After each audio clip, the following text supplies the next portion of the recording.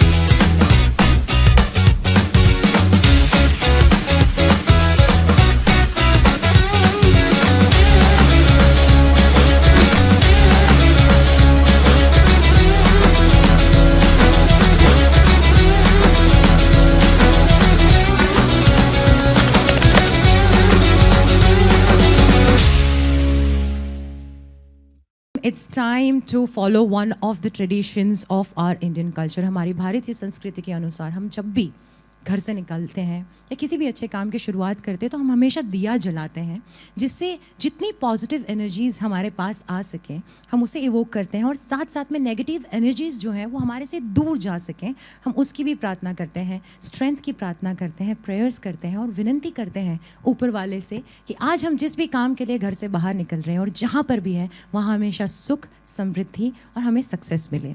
तो मैं अब हमारे डिग्निटरीज और हमारे स्पेशल गेस्ट से इन रिक्वेस्ट करूंगी कि अब स्टेज पे आए for the lamp lighting ceremony. I would request mister Subrat Tripathi to please come on stage. Along with him I would request doctor Anirbit Sarkar to come on stage, doctor Madhukar Garg, doctor Chetan Solanki, Mr. Kartike Haryani, Mr. Shani Pandya, and Mr. Aditya Shukla, and Mr. Kamlesh Kangani. I would request all of you to please come on stage and join me for the lamp lighting ceremony. We all are college students, right? I was expecting the claps to be a little louder because this is the first time. This is the first time we are going to see all our dignitaries, our speakers, renowned speakers on stage in the process of lamp lighting for the very first time. So we can all welcome them with a big round of applause here. I also want each one of you to be a part of this lamp lighting ceremony. So I would request all of you to please take out your phones and switch on the flashlights of your phones, क्योंकि प्रकाश वो दिए का हो या phone के flash lights का हो, काम उतना ही करता है. So I want everybody to please switch on their phones, flashlights of the phones. Come on, everybody. So many amazing students here who are very keen on learning. Let's begin the learning session with lights and love and prayers and blessings. Thank you so much. Can we all keep moving the phones? Thank you. Thank you.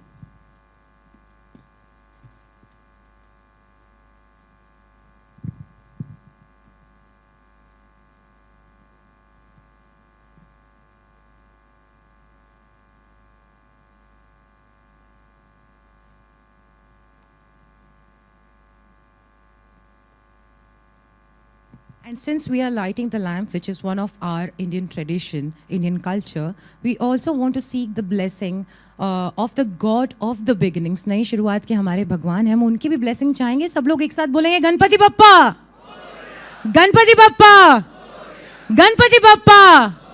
Thank you so much.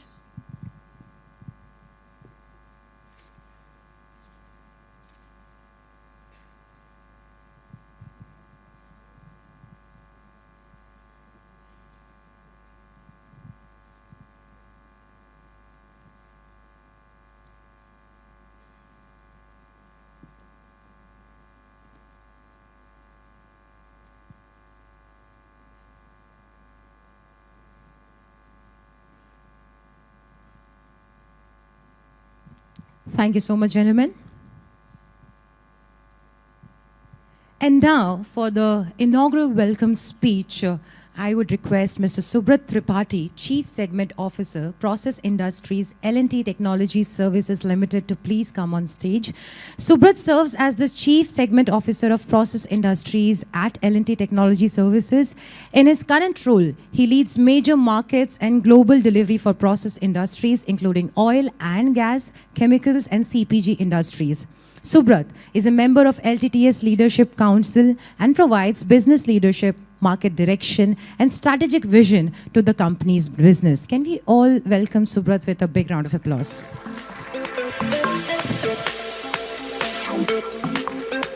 Check.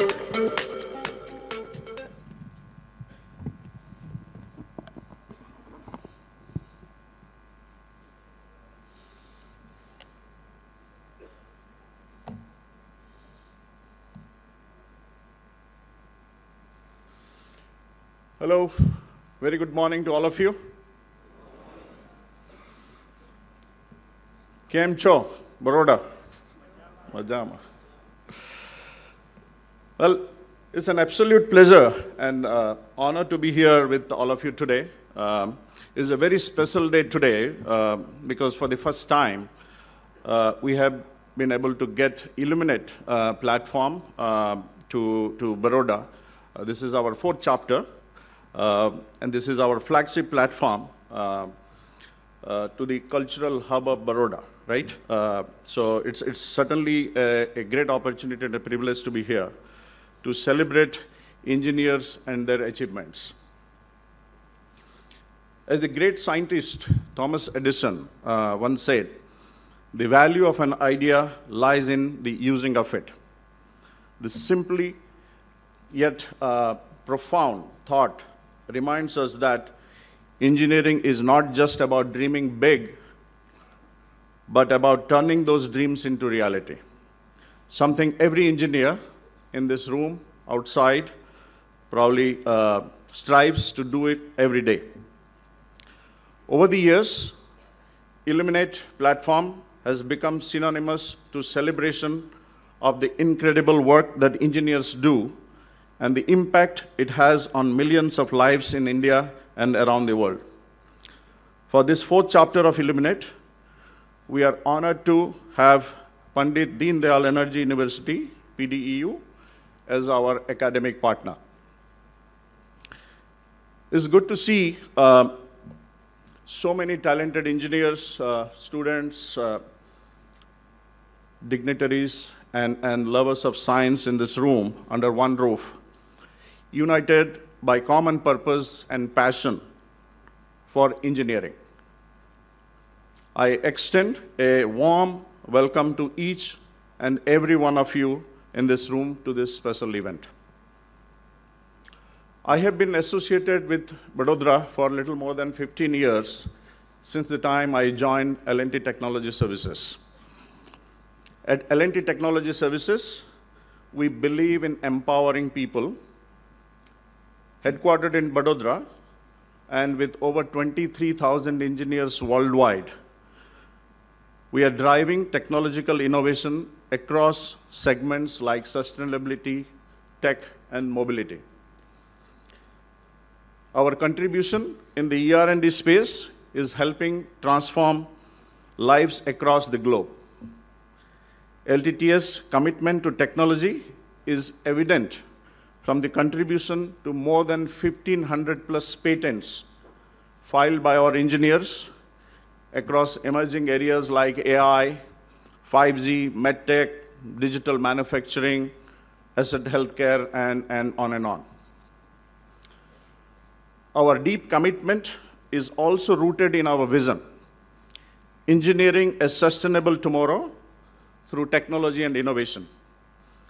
This vision forms the foundation of our cultural manifest and drives LTTS mission to be the technology partner of choice as we continue engineering the future with our brand mantra of being purposeful, agile, and innovation. We also recognize Achieving this vision requires great talent. With that in mind, LTTS is expanding its presence in Vadodara, and we have recently launched a new tower in the Knowledge City campus to meet the growing demand for our global customers. Vadodara, and indeed the entire state of Gujarat, is emerging as a hub for technology and innovation, attracting top engineering talent from across the country and also overseas. Our partner, PDEU, is at the forefront of this transformation, nurturing local talent and equipping them with skills needed to thrive in this rapidly evolving world. Together, we are confident that this collaboration will help shape India's future as a global superpower in technology and engineering. At this moment, I would like to take the opportunity to thank Dr. Anirudh Sarkar, Director, School of Technology at PDEU, along with the entire team from PDEU for their support and guidance in helping realize this vision of industry-academia collaboration. I would like to also make a special mention of my gratitude to our very own colleagues from LTTS for their efforts in this valuable contribution. We are truly honored to have with us today 3 distinguished speakers for this inaugural session of Illuminate. I would like to welcome Dr. Chetan Solanki, Professor of IIT Bombay and founder of the Energy Swaraj Foundation, also known as the Solar Man of India. He is known for his remarkable work in the field of solar energy and has been instrumental in bringing awareness about climate change to the masses. Through his many initiatives, he has not only championed adoption of renewable energy, but also inspired countless individuals to adopt sustainable practices in their daily lives. We will shortly be joined by Dr. V.K. Saraswat, the former Secretary of DRDO, member Niti Aayog, and Chancellor Jawaharlal Nehru University. His accomplishments are enough to fill a whole book. Dr. Saraswat has had an illustrious career, having played a pivotal role in the development of missiles such as Prithvi, Dhanush, Prahar, and the list goes on and on. And our special guest of honor, we are delighted to have among us Dr. Madhukar Garg, a distinguished leader in the field of petroleum refining and petrochemicals. As the former president of R&D at Reliance Industries, Dr. Garg has been at the forefront of driving innovation and technological advancements in one of India's most critical industrial sector. A unique feature of this year's Illuminate and our special tech talks or tech sessions featuring 3 speakers who represent the exciting engineering minds and spirit of innovation shaping New India. It's my privilege to welcome Kartikeya Haryani, a trailblazer in EV and green energy, and I understand he's an ex-LTTS as well. His groundbreaking work is driving the transition to sustainable mobility and renewable energy solutions. I had a pleasure to interact with him a minute before, and I was so impressed of the work that they are trying to do not only in India and now venturing outside of India. I would also like to extend a warm welcome to Sani Pandya, an urban sustainability champion whose efforts in urban planning and smart city development are redefining how we build and live in our cities.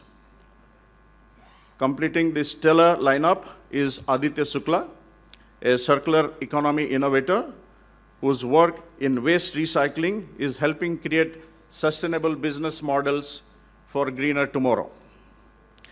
Each of these speakers bring a unique perspective and a wealth of experience, and I'm looking forward to hearing their inspiring journeys and their insight into the evolving engineering landscape in India and influencing around the world.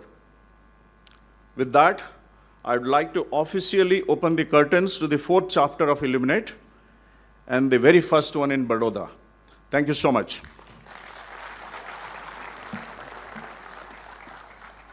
Check. Thank you so much, sir, for warmly welcoming everybody who's present here. Can we all give it up for Mr. Subrat Tripathi, please? Everybody.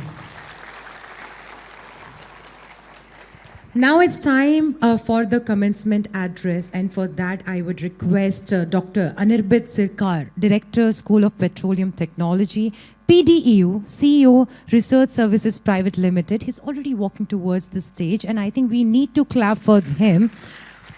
Dr. Anirbit Sirkar bridges academia and industry and energy innovation. As director at PDEU and head of Research Services, he focuses on developing sustainable energy systems through data-driven research and industrial collaboration. Ladies and gentlemen, on stage right now with us, Dr. Anirbit Sirkar.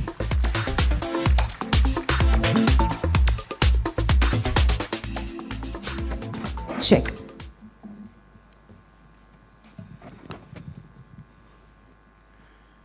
Dignitaries of the dais, the personals from LTTS PDEU, the faculties of PDEU, and the students and audience present here. Very good morning to all of you. I am privileged to stand here on behalf of PDEU to say a few words about our collaboration with LTTS and how we have nurtured this initiative to have a one-day workshop on a very innovative topic, which is how to leapfrog in the industry. And as we see in the round table which we'll have after the lunch, there will be a lot of dwelling upon the concept of industry-academia collaboration. As we all subscribe to the SDG goals, I thought that the SDG climate, which is SDG 13, is a very important aspect which should be brought out here. However, I will not be giving any presentation on that, but I thought the future outlook is for sustainable and renewable energy in line with SDG 13. And we would like to talk about the initiatives which PDEU has taken and how LTTS PDEU collaboration can fructify our dream in the climate sector. Can we get the fourth slide? Yeah.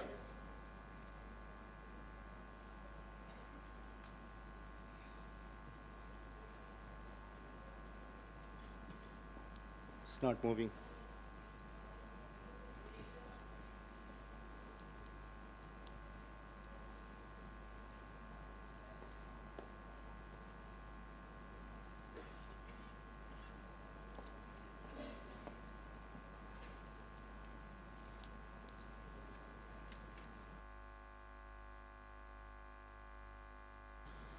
I wanted to show this slide is that there are 17 sustainable development goals. And as industry academia collaboration in PDEU, we are working on the technologies which are actually on the sustainable development goals. PDEU in 2020 got converted from PDPU, which was a flagship program in PDPU that time, into PDEU by the guidelines which was given by our Honorable Prime Minister.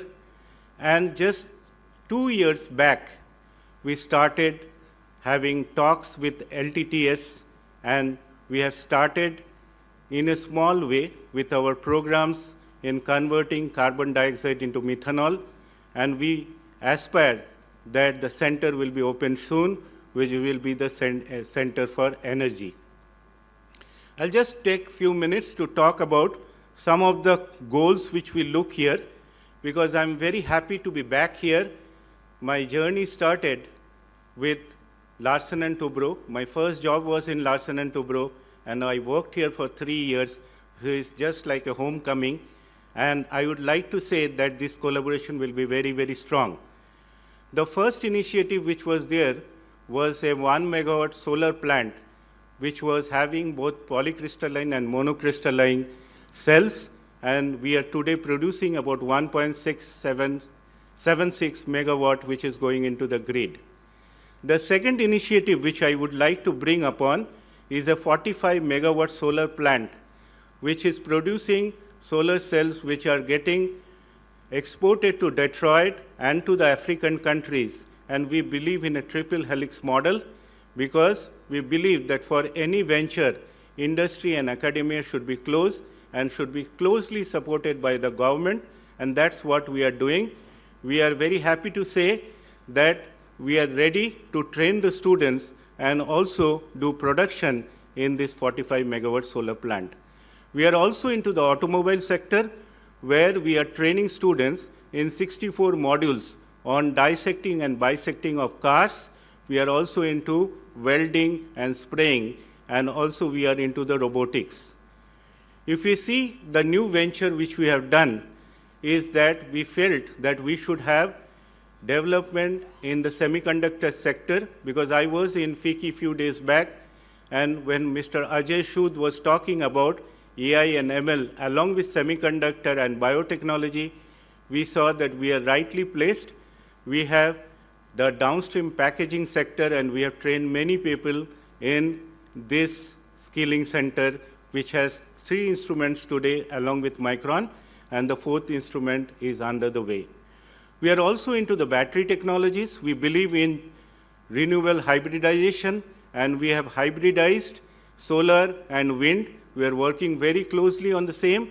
We have hybridized and put it into the battery, which is a redox flow battery, which has both cathode and anode based on vanadium. And this battery is helpful in charging the 2-wheelers and 4-wheelers. We are also into the biofuel. We have used cooked waste oil, which we have transistorified to make into a biofuel, and we have blended with diesel. We are trying to see the calorific value, and we are also understanding the kinetics of this fluid. We are also working into the geothermal sector. We are the first in India to generate electricity. We have drilled 6 wells in 2 places in Gujarat, Dholera and Unai, and we are producing about 90 kilowatt today, which may be a very small production, but it is first of its kind in India, and we are recognized by the Ministry of New and Renewable Energy. We are also into the Apple technologies, and we have computers which are given by Apple. We are trying to set up a cyber security space within PDU. We are discussing on the same, and we will have a cyber security system in our campus very soon. We are also very strong in the solar, where we are working on monocrystalline and polycrystalline solar, and very shortly we will be coming up with a solar academy along with Australia and MNRE and also green solar works. And we are also trying to work in other renewable sector. 2 sectors which I would like to talk about, where we would like to work upon, are the wind energy, where we are trying to innovate the turbines which are new in ventures, and we are working on Venturi type turbines which are there. And we are also working on vertical and horizontal wind setup, as we know that there is about 12 gigawatt of potential of wind which is there up to 120 meter water bath. So we are working on the same. The second initiative which is new in nature is the tidal energy. We know that there is a tidal energy of about 10 to 12 gigawatt which is available, and we are working on the barrages on the tidal energy. We are also simultaneously working on the floating solar. We have experts on the floating solars, so we are working on the same. These are some of our initiatives. That we have also produced green hydrogen, first time, which is from the geothermal energy, and we have tried to see how the intermittent current which is produced from the geothermal energy can actually dissociate water, and we have produced hydrogen which can be stored in cylinder which is type 1 cylinder. The last initiative which I would like to talk about is the hydro energy, where we have put up proposals. As we know that there are two reservoirs, one in the top reservoir, one another is the lower reservoirs. Whenever the water is not required, it goes to the upper reservoir, and then we send the water at a very high force to the lower reservoir, and through the turbine the energy is produced. We are working towards the same. So in nutshell, we are very concerned about the climate, and we are working not only in fossil fuel but also in the renewable energy. We believe that the fossil fuel and renewable energy will go side by side and the transition will be slow. But we are towards the Viksit Bharat 2047. We have 20 Atmanirbhar prototypes, and I also mentor a organization which is called the Technology Enabling Center on behalf of DST. We are also enabling 22 states in India where we are trying to see where the TRL levels are 4 to 5. We are trying to improve the TRL level to 7 to 9.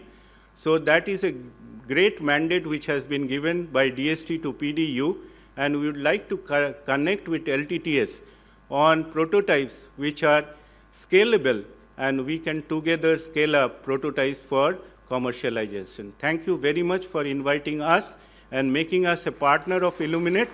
And I think many more questions will be answered by the esteemed panel during the panel discussion. And I feel that it should not be just a one-day workshop where we debate.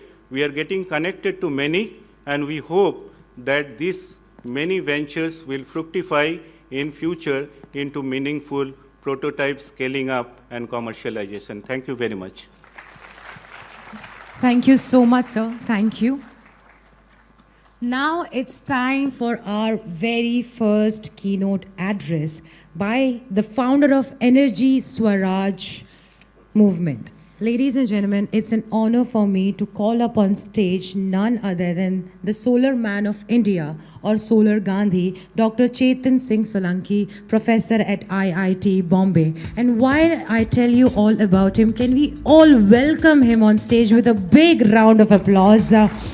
Dr. Chetan Singh Solanki, IIT Bombay professor and founder of the Energy Swaraj Foundation, is globally recognized as the solar man of India for his pioneering work in solar energy and climate action. His 11-year Energy Swaraj Yatra promotes decentralized, sustainable energy solutions, empowering millions and driving India's leap towards a solar-powered future. I give you on stage Dr. Chetan Singh Solanki. Check.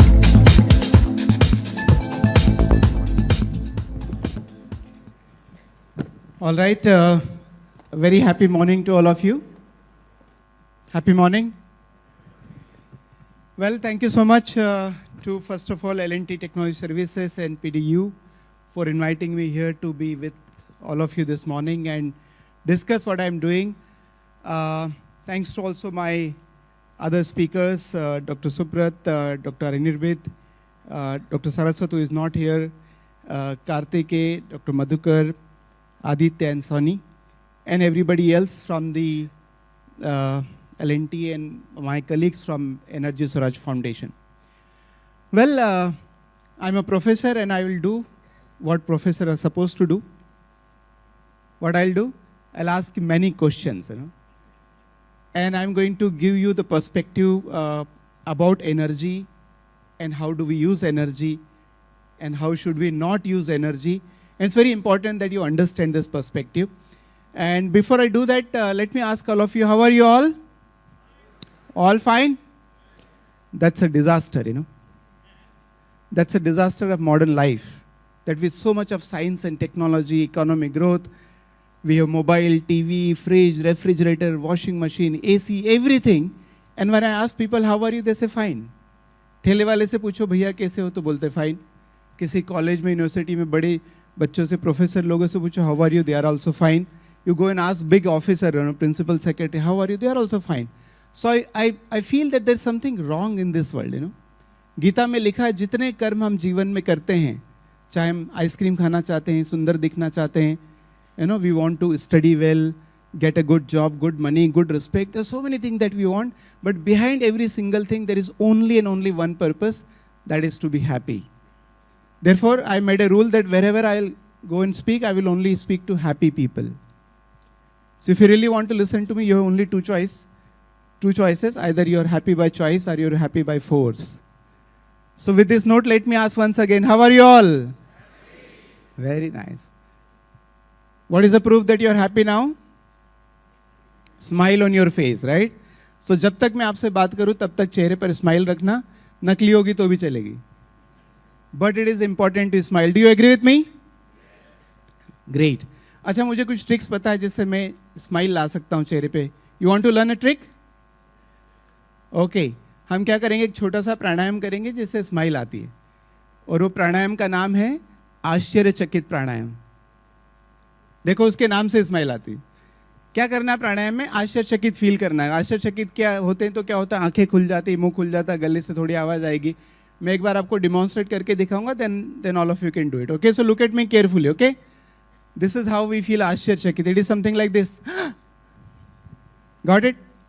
अब जिन लोगों को जीवन में खुश रहना है वो आश्चर्यचकित प्राणायाम के लिए तैयार हो जाए. हैंड्स बाय द साइड, हाथ साइड में कर लें, और 3 के काउंट पर हम एक साथ आश्चर्यचकित प्राणायाम करेंगे पूरी एनर्जी के साथ. रेडी सब लोग? आप कार्तिक के खुश नहीं होना चाहते? होना चाहते? Very good. जिनको खुश होना सब लोग करेंगे. अच्छा, जितना एनर्जी लगाएंगे उतना अच्छा लगेगा. Ready? With the full energy at the count of 3. 1, 2, 3. Awesome.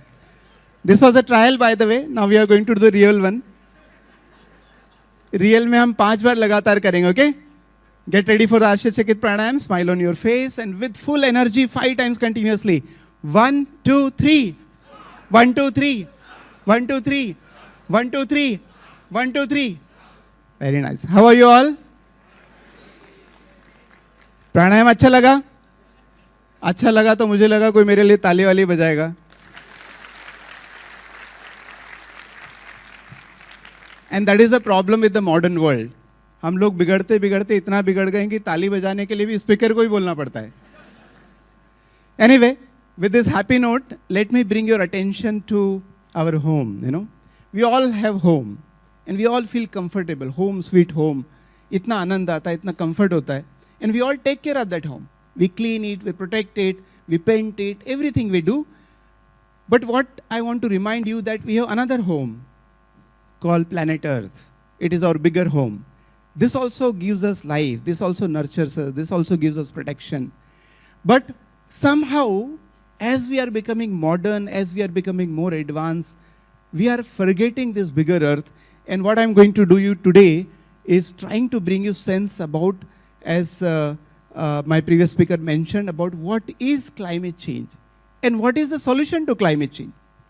And why we need to do that? Because as the time is passing, climate change is worsening. Things are going from bad to worse, and I believe 99% people do not understand what it is and how to approach the solution. So I hope before you go home, you are going to understand what is the problem and how we are going to solve it. By the way, मेरा नाम चेतन सिंह सोलंकी है. मैं IIT Bombay का professor हूँ और शादीशुदा हूँ. मेरे शादीशुदा होने से तुम क्यों खुश हो रहे हो पता नहीं, बट मैं शादीशुदा हूँ. मेरी 2 बेटियाँ हैं, बट मैंने 11 साल के लिए घर छोड़ा है. You know, last time when I was at my home, it was 2020, and next time when I will go my home, it is going to be 2031. I keep asking people, you know, why would a professor of IIT Bombay married with 2 daughters will leave home for 11 years? 2 ही कारण हो सकते हैं. एक तो professor का दिमाग खराब हो गया, स्क्रू ढीला हो गया, या तो सच में कोई जेन्युइन रीजन है. मुझे देख के आप लोगों को मेरा स्क्रू ढीला लगता है? अरे किसी ने कहा लगता है. वेल, कभी कभी थोड़ा स्क्रू ढीला होना भी अच्छी बात है ना, होना चाहिए, तब जाके काम होते हैं. सो मैंने क्या किया, I left my home and I started traveling all over the country. I have made a bus, and this is my home. You know, this is not a normal bus. There is a bed inside, there is a kitchen inside, there is a washroom inside, there is an office inside, there is a library inside, there is a temple inside, and also there is a small garden inside. And there are solar panels on the top that powers everything.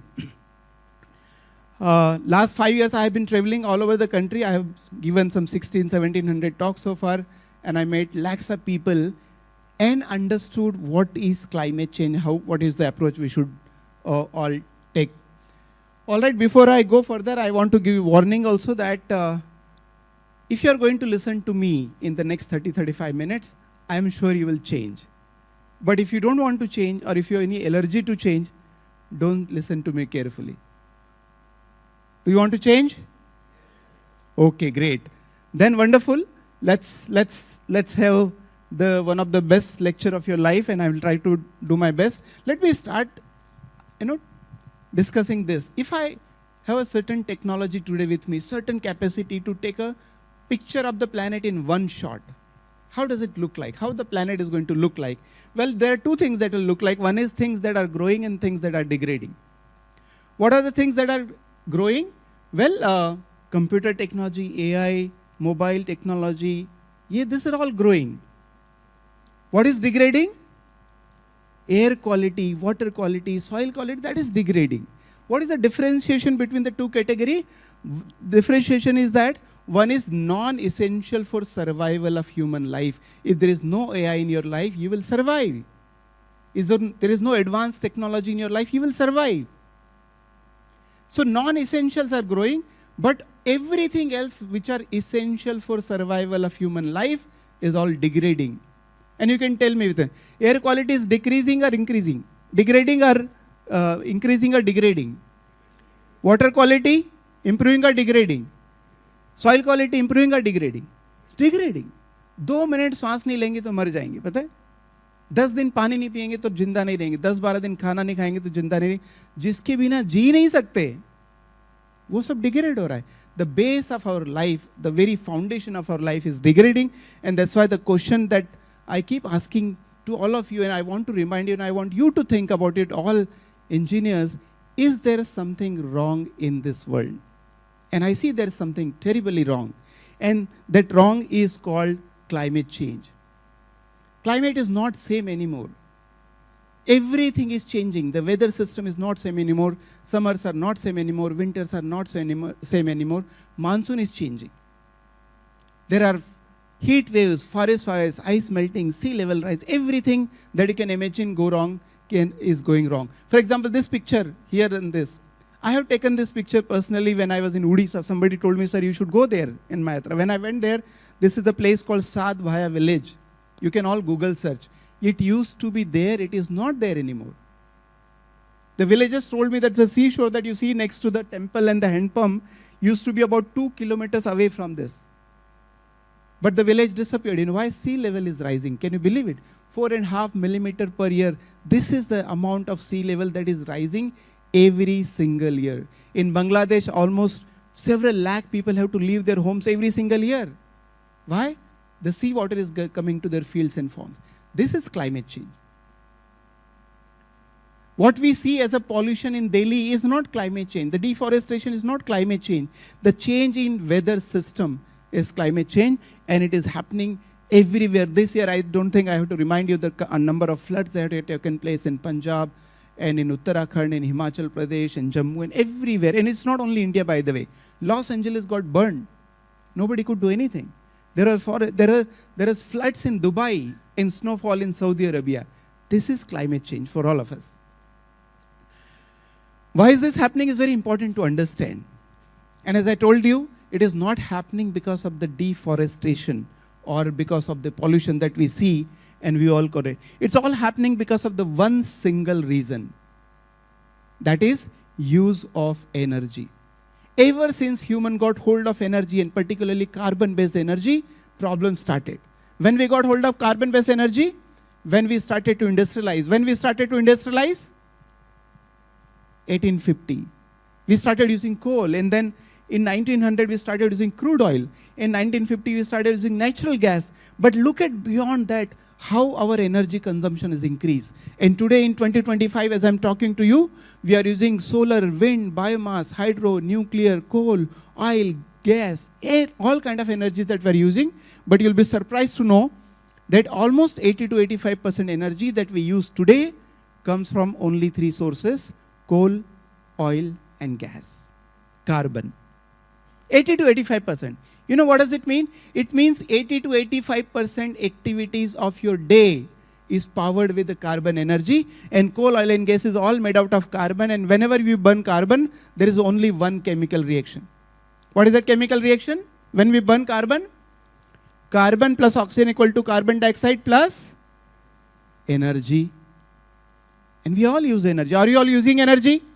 When? Every time. When we use light, when the projector is running, when AC is running, that is use of energy. When you're cooking food and eating food, that is use of energy. When you're traveling, that is use of energy. But most people's understanding of using energy is so small. Only this.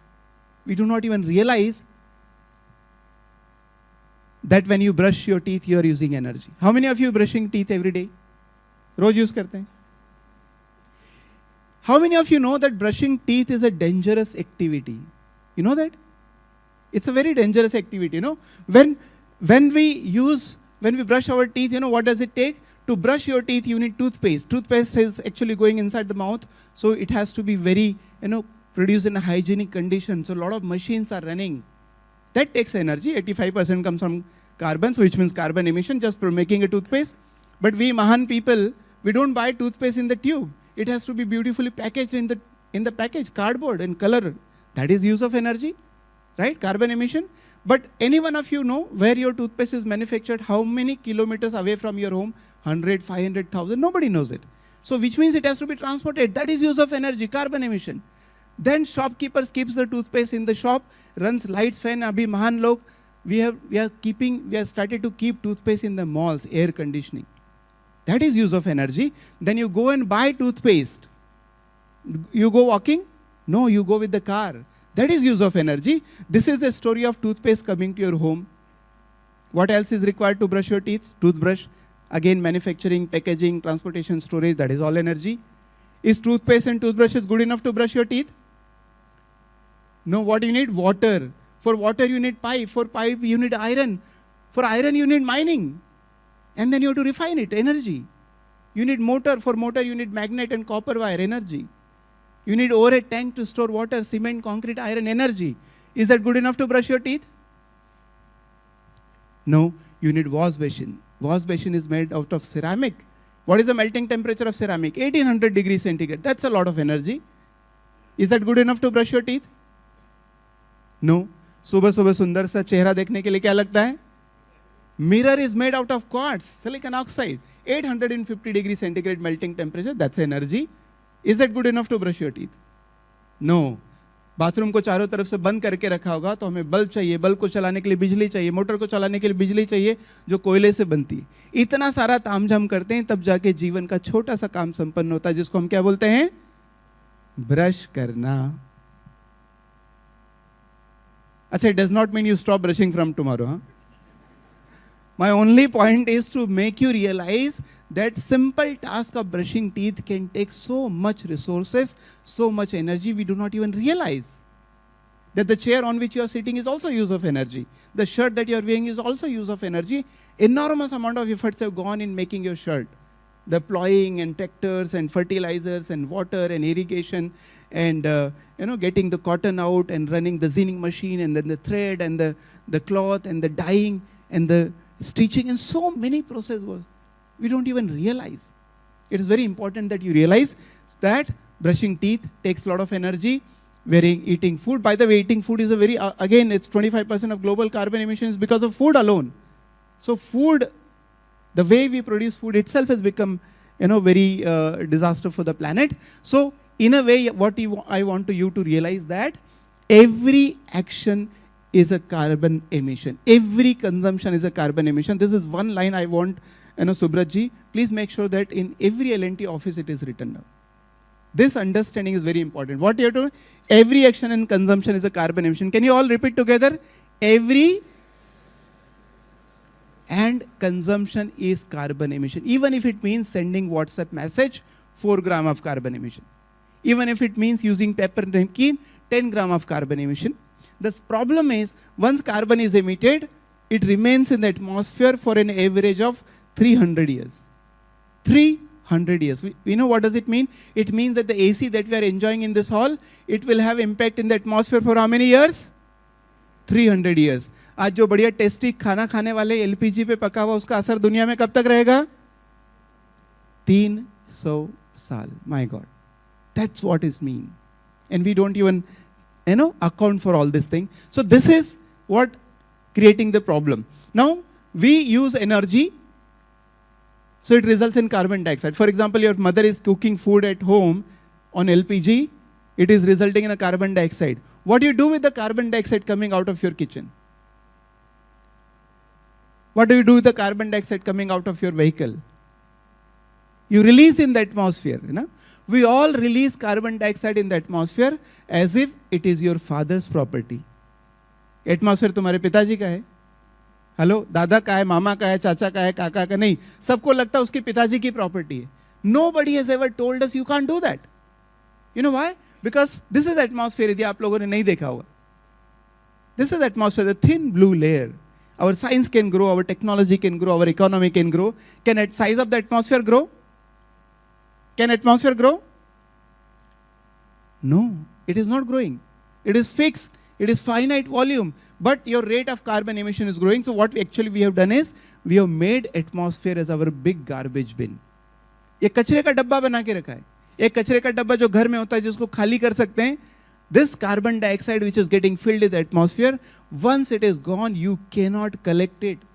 It's gone forever. It is gone for 300 years. And unfortunately, carbon dioxide is what gas? What do you call carbon dioxide as? Greenhouse gas. The job of greenhouse gas is greenhouse effect. What is greenhouse effect? Trapping the heat. By the way, look at how amount of carbon dioxide in the atmosphere has been increasing in the past. So we started, last 1,000 years, 1200, the carbon dioxide concentration was constant. And ever since we got hold of carbon-based energy, look where carbon dioxide concentration is growing. As I'm talking to you today, there is 53% extra carbon dioxide in the atmosphere. 53%. Which means there is 53% extra capacity of the planet to trap the heat. As a result of that 53% extra heat that is getting trapped, the temperature of the planet is rising and rising and rising. Look where it is going. This line is not a linear line, by the way. If I look from here, this line from here is not a linear line. It is exponential line. Can you see the shape? It's getting exponential shape, which means not only the climate is changing, the change is accelerating. It's accelerating. You know what does it mean? That every single year is a distinct year from the previous year. हम क्या बोलते हैं हर बार? ऐसी गर्मी तो पहले नहीं थी. बोलते हैं? ऐसी बारिश तो पहले नहीं थी. ऐसी ठंड तो पहले नहीं थी. क्यों? क्योंकि rate of change is so high that every single year is a distinct year that we are all able to recognize. As a result of that, planet is becoming warmer and warmer and warmer. 2024 was declared officially as the warmest year in human life. Modern humans, Homo sapiens. You know how many years we have been here? 300,000 years. 3 lakh साल से मनुष्य का जीवन है. 3 लाख साल में कभी ऐसा नहीं हुआ जब इतना टेम्परेचर जो 2024 में था. And like what? It's a physical system, and every physical system has a threshold values and limits. For example, rubber band. If you pull the rubber band and leave it, it goes back to the original state. But if you pull the rubber band beyond a capacity, it breaks down. Right? Similar to that, our planet, our atmosphere is also, the climate also has a threshold limit, and that threshold limit is measured in terms of the temperature. And there are two threshold boundaries. One is 1.5 degrees centigrade when climate change starts to become irreversible. And there's another ultimate threshold is 2 degrees centigrade when climate change will become completely irreversible. You know what does it mean? Beyond 2 degrees centigrade, if all humans on this planet decides to do nothing, हम सब decide करें 8 billion लोग कि आप आज के बाद धरती पर सिर्फ लंगोट पहन के जिएंगे, कुछ नहीं करेंगे. Will we able to reverse the climate change? No, you cannot. It's a one-way process. It is, I call it a Lakshman Rekha, you know. Lakshman Rekha एक बार कूद जाए तो वापस नहीं आ सकते. ये जो threshold है 2 डिग्री सेंटीग्रेड का एक बार क्रॉस हो जाएगा, you will not be able to reverse it. Doesn't matter how advanced your science and technologies. Now the question is, how much time is left before we cross these two boundary conditions? Anybody has any idea? कितना समय बाकी? Well, it is very scientific, by the way. How much is our carbon budget and how much time, what is the rate of our carbon emission? For 1.5 degrees centigrade, our carbon budget is about 150, 160 billion tons of carbon dioxide. For 2 degrees centigrade, our budget is almost 900, 950 billion ton of carbon dioxide. That's a great, it's a big number. But how fast we are emitting? You have any idea? Let me give the number. We are emitting 14 lakh kg of carbon dioxide. How much? 14 lakh kg. In how much time? 1 year? No. 1 month? No. 1 day? No. 1 hour? No. 1 minute? No. 1 second? Yes. Can you believe it? 14 lakh kg of carbon is emitted in the atmosphere in just 1 second. Just like this. 1 second. Every time. Every 1 second, 14 lakh. Every 1 second, 14 lakh. Every 1 second, 14 lakh. That is the rate at which we are throwing carbon in the atmosphere, which is getting accumulated. It's going to be there for 300 years. Every time when we do that. So when we divide the first number that I have given, the carbon budget, with the carbon rate of emission, you get the time left and available to you. And that is for 1.5 degrees centigrade, just 3-4 years. And for 2 degrees centigrade, only 20-25 years. Only 20-25 years. You know what is the net zero target of India? 2070. What do I do with 2070? When I cross the 2 degrees centigrade in just 2025. क्या करेंगे? 2070 की target का क्या मतलब है? It has no meaning. It has no meaning. But nobody is discussing, counter-arguing, cross-arguing. No, it is not. It has no meaning to do that. And by the end of century, the global temperature will rise to at least 3 degrees centigrade and up to 6 degrees centigrade. That was the earlier estimate. I was shocked. Subratji, last week there is a report that came from German Physical Society. It says there is a likelihood that we may cross 3 degrees centigrade mark by 2050 itself. The rate at which things are changing. In fact, I have written a book on it, which is going to be published by Penguin, Climate Change 2100. What is going to happen to the humanity itself by the end of this century is a big question, worry. So that is what we have to. Now the $1 million question, this is all problem. The $1 million question is, how do we solve it? You want to know how do we all to solve it? सिर्फ 4 ही लोग जानना चाहते हैं. Do you want to know how to solve it? Okay. Well, first, as we teach in India, किसी को बताना है सत्य क्या है तो उसको पहले समझाते हैं असत्य क्या है, तब जाके समझ में आता. तो क्या करना है तो सबसे पहले ज्यादा समझाना क्या जरूरी है, क्या नहीं करना चाहिए. It's very important to understand because it becomes easy. My job is what to do it. Well, सबसे पहले first of all, tell me who has caused the climate change. Who has caused the climate change? Humans, right? Whenever I ask this question, all intelligent, smart people, whenever I ask this question, who has caused the climate change, all intelligent people, what they say? Humans have done it, I have not done it. Then I ask them, are you not humans? Are you all humans?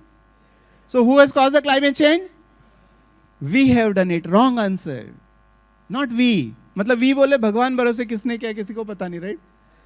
हाँ, who has done it? I have done it. I am using energy. I am wearing shirt. I am enjoying AC. I am eating food. So who has caused the climate change?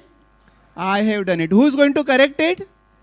हाँ, वरना if we go and ask outside this hall, who is going to correct it? वो सरकार को करना चाहिए, वो industry को करना चाहिए. अरे you are the one who is eating food. You are the one who is traveling. You are the one who is enjoying. You are the one who is sitting on a chair. It is I who is responsible directly and indirectly. Therefore, I have to solve the problem of climate change. I can tell you with the guarantee and 100% assurance, no government in the world and no corporate in the world can solve the problem of climate change on their own. I can write it down. Well, however powerful the governments are in the world, they cannot do. They are elected for 4 or 5 years. Climate change is a long-term problem. They cannot think beyond 5 years. Corporates cannot think beyond quarter, right? Which is fair, no? सरकार को चुनाव जितना धर्म है, चुनाव नहीं जीतेंगे तो काम कैसे चलेगा? Corporate profit नहीं बनाएंगे तो काम कैसे चलेगा? It is their dharma to do and they should do that. But you are an individual dharma because I am the user. It is mine. Your dharma is to be healthy and happy on this planet, and therefore I have to take care of it. All right. Let us observe what is not working as a solution to the climate change. Very important to understand. What is not working? Well, number one, planting trees is not working. and it cannot work, and I can show you the maths. In today's world, plantation cannot solve the problem of climate change. You know why? The rate of change of problem should be equal to or less than the rate of change of solution. If the problem rate is very high and solution rate is tiny, is it going to work? No. The tree cannot grow faster because you are throwing carbon faster, right? And there is no space left. The amount of space is going down. As per my calculation, a tree, when it is fully grown, 25 to 30 years, it absorbs about 800 to 1000 kilograms of carbon dioxide. As per that calculation, we need to plant every year about 6 to 8 trillion trees. But right now, all the forests in the world included, there are only 3 trillion trees exist. Therefore, plantation is good idea, we should do that, but thinking that plantation can solve the problem is not correct. Is that point clear? Number 2, plastic. Collecting plastic and recycling plastic is a favorite job of all the NGOs in the country. हर जगह जाओ ये plastic, plastic, plastic, plastic. Plastics are only 3-4% of the problem. Even if Lord Shiva comes to you and say, Bholenath आके प्रसन्न हो जाए कि दुनिया को plastic free कर दो, क्या problem climate के solve हो जाएगी? नहीं होगी, because it's a tiny bit of a problem. Why we are all worried about the plastic? Because it is all visible. What we don't care is invisible. The greenhouse gases are invisible. You can't see this. It's colorless and smellless. Visible part of the problem is a very small problem. The real problem is invisible. Because it is invisible, nobody pays attention to it. You are getting my point? So plastic को clean करना जरूरी है, important है. But वो clean करने से पर्यावरण नहीं बचने वाला, ये समझना important. Is that clear? Third, policy making. We have been making policies last 30-40 years. Kyoto Protocol, Paris Agreement, COP meetings, Energy Conservation Act of India, what not. Problem is increasing or decreasing? Increasing. And the technology, a lot of people have great faith in technology. I myself as a scientist and technologist, I have many US patents, I have developed technologies in solar. But let me tell you that solar is very advanced. It has already become very advanced. We are able to go to the moon and Mars. We have developed AI, we have electric vehicles and green hydrogen and whatnot. As the technology is improving, is the problem improving or degrading? Problem is increasing or decreasing? Increasing. So it is very clear from the last 30-40 years historical data that only problem cannot solve, technology cannot solve the problem. Of course, economy. You know why? Because for a simple statement you can note down that cancer cannot be treated by taking paracetamol. These are all paracetamols. Good for you and it feels good. अच्छा लगता है पेड़ पौधे लगाना अच्छा लगता है, plastic recycle की कहानी सुनाना अच्छा लगता है, ये सब अच्छी बात है, बढ़िया लगता है, इससे प्रॉब्लम नहीं होना. You know why? Cancer cannot be treated by taking paracetamol. If you want to treat cancer, what you have to do? You have to remove the root cause of the problem. You have to do chemotherapy. And unless you do chemotherapy, you cannot treat the cancer unless we stop the root cause, and the root cause is carbon emission, which are all of us are emitter, and 80-85% energy still comes from carbon. Unless we solve that, no amount of science and technology can help us. Therefore, what I have done is, I have been traveling all over the country in the last 5-6 years and learning myself what is the solution. So initially when I started my yatra, it was called Energy Swaraj Yatra. So I felt it is a wrong energy, the carbon energy that has created the problem. The clean energy will solve it, as simple as this. So with this idea, I came to Gujarat, early in my yatra, the first year, and I saw everywhere solar panels, and I was so happy. Wow, for a solar person, what can be better scenario that you see every 3rd, 4th roof solar? But 10-15 दिन के बाद मैं दुखी हो गया. After one of my lecture, some professor came to me and said, "Sir, thank you so much. आपने आंखें खोल दी." मैंने कहा क्या हुआ? He said, "Sir, मेरे सिस्टर का फोन आया था, बोल रही थी भैया मैंने घर पे 6 किलोवाट का सोलर सिस्टम लगा लिया है, और बोल रही थी पहले एक कमरे में एसी था, अभी तीनों कमरों में लगा लिया है." No, not like this. Solar का उपयोग पैसे बचाने के लिए करना और सोलर का उपयोग पर्यावरण बचाने के लिए करना, they are two different things. They are very different. If you want to save money, you have to maximize your generation as much as you can. But if you want to save environment, you have to minimize your consumption. Your objective functions are different. And we get confused. And a lot of people who put solar and put ACs, they feel they have done a great job. No, solar भगवान के यहाँ से नहीं आता. I have done PhD in solar, I have written books on solar. To even make silicon, silicon is a melting temperature of 1480 degrees centigrade. To even make silicon crystal, you need 3 times melting. And then you make solar cell, you need very poisonous gases, phosphine, diborane, silane. And then you need to make module for that, you need glass, you need aluminum frame. To erect the module, you need iron structure. To take the power out, you need copper cable. To process the power, you need inverter. And to store the energy, you need battery. All this product comes from the mining. You need to dig. You need to refine. You need to put chemical. You need to put energy. And the end of the life, you need to recycle. And recycling itself is a problem. Because it takes energy. It takes chemical. Therefore, solar technology itself is not a solution. And people know me as a solar man of India, but I keep saying everyone, the rule number 1 of using solar energy is do not use solar energy. ये पहला नियम है. Because ये भगवान के यहाँ से नहीं आता. इसका भी साइड इफेक्ट तो होता है. कम होगा कोयले की तुलना में, पर जीरो तो नहीं होगा. Shall I continue to talk like this? Okay, great. Which means I should get some extra time there. All right. So solar, so basically, solar भी solution नहीं हो सकता. In fact, कोई भी technology solution नहीं होगा जब तक कि हम पहला काम नहीं करेंगे. Circular economy, is that a solution? Answer is no. Circular economy is not a solution until you fix the circle. Because circular economy itself means recycling and all that is energy, material, resources, water, chemicals, everything. So therefore, what is the solution then? And I'm sure all of you know the solution. Are you really excited to know the solution? Are you excited? Well, you know the answer. And I'm going to ask you a question and you give me answer in yes or no and then you know the answer. Ready? Is the science improving? Technology improving? Economy growing? Size of the planet growing? Minerals are growing? Soil is growing? Nothing in the world is growing. कुछ बढ़ नहीं रहा है. धरती बढ़ नहीं रही है. मिनरल्स बढ़ नहीं रहे, सॉइल बढ़ नहीं रहा है. अच्छा, जो लेते हैं हमारे जीवन में वो धरती से आता है. Is that correct? तो धरती बढ़ नहीं रही तो अलमारियों में कपड़े कैसे बढ़ते हैं? तो गाड़ियों का साइज कैसे बढ़ता है? तो बिल्डिंगों की संख्या कैसे बढ़ती है? Is that possible? No, it is not. It is impossible. मनुष्य के, यदि रफ भाषा में कहें, मनुष्य की इतनी औकात नहीं है कि धरती पर एक एक्स्ट्रा एटम पैदा कर सके. यस और नो? फिक्स है. Everything is fix. जब हमारी सैलरी फिक्स होती है तो खर्चे कैसे होते हैं? फिक्स होते हैं. और जब धरती फिक्स है तो कंजम्पशन कैसा होना चाहिए? हाँ, जोर से बोलो. हाँ, जब तक आपने कंजम्पशन को फिक्स नहीं किया, दुनिया की कोई ताकत, राइट इट डाउन, दुनिया की कोई ताकत तुम्हें सस्टेनेबल जीवन जीने नहीं दे सकती. तुम कुछ भी कर लो, कितना भी साइंस कर लो, चांद पे चले जाओ, you will never be able to sustain human life on this planet unless you fix your first condition, that is, on a finite earth we should have finite consumption. Is that point clear? Whose consumption should be finite? हाँ, वरना शाम को जाके सबको पड़ोसियों को ज्ञान देना कि देखो आज हमारे यहाँ प्रोफेसर सोलंकी आए थे, उन्होंने कितनी बढ़िया बात बताई, कंजम्पशन कम करना चाहिए क्योंकि धरती सीमित है. तो एक काम करना, तुम अपना कंजम्पशन कम कर लेना. किसका कंजम्पशन कम करने की जरूरत है? मेरा कम करने की जरूरत है. And as a professor, last 7-8 years मेरे घर में फ्रिज नहीं है, गीजर नहीं है, माइक्रोवेव नहीं है. हमने घर में कभी एसी नहीं लगाया. मैं अपने कपड़ों पे आयरन नहीं करता. मैं बिना सोप के नहाता हूँ. इसलिए नहीं क्योंकि मैं अफोर्ड नहीं कर सकता. We forget that when my income increases, when my business increases, my capacity to buy increases, right? जब मेरी सैलरी बढ़ी तो मेरे खरीदने की क्षमता बढ़ती है, धरती के सप्लाई करने की क्षमता बढ़ती है.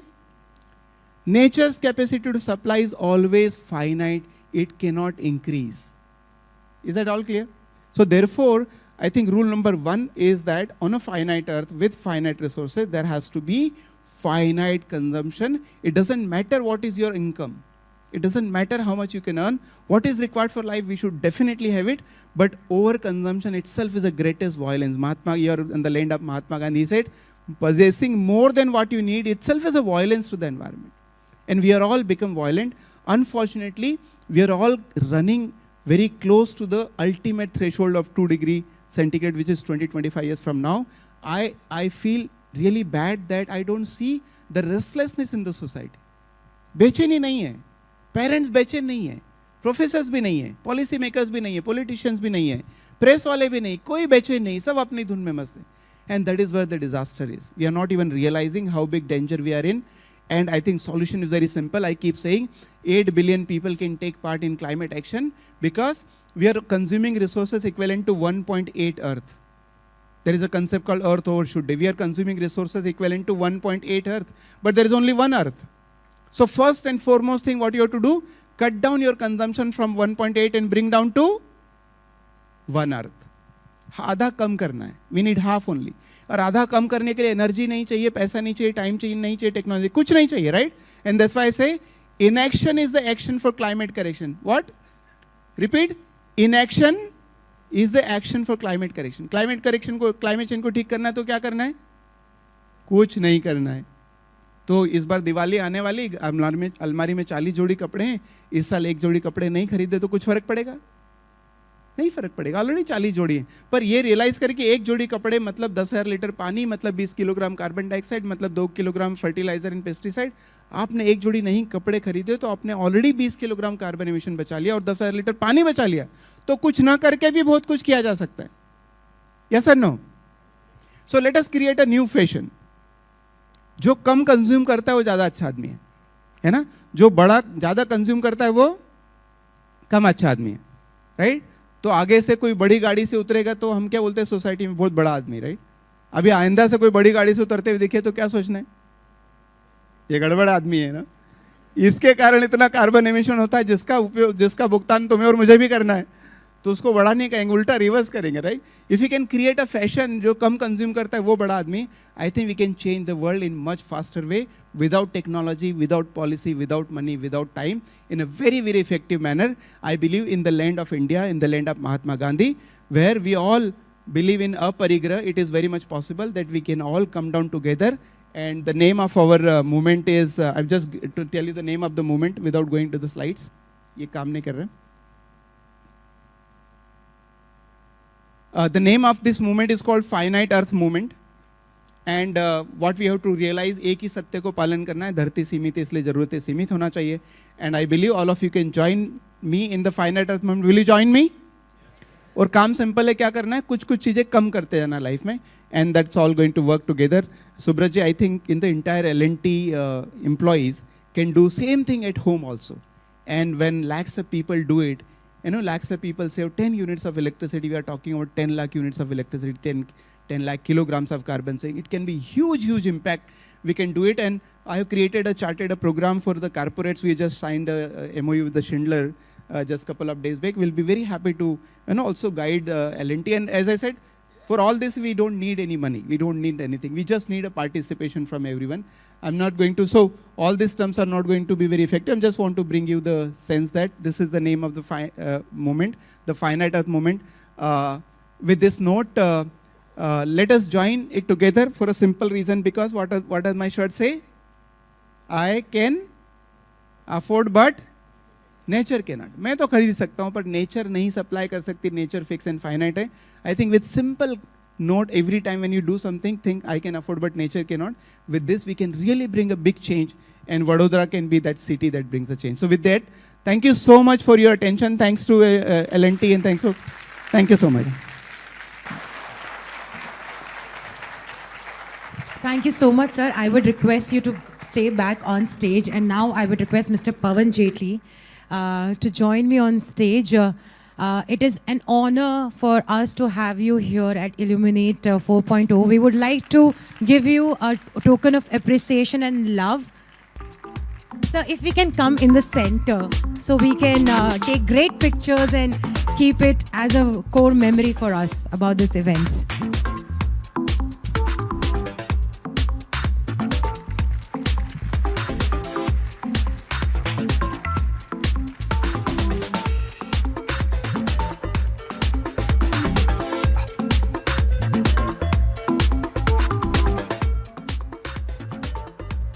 Thank you so much, and once again, let's give it up for the solar man of India. કેવું લાગ્યું સેશન? સરસ? एनर्जी કેવી છે? मेरी गुजराती बहुत एनआरआई है, तो थोड़ा सा चलाना पड़ेगा आप लोगों को यहाँ पे. But I really want to hear the loudest cheers and applause here to understand that you all are enjoying today's event, and you all are getting and the knowledge that you all have come here for. एक बार जोरदार तालियां हो जाएं आप सब लोगों की तरफ से. Wonderful. Thank you so much. And now we are moving towards our very first tech talk by EV and green energy pioneer who's present here amongst us. It's an honor once again to call Mr. Kartikeya Haryani on stage, Charge Zone, India's largest EV charging network company with pan-India network. So can we have you on stage, please? Mr. Kartikeya Haryani, founder and CEO of Charge Zone, is leading India's clean mobility revolution by building the country's largest EV charging network with over 13,500 stations across 25 states. Through his high-speed solar integrated charging corridors and a tech-driven platform, he is powering India's transition to smart, sustainable transportation at scale. Ladies and gentlemen, we have our pioneer of EV and green energy on stage with us at Illuminate 4.0. Let's welcome once again Mr. Kartikeya Haryani with a big round of applause. Thank you. Working well? Yeah, all right. Thank you. Yes, I need this. Thank you. Thanks, Monica. How's the Josh? Hi, sir. How's the Josh? It's always when Dr. Solanki speaks, he sets the bar so high. Then probably I have to rediscover myself and rediscover the pace to talk about the next topic. In fact, I had an opportunity to hear Dr. Solanki last year in one of the sustainability summit, and what I noticed was his shirt, which was not ironed. And then I came back and I told my wife, who is also a co-founder, let's design a T-shirt which doesn't require an ironing.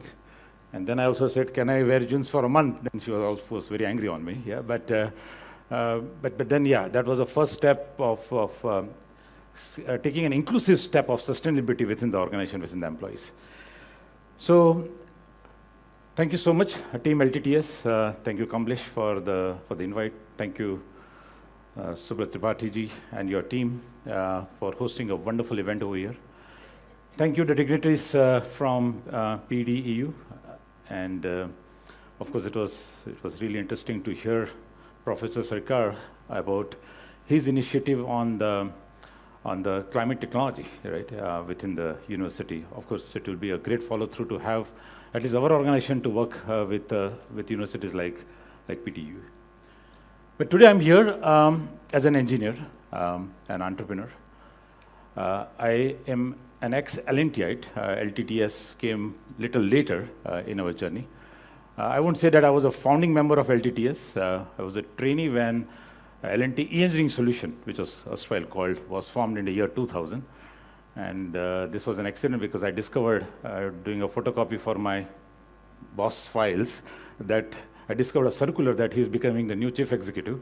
And I said, sir, I would like to tag along with you. And that's how my journey with L&T started as a trainee, and of course, LTTS, which formed probably later in 2007, 2008.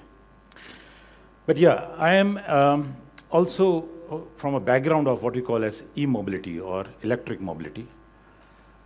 We are building India's what we call as energy transition platform. So since 2010, we've been into green energy, solar, EPC, renewables. For almost a period of 7 to 8 years, we continue to build something like 700, 800 megawatt. Now, those numbers look very, very small. In the year, or rather, first half of the last decade, these numbers were too big when we talk about even 5 megawatt of plant or even 50. Today, even 1 gigawatt really looks very small.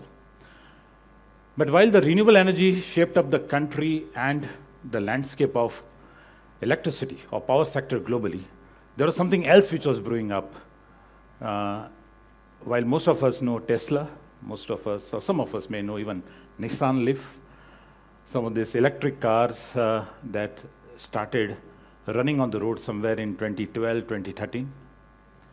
And today, electric mobility or EV charging infrastructure aren't buzzwords anymore. They are slowly becoming the part of our journey, becoming part of our life as well. But before I come to a very hard-hitting question about mobility, and Dr. Solanki did mention about energy, but we are at an amazing intersection of energy and mobility. And I'm going to speak about this in about a minute or so. But let me just share about our background. There is another ex-L&T on the screen. It's Ravindra Mohan. He retired from L&T some 7 years ago. And then I met him in 2018, and I said, RM, we need to really do something about mobility, and why don't you join us? So he was kind enough to give his consent. He's a member of a board as well. And also there are, out of this 5 faces, 4 of them are engineers. The lady there is also my wife. And we thought that since we are always under the pressure of inclusivity as well, why let's have a female face who is also a non-engineer. So at least she can keep us sane, and she's also our chief happiness officer within the group. Amongst the 3 verticals, Charge Zone is one of India's leading EV charging company. Now, before I start further, or we continue further, how many of you own an EV or have driven an electric vehicle? Just raise your hand. 2-wheelers, 3-wheelers, 4-wheelers. All right. So we are less than probably 5% in this audience, which is also, by the way, the population of electric vehicles on the road as on date. So I'm not surprised with the number of hands which has shown up in terms of having an experience of driving an EV or owning an EV.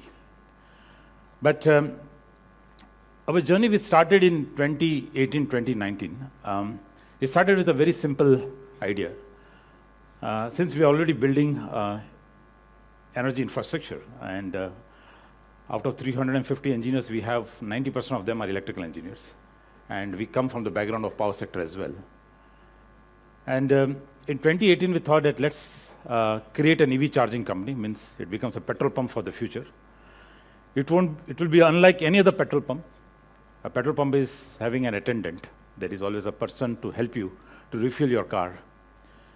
But we'll create an EV charging network which will be unmanned, which will be driven by IoT. Because EV chargers are nothing but the set of IoT devices connected to the network. And I was trying to scout some partners from Europe and US to join hands with us. And I think there was a very large demand of royalty, down payment and all. And I said, well, we don't have that kind of money. So I recall in April 2018, I called a friend of mine during my travel to Europe after finishing those meetings with some of the prospective partners. I said, let's develop this tech ourselves. And in 2018, we started writing the first line of code to connect the charger to the cloud. In other words, let us create an automated network.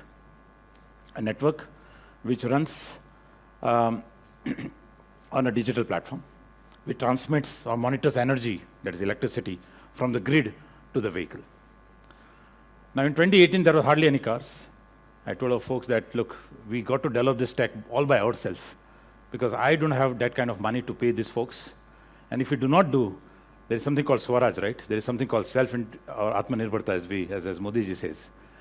But in 2018, we said, let's do it ourselves, because if we do not do this, we'll be perennially dependent on somebody else.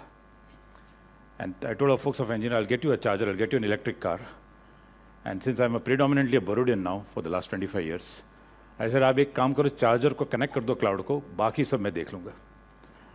That was a confidence, rather overconfidence to some extent, but I'm glad we started with that.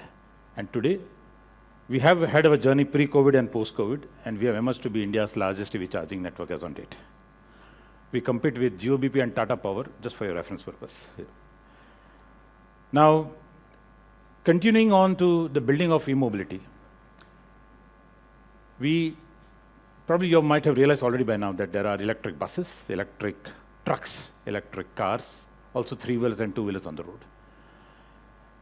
And these charging stations are one of the key enablers of e-mobility in the country, as much as electric vehicles as well. And if we talk about what's in store for the future, and as we saw in a few sessions, there's a lot of realization that is going on about energy consumption, about climate change, about policy makers, about universities, corporates getting involved into this making of or undoing of what has already happened. But if we speak about e-mobility, generally we recall or we talk about carbon footprints, we talk about emissions, but there is something else beyond adoption or mere adoption of electric mobility for the country. And the reason I'm saying that it is much larger or is much bigger than you and me are thinking today.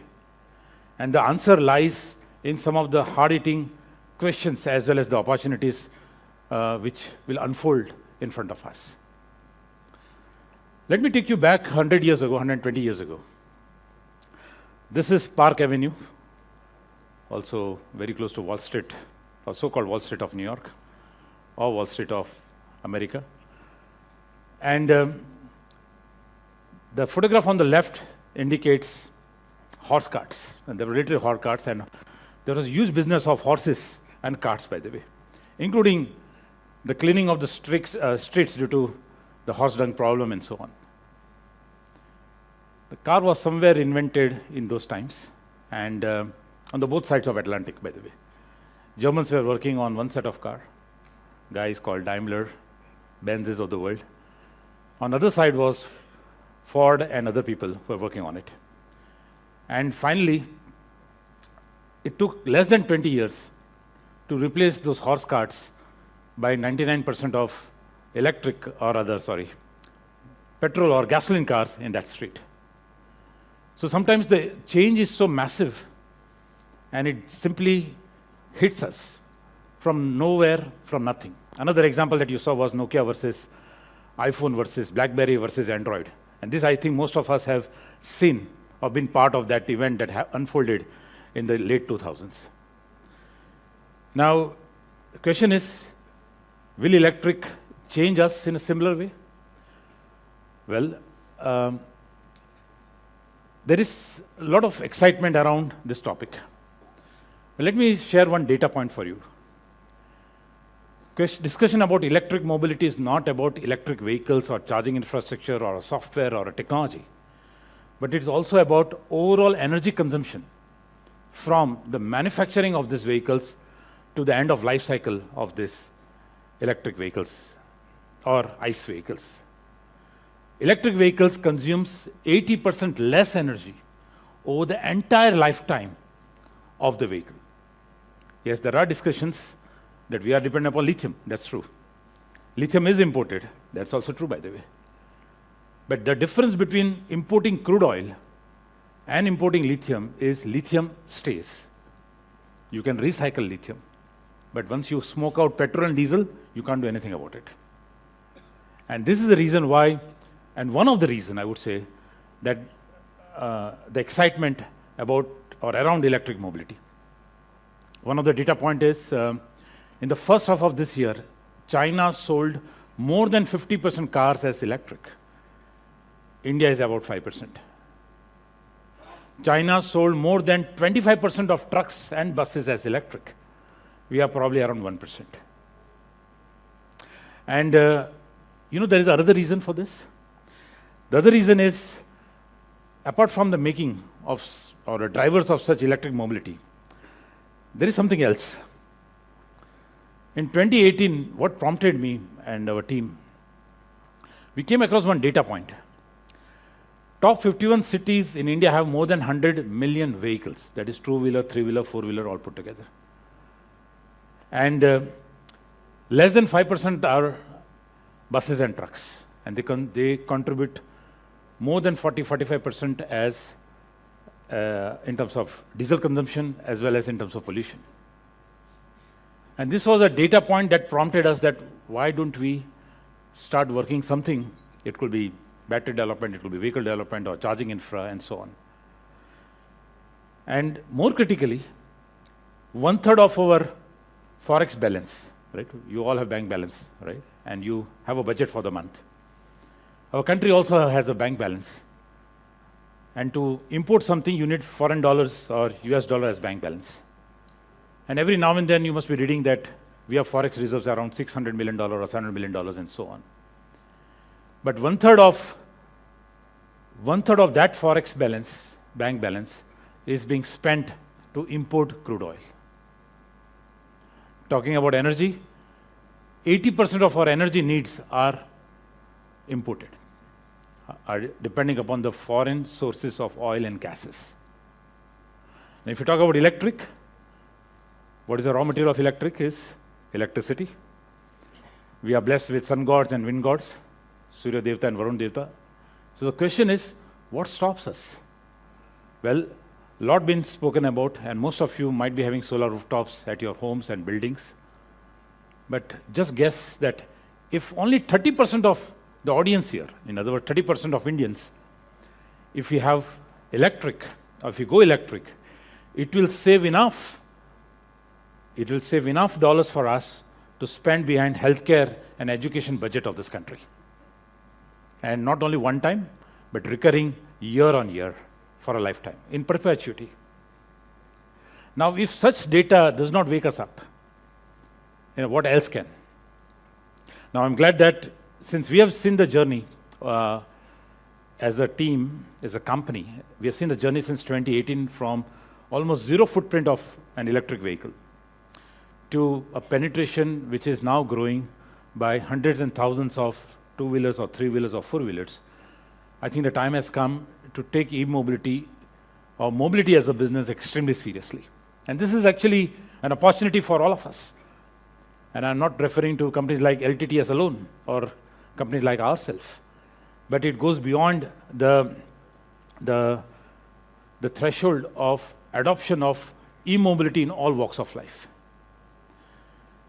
And I must say that you name any OEM in the country and they have an electric vehicle. You name Suzuki or you name Honda or Mahindra and Mahindra or anybody else, they have an electric vehicle, either a two-wheeler or a three-wheeler or a four-wheeler in their kitty. And talking about electric vehicles, there is also infrastructure which enables EV charging for all of you. And just before I close this discussion, there is something else which I like to share. We are a mid-corporate. Yeah, we are not as big as other sponsor companies or the universities in this room. But there is something else we live every day. And since I've been told that there are a lot of students from PDEU as well, some of this terminology or the phrases are very familiar. I'm sure you've heard this or read this very, very often. But for a team of 350 plus engineers, it is this thing which helps us or motivates us every day. When I speak about our EV charging infrastructure or our new venture of electric trucks, by the way, yeah, these are nothing but they are driven by IoT innovation or cloud telematics or different set of technologies that we implement. I'm even happy or even excited to welcome any one of you who have a brighter idea or a next big idea to join hands with us in terms of implementing or commercializing those technologies and ideas for business purpose or let's say for mobility purpose. And there are things which are unfolding in our country. So just to give a reference point, 100 years ago when the cars got invented, yeah, we were a poor country. We were ruled by somebody else. And today, when we speak about electric mobility, there is at least 80% of the things that we are able to do ourselves. We make our own steel, for example. We can make our own motors. Battery, well, cells or raw material will still come from China or South Korea or somewhere else. But there is still less than 10% of the contribution in the value chain. Of course, it's the most important one, but still less than 10%. However, if you talk about technology or software-defined vehicles, as most of you call it, this is something that can be done within our country. So the message is very clear that we were importing the technology for mobility from being a net import nation, we are becoming a net export nation as well when it comes to electric. And therefore, mobility, because humans are mobile, means mobility is an inherent part of our lives. It also throws upon a massive commercial opportunity and a business opportunity to all of us. And just to sum up, this is something that we have developed, evolved, tried and tested, and commercialized over the last 4 years. That is applicable to both large format electric vehicles such as trucks, as well as we are talking about the other form of vehicles as well as the charging infrastructure. I don't know if you have realized by now, but an electric vehicle is maybe not almost zero or almost getting to a point where it is zero or a low carbon footprint, let's put it that way. On the other side, when you bring in renewable energy, you are even contributing more toward the cleaner path of mobility and the consumption of energy within the ecosystem. And some of the other, these are all dashboards which I've just showed you, but these are nothing but these are enablers or the tech enablers within our platform. So once again, I thank you for your attention and your time. If you are an innovator, do write to me personally. But if you want to contribute on our journey, yeah, do drop an email as well. Thank you so much. Thank you so much, sir. Thank you very much. I would request you to give me 1 more minute of yours. You have come here and you have check. And shared so many wonderful insights about green energy. I would request Dr. Ashish Unarkar to please come and join me on stage in giving a token of love and appreciation from our behalf to Mr. Kartikeya Haryani. Sir, I would request you both to please come in the center, please. Thank you.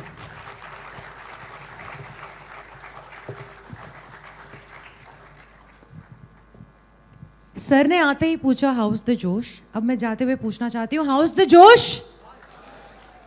एक ही है यहाँ पर जो high बोल रहा है. कोई बात नहीं. I have got a very interesting game for you all. So I am coming to you. तो ये थोड़ा जोश यहाँ पर बढ़ना चाहिए. दूसरी चीज़, हमारे इतने अमेजिंग स्पीकर्स तो यहाँ पर आए हैं, लेकिन हमारे यूनिवर्सिटी से भी इतने बच्चे आए हुए हैं, स्टूडेंट्स, कॉलेज स्टूडेंट्स आए हुए हैं. आपके लिए भी हमारे पास कुछ सरप्राइजेज़ हैं. तो प्लीज़ एंड तक यहाँ पर बने रहिएगा. हमारे पास स्पीकर्स तो हैं ही हैं जो अपना नॉलेज हम सब लोगों के साथ बांटने वाले, लेकिन आपके लिए भी गुडीज़ हैं यहाँ पर, आपके लिए भी सरप्राइजेज़ हैं, आपके लिए भी कुछ गिफ्ट्स हमने रखे हुए हैं जो अंत में मिलेंगे. ठीक है. So now I think I need to come down for one small activity over here so that थोड़ा सा यहाँ पर हम फन एलिमेंट भी लेके आ सकें.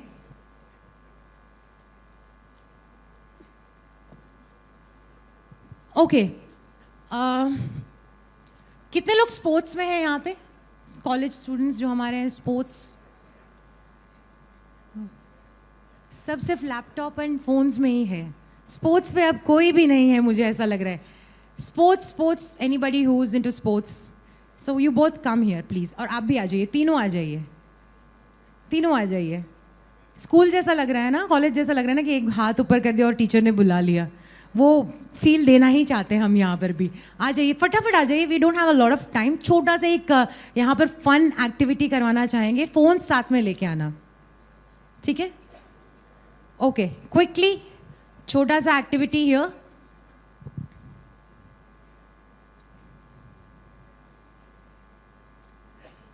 ये तो इतना टेंशन में आ रहा है.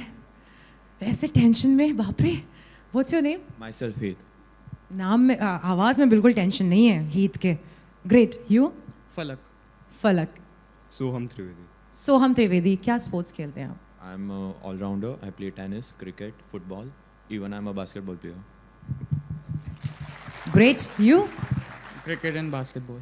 Cricket and basketball. Football. Football. So यानी कि मोस्टली ये तीनों भागने में थोड़े चैंपियन ही होंगे, राइट? तो एक छोटी सी एक्टिविटी यहाँ पर करनी है. अभी यहाँ पर हमारे साथ में जितने भी कॉलेज स्टूडेंट्स मौजूद हैं, मैं आपको 1 मिनट का समय देने वाली हूँ. So Prathamesh, I think Prathamesh can help me. आप अपने फ़ोन में टाइमर ऑन कर लीजिए एक, ठीक है? I am going to give you 1 minute. You have to take out your phones and within 1 minute you have to click maximum number of selfies with people who are wearing white shirts. सब लोग पहले ही ready हो गए. Phone change करना है. क्यों? बहुत slow phone है. जल्दी देखिए, जल्दी. मैंने आज तक वो टूथपेस्ट स्लो सुना था, वो फोन स्लो ठीक है. गुड. सो वाइट सब नहीं पहना हुआ है. कोई और सर, कोई कलर प्रेफरेंस आप मुझे बताइए. आप मुझे एक कोई कलर बोलिए. रेड. रेड तो है ही नहीं. रेड तो बिल्कुल. Ma'am, why don't you choose a color? I say white is good. White is good. So let's go with white. ठीक है. So जब मैं आपको बोलूँगी ना 3, 2, 1, उसमें आपको टाइमर ऑन करना है एंड आपको 1 ही मिनट देंगे और सबसे ज़्यादा सेल्फीज और अच्छी सेल्फीज होनी चाहिए. ओके, स्माइल होना चाहिए. अगर स्माइल नहीं होगी तो we will not count the selfies. So the student, the athlete who clicks the most number of selfies is going to win the game. Ready? सांस, लंबी सांस. ठीक है Prathamesh, we ready? Let's start the game in 3, 2, 1, go. Quickly just 1 minute. You अभी भी ढूंढ रहे हो, इतने सारे हैं वाइट शर्ट्स में. अच्छा camera, he is roping in cameraman also. उसको काम करने दो. Hello.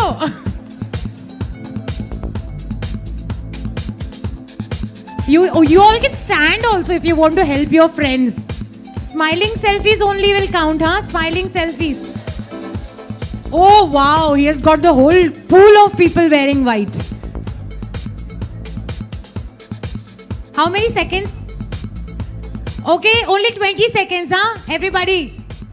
All 3 of you. Jaldi, jaldi. 10, 9, 8, 7, 6, 5, 4, 3, 2, 1. चलो come back. वो लास्ट वाली काउंट नहीं करूंगी हाँ मैं. That is after 1. चलो ओके, यू हैव कम. आप आ गए और एक कहाँ गया? अच्छा, मुझे लगा बैठ गया शायद कि अब मैं थक गया हूँ. Okay come. So will check your selfies. Okay, ये तो मैं काउंट नहीं करूंगी. 1, 2, 3. Where is your face? Okay, 4, 5, 6. ये सेम है. 6, 7, 8, 7. Oh, this has to be the picture of the year.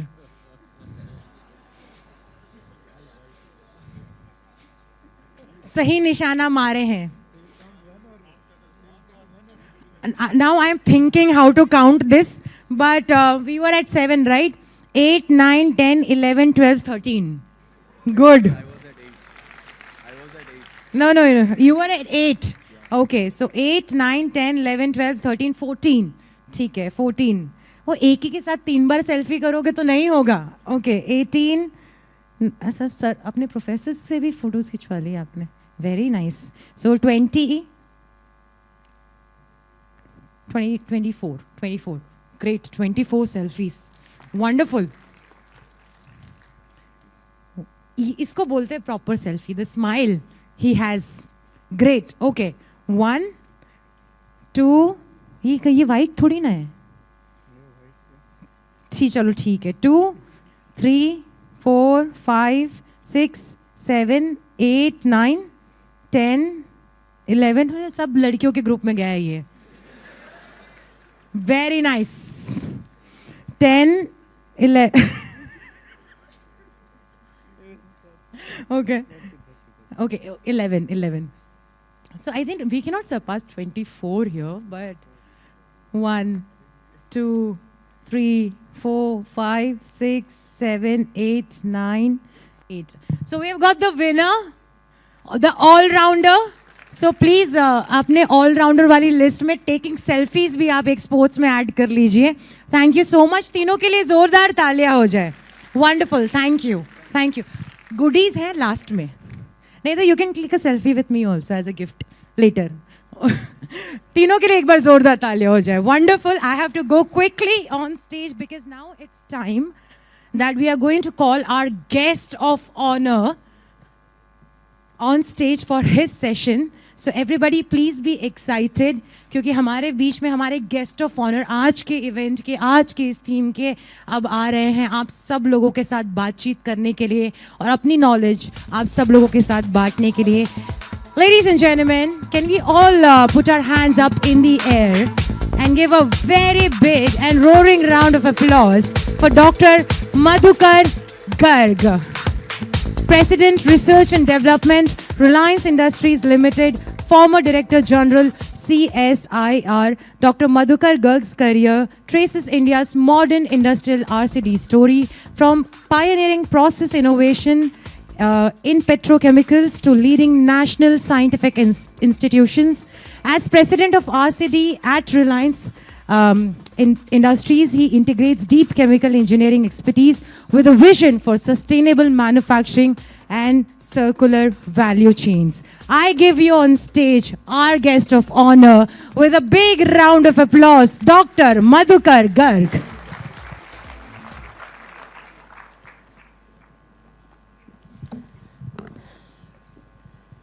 Well, it's just about a minute past 12, so I can greet you with a very good afternoon. Forward ke liye,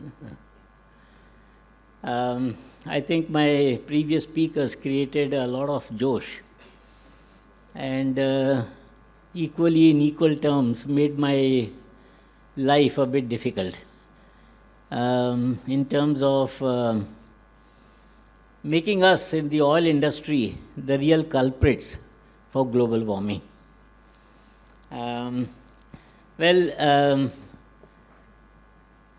Fellow engineers from LTTS, faculty from PDEU, my dear students, invited ladies and gentlemen.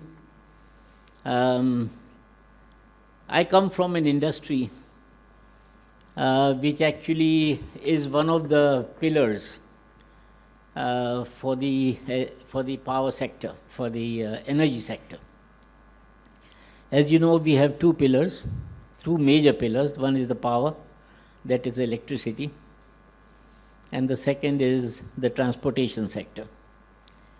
My previous speaker talked about electric mobility and how they would aspire to replace the products that we produce in the refining industry with electricity. Well, we'll see how easy it is. While I was flying down from Vadodara, first of all, I'd like to put on record my deep appreciation to Professor Swapnil Dharaskar from PDEU and Umesh from LTTS for inviting me over. I'm really honored and privileged to address a great audience like you. And while I was flying from Pune, I thought, I just crossed my mind about my own journey of close to 5 decades that I have been with the oil industry. I think none of you would need the introduction that the oil industry is actually divided into 3 segments, the upstream, midstream, and downstream. And I belong to the downstream sector, joining Engineers India Limited way back in 1976. So I literally grew up with the oil industry.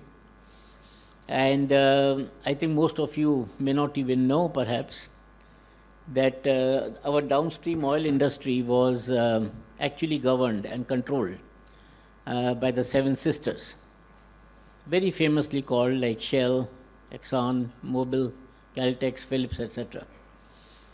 And in mid-70s, these multinationals were nationalized. Shell became Bharat Petroleum, SO became Hindustan Petroleum, and the rest combined together became Indian Refineries Limited, which then now became Indian Oil Corporation. And that's how the oil industry started in our country, the downstream oil sector. And I was very fortunate to join this industry at that time. And just after the nationalization took place, the emphasis to develop this sector took place. And then we had, with collaboration with Russia, Romania, refinery setup. And the first major changes happened when we put 3 million ton units in BPCL Cochin and CPCL and Vizag. Those were the days where refineries were still controlled by pneumatic control system. I've been to many plants in my career where the system was still pneumatic control. There was absolutely no specification whatsoever on gasoline and diesel.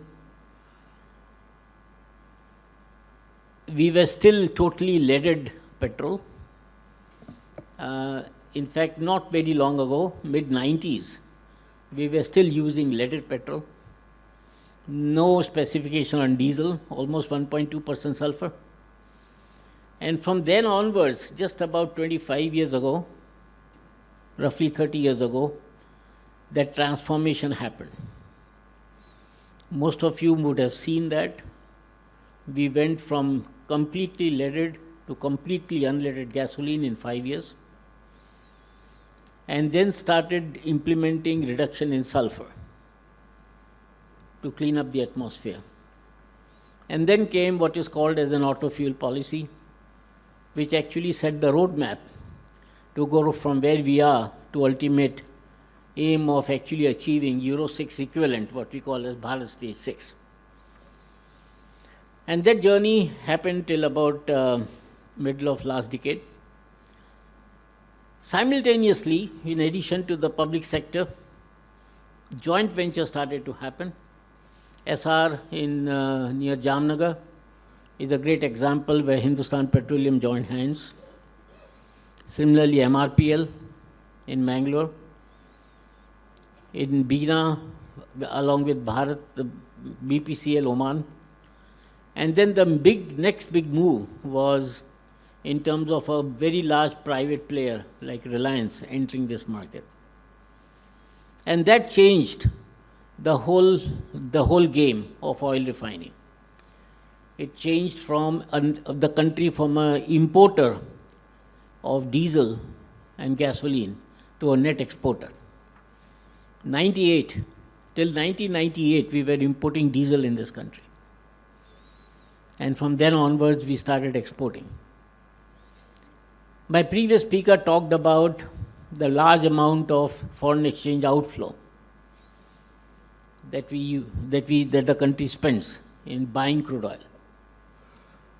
Not many people know how much we earn in selling refined products. I may be wrong, but I read somewhere that the total revenue earned by the country in exporting finished refined products is more than the export of diamonds. I'm not saying that the oil industry has to be the way it is. Okay. But right from the time we get up in the morning till we go back to bed, we use crude oil or petroleum or a petroleum product in one way or the other. Dr. Solanki mentioned about brushing teeth. I'll give you the other side of the story. Toothpaste is made of refined calcium carbonate. Essentially, it is calcium carbonate. I mean, you can add flavors, etc., so that it tastes sweet. But that calcium carbonate is also actually refined based on energy coming from crude oil. The paste that is actually put in the tube, that plastic tube, is also made out of polyethylene or polypropylene, which is again coming from crude oil. From there onwards, when you take breakfast, you use LPG. That also comes from crude oil. And then whether you have a two-wheeler or a four-wheeler, whatever, you use gasoline or diesel to come here or to go else anywhere. That also comes out of crude oil. In fact, the world consumes close to 103 million barrels per day. I'll repeat the number, 103 million barrels per day of crude oil. One barrel is about 159 liters. And you can do the maths, and I'll give you a number, that the calorific value of crude oil is roughly about 10,000 kilocalories per kilo. And you can then calculate how many kilocalories of energy the world consumes. We in the oil industry and as a humanity still have to figure out how we replace this huge amount of energy that we consume by something else, if we have to actually reduce the carbon emission into the atmosphere.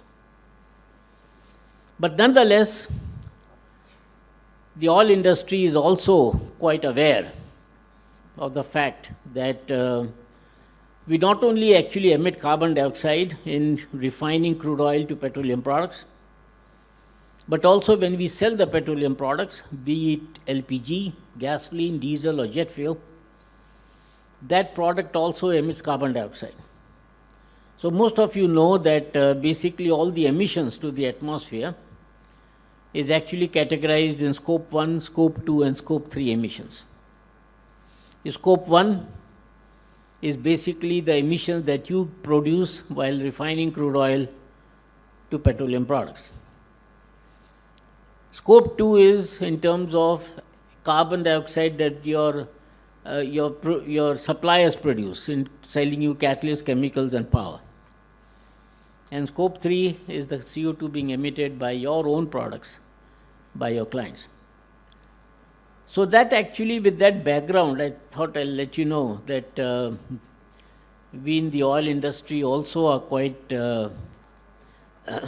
concerned about climate change, not that we are not concerned.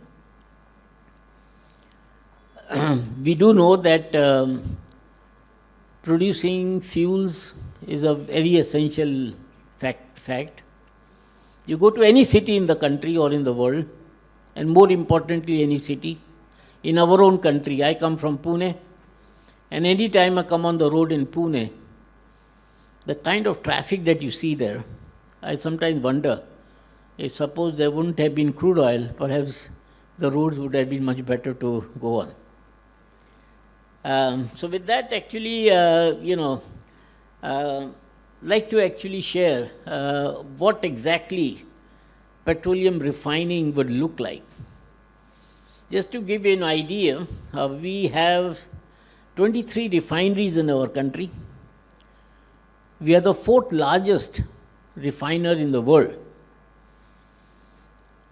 You should be very proud to know that a small place like Jamnagar, where we have 2 major refineries, Reliance as well as Niara, put together, refine crude oil more than Singapore. And it has become a major export hub of petroleum products. And we actually consume close to 250 million tons of crude oil. Of course, 80% of that is imported. But as we actually stand at the end of the first quarter of the 21st century, and if you look back, we have actually made a very significant roadmap in terms of how we believe that this industry should shape up to keep in line with the expectations of our stakeholders. I'd like to actually talk through these points rather than walk through the slides in order to save time, because I think the organizers told me that we need to be brief. But I'd like to spend more time, because I see a lot of students here, in terms of what we can do for our own nation. Believe me, I've been in this industry for 50 years, and every time we look at a particular refinery, you will find that almost every technology is imported from abroad. We have a very large system of IITs here. We have a very large system of educational institutions, national laboratories, and so on and so forth. But if you look at the industry, they just believe in importing every piece of technology. And I think as we have such a young population sitting here, and the future of the country, it's very important for us to introspect. And that's why I have a few examples at the back end of this presentation to share with you. I think my previous speaker talked about electric mobility. I very strongly believe that that is something which is going to happen. If you look at Indian Railways, nobody talks about Indian Railways. The second largest railway network in the world, 95% electric. I hope everybody knows that. I might be even wrong in saying 95, it could be even more than that. The whole railway system of our country is electric. The major mass transportation system. So I think even, and actually the 100 million population that Mr. Hirani talked about, 80% of that population is two-wheelers. 80% of actually gasoline which is consumed in our country goes into two-wheelers. Four-wheelers don't consume that much of gasoline in terms of the total. We consume as a nation around 37 million tons of gasoline per year. But we are a diesel-driven economy. We consume almost 80 million tons, 80 million tons of diesel. And therefore, it's not very far that we might actually see a reduction in the gasoline consumption in the very near future. We are at 37 million ton. It might peak somewhere around 2030, gasoline consumption, because of electric mobility, because of mass transportation, because of increased efficiency of vehicles and so on and so forth. And then in the refining sector, what do we do? So one of the major focus areas of this sector, particularly in our own country, is to see how we can maximize production of petrochemicals in our industry, in our refineries. If you look at China, there are many refineries there. Hengli is, of course, the first one, followed by 3 more, where actually the total crude oil that is processed in that refinery, 60 to 70% of that is converted to petrochemical. To give you an idea, a comparison of our own country, at an average, we convert 9% of our crude oil to petrochemicals, at an average. Reliance could be something like 17 to 18%. If you take total, it could be 25%, including the naphtha that is sent to Hazira. But overall, I think there is a great focus on actually converting each and every molecule of crude oil, if possible, to a petrochemical. And it's not only the bulk petrochemicals like olefins and aromatics, but even the derivatives out of it, like, for example, cumene or phenol, and even beyond that. So that is one area that our industry is looking at very seriously. Of course, it costs money, it costs technology, and that's where the second item comes. Actually, our industry is a huge consumer of catalyst. If you talk about any process industry, all the way from pharmaceutical to fine chemicals to anything, the largest consumer of catalyst is the oil industry. And it does transformation of each and every molecule that you can think of.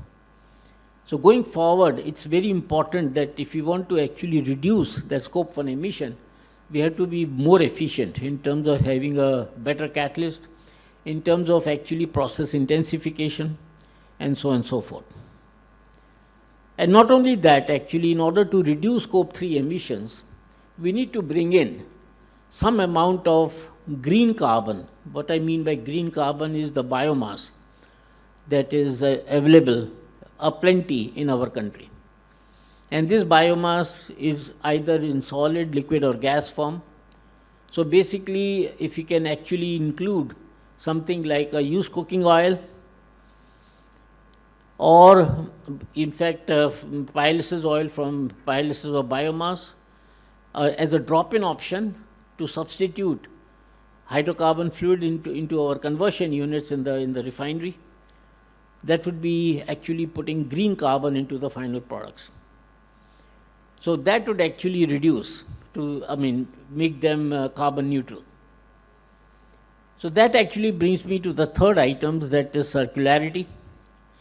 And of course, Dr. Solanki talked about waste plastic very briefly, but this is one area that this industry is looking at very seriously in terms of using the pyrolysis oil from waste plastic as a supplement to the crude oil in some of the process units like delayed coker or FCC, etc. Depending upon the availability of pyrolysis oil, the idea is to maximize the intake of that of the pyrolysis oil from waste plastic into our processes.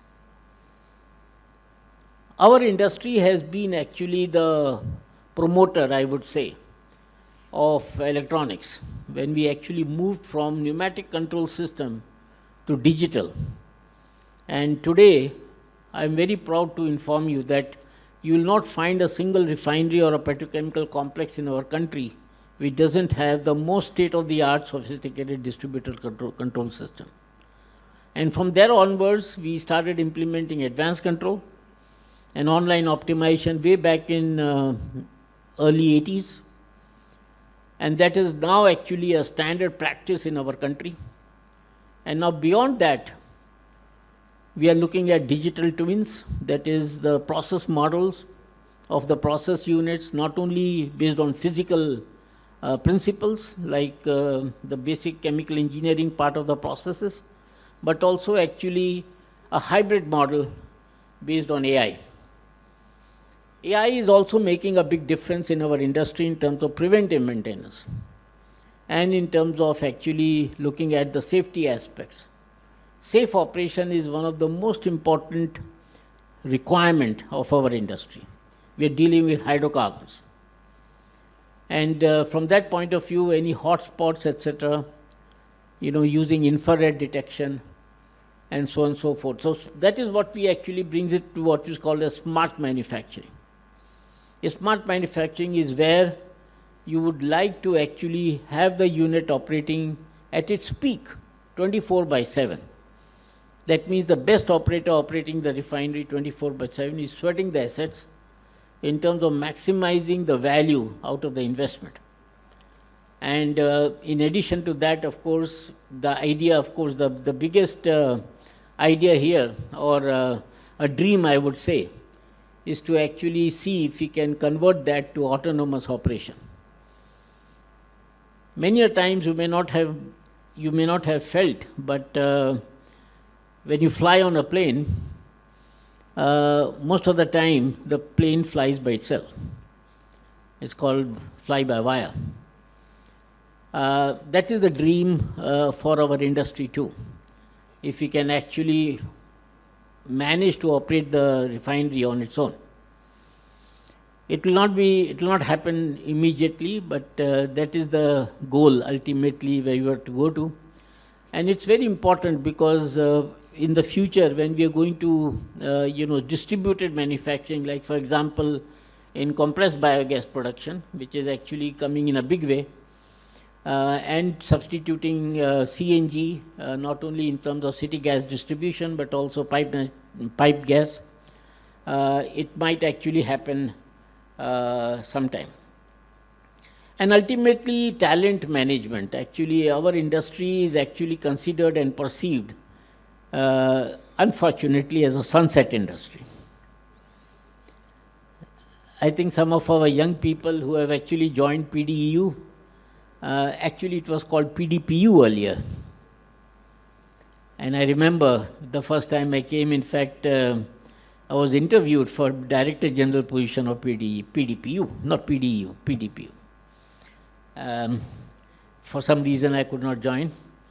And they then changed their name from PDPU to PDEU. Got petroleum replaced by energy. Because it appears like petroleum is a bad name and we were not able to attract some bright students.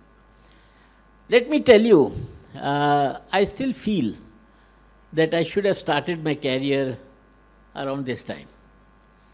Because we are going through some great times. I think there's a huge transformation taking place in our industry. Petrochemicals, 70% is one challenge. The second is to be able to make it happen. Third is to actually achieve net carbon zero targets. Each industry has actually set its own target, some 2035, some 2040, and so on and so forth.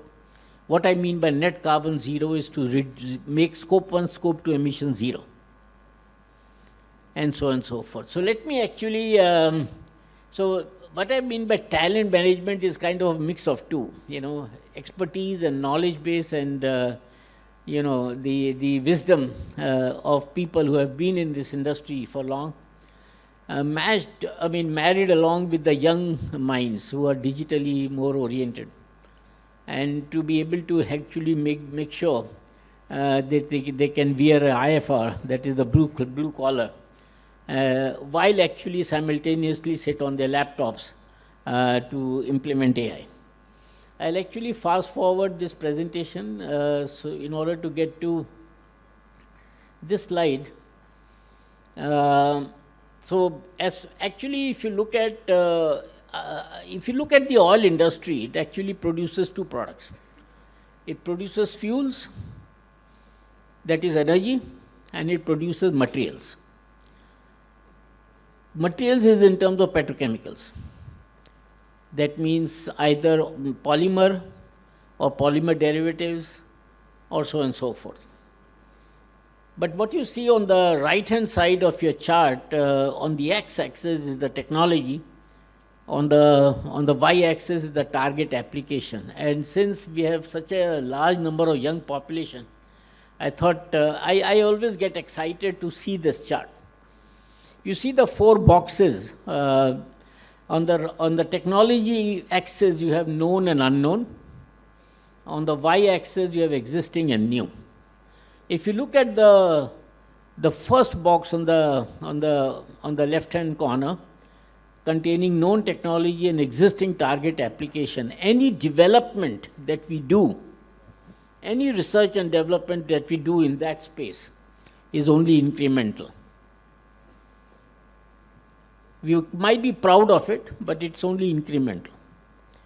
If you go up, known technology and new application, that is something which we can say is an innovation.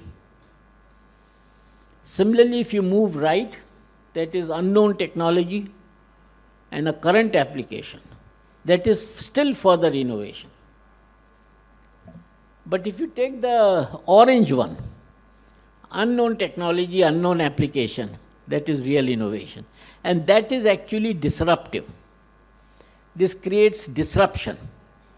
This actually makes others obsolete. Eastman Kodak is an example where the whole companies disappeared just because we had digital. Going from there, actually, I'll just take 2 minutes to actually tell you about some of the innovations that I was very fortunate to be part of in the last few years. What I call as landmark innovations. In fact, when I was in Reliance and during COVID, very deep COVID in mid of 2020, I was looking out of the window and an idea struck me in terms of what we can possibly do to actually improve the Marox units that we had in Jamnagar. And without going into the details, the idea was that in order to convince the people as to what you wanted to do, nobody will allow you to mess around with the commercial units. These are huge, world's largest units, okay? So we came up with an idea to actually take an 18-inch pipe, convert it into a column, and install that column next to the main unit, as you can see here, and convince, more importantly, the workshop of the refinery to construct it. So here we go. So you can see the column being constructed, elevated, and the whole ceremony taking place. And this was sometime around 2022. And by 23, we did something like 20 different experiments. And based on that, we came up with a configuration which was implemented in the commercial unit just during the turnaround. And it worked. So this was actually something that I'm very proud of. The second is that, as I told you, we consume huge amount of catalyst. One of them is actually to reduce the mercaptans level in LPG. And that is what we call sweetening process in our industry. Now, this catalyst was imported into our country from a foreign licensor. When I was at the Indian Institute of Petroleum, when I joined there in 1998, the scientists previously had developed this catalyst. But it was sitting on the shelf. I mean, nobody, knew how to actually sell it or market it. And through, various efforts, persuasion, perseverance, patience, and so on and so forth, we finally managed to actually commercialize it in Reliance. And once you are able to convince folks in Reliance, you have a brand image. And then did not stop. We actually exported it, and we commercialized it in Oman and elsewhere. And this is something that is made in India, but is being used as replacing the foreign catalyst. Today, people are very proud about talking about sustainable aviation fuel. I think there's not a single day where you would not see a news item on Corsia, on ICAO, and the need to actually replace fossil fuel with sustainable aviation fuel.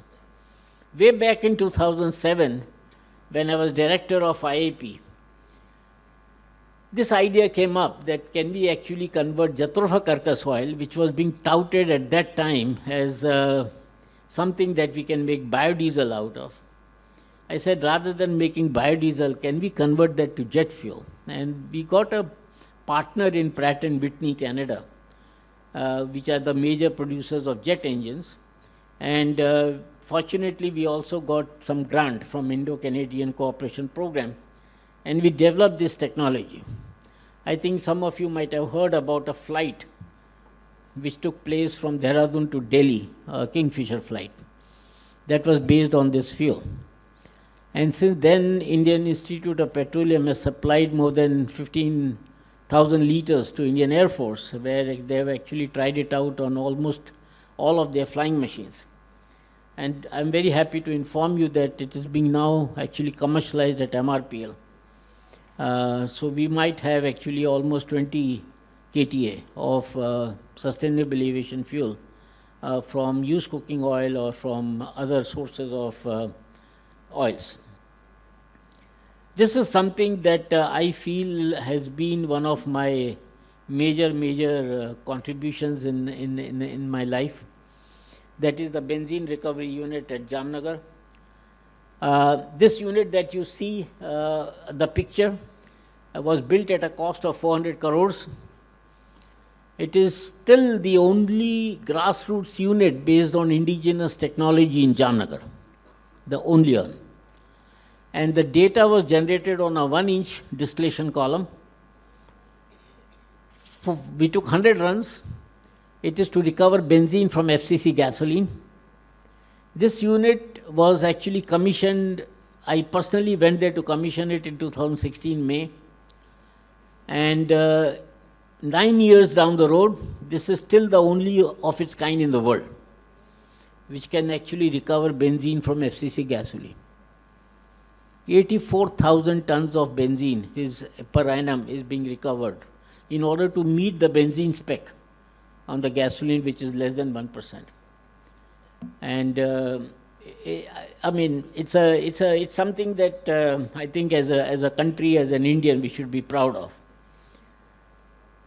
I think some of you might have realized that the wax quality that you buy today during Diwali for the last 10 years, 12 years has improved. This particular plant in Numaligarh, which actually produces almost 50,000 to 60,000 tons per annum of very high quality wax from Assam crude. For those of you, for the young minds who are sitting here, innovation can happen anytime, at anywhere. This happened on a glass of beer way back in 2001. I had invited the MD of Numaligarh, and we were talking about how they actually built that refinery. And he shared the configuration of the refinery. And I said, look, why are you actually hydrocracking the vacuum gas oil? You should recover wax and then hydrocrack the rest. He didn't understand, because he was a mechanical engineer and he didn't understand this chemistry. But he was like the same name as me, you know, he was also Baniya, Garg.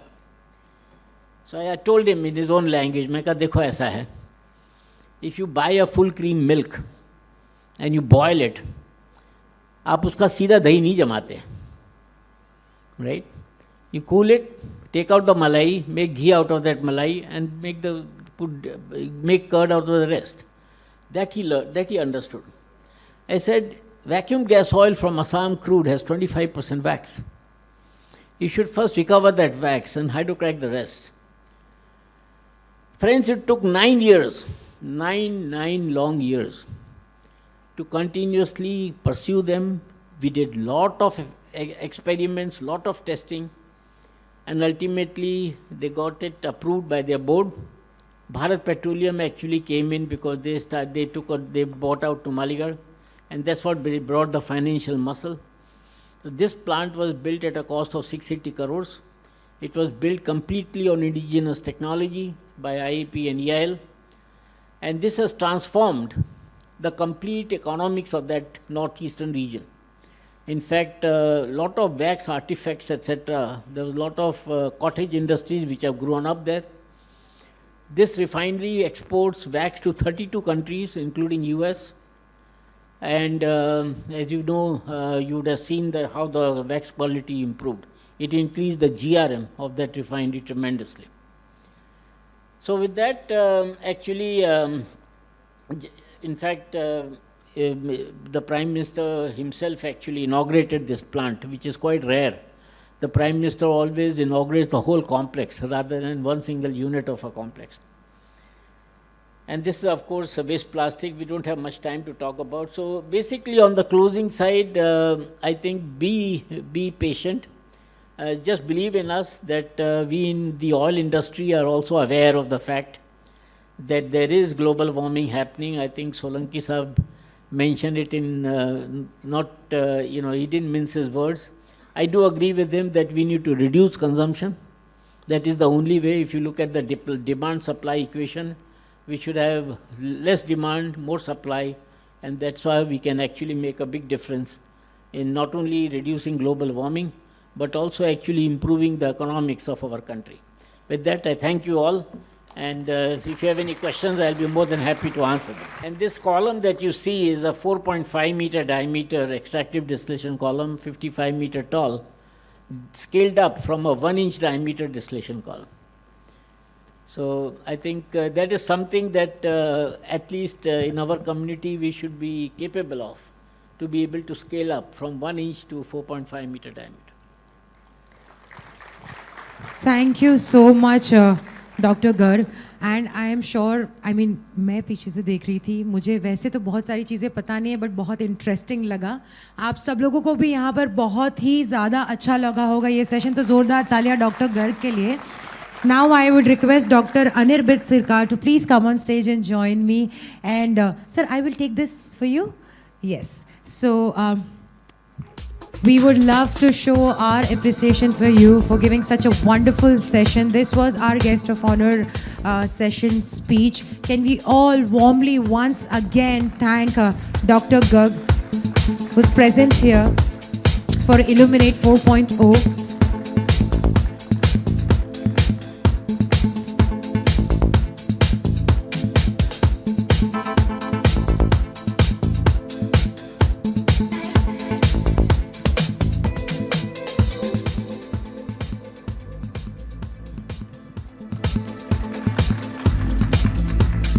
Thank you so much. So one very important announcement is मैंने काफ़ी movements यहाँ पर होते देख रही हूँ मैं, काफ़ी बच्चे बाहर जा रहे हैं, अंदर आ रहे हैं. मैं आपको एक बात बताना चाहूँगी, आपके लिए कुछ सरप्राइजेस हैं, गुडीज़ हैं, तो आपको यहाँ पर अंत तक बने रहना है.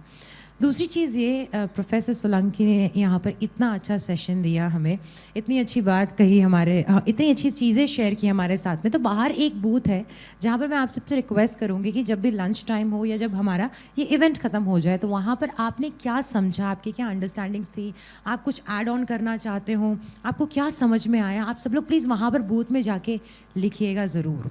अच्छा, अब यहाँ पर हम लोग this whole event is about like it's a ocean of knowledge, ज्ञान का सागर है आज का ये इवेंट हमारा। लेकिन काफ़ी लोगों को यहाँ पर अगर मैं बोलूँ कि इवेंट में नॉलेज ही नहीं, साथ में मैजिक भी आपको दिखेगा, तो कैसा लगेगा ये सुन के? कैसा लग रहा है ये सुन के? मैजिक भी होने वाला है यहाँ पे। आप लोगों के दिमाग में क्या चल रहा है हम वो भी बाहर लेके आएंगे, लेकिन उसके लिए थोड़ा इंतज़ार करना पड़ेगा। हमारे बीच में एक बहुत ही स्पेशल गेस्ट एक और आए हैं, लेकिन उनका सेशन बाद में होगा, तो बने रहिए यहाँ पर। और अब हम लोग यहाँ पर आगे बढ़ने वाले हैं हमारे टेक टॉक सेशन 2 में, जहाँ पर हमारे बीच आ रहे हैं mister Shani Pandya, leading energy incubator of India. Can we all welcome him on stage with a big round of applause. Shani Pandya, founder of Imagine Power Tree, is driving India's clean energy revolution with smart solar innovations that seamlessly blend technology, sustainability, and urban design. As a leading energy incubator, his visionary work in solar engineering embodies the spirit of a smart, sustainable future, perfectly aligned with India's next leap in industrial innovation. I give you on stage Mr. Shani Pandya.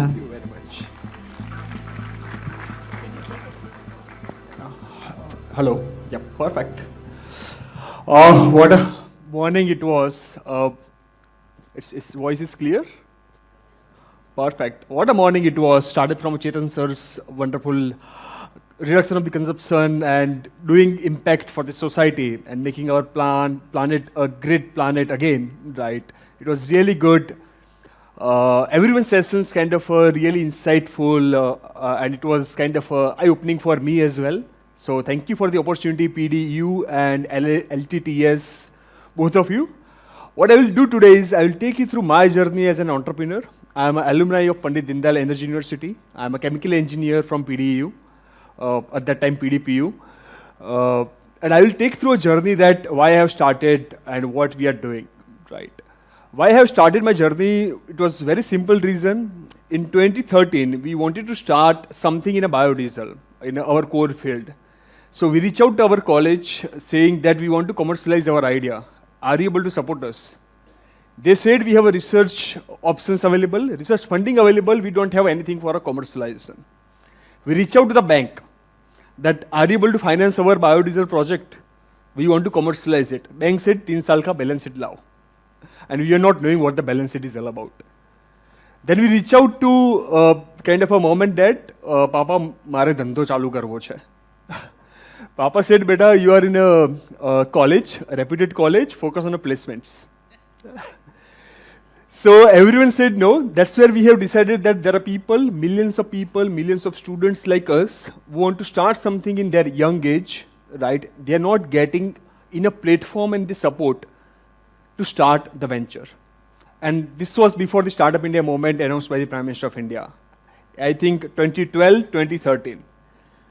So that's how one of my first venture was starting an incubator in my own college, PDEU, that is being called as Innovation and Incubation Center, IIC.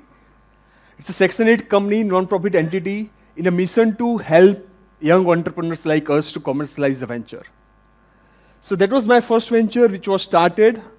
I was not knowing how to support entrepreneurs, but I can say that we were having a courage to learn about entrepreneurship, about business, and commercialize it.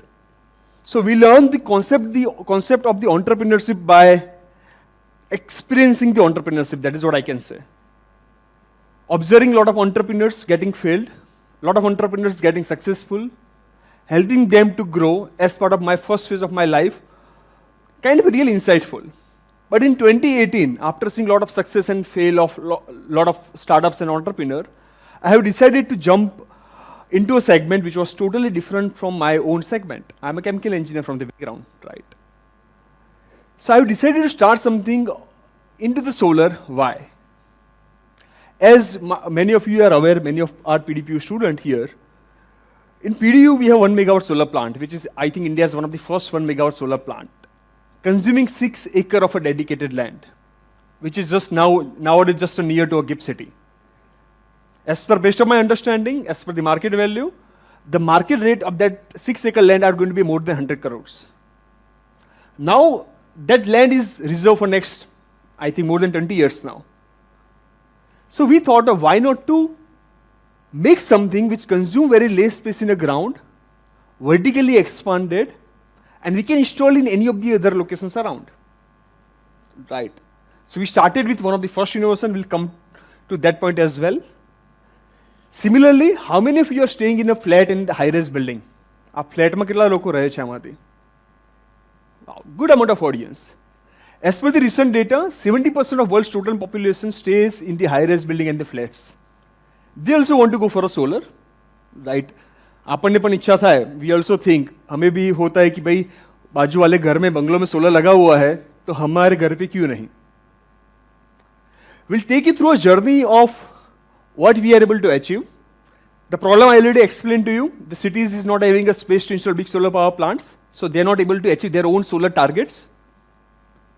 Similarly, people staying in the flat are not able to go for a solar because they don't have a terrace.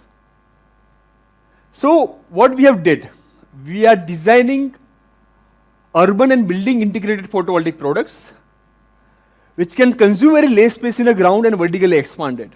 We'll give a very simple example. If you have been to a Gandhinagar city, a majority of the good gardens of the Gandhinagar are the net zero gardens.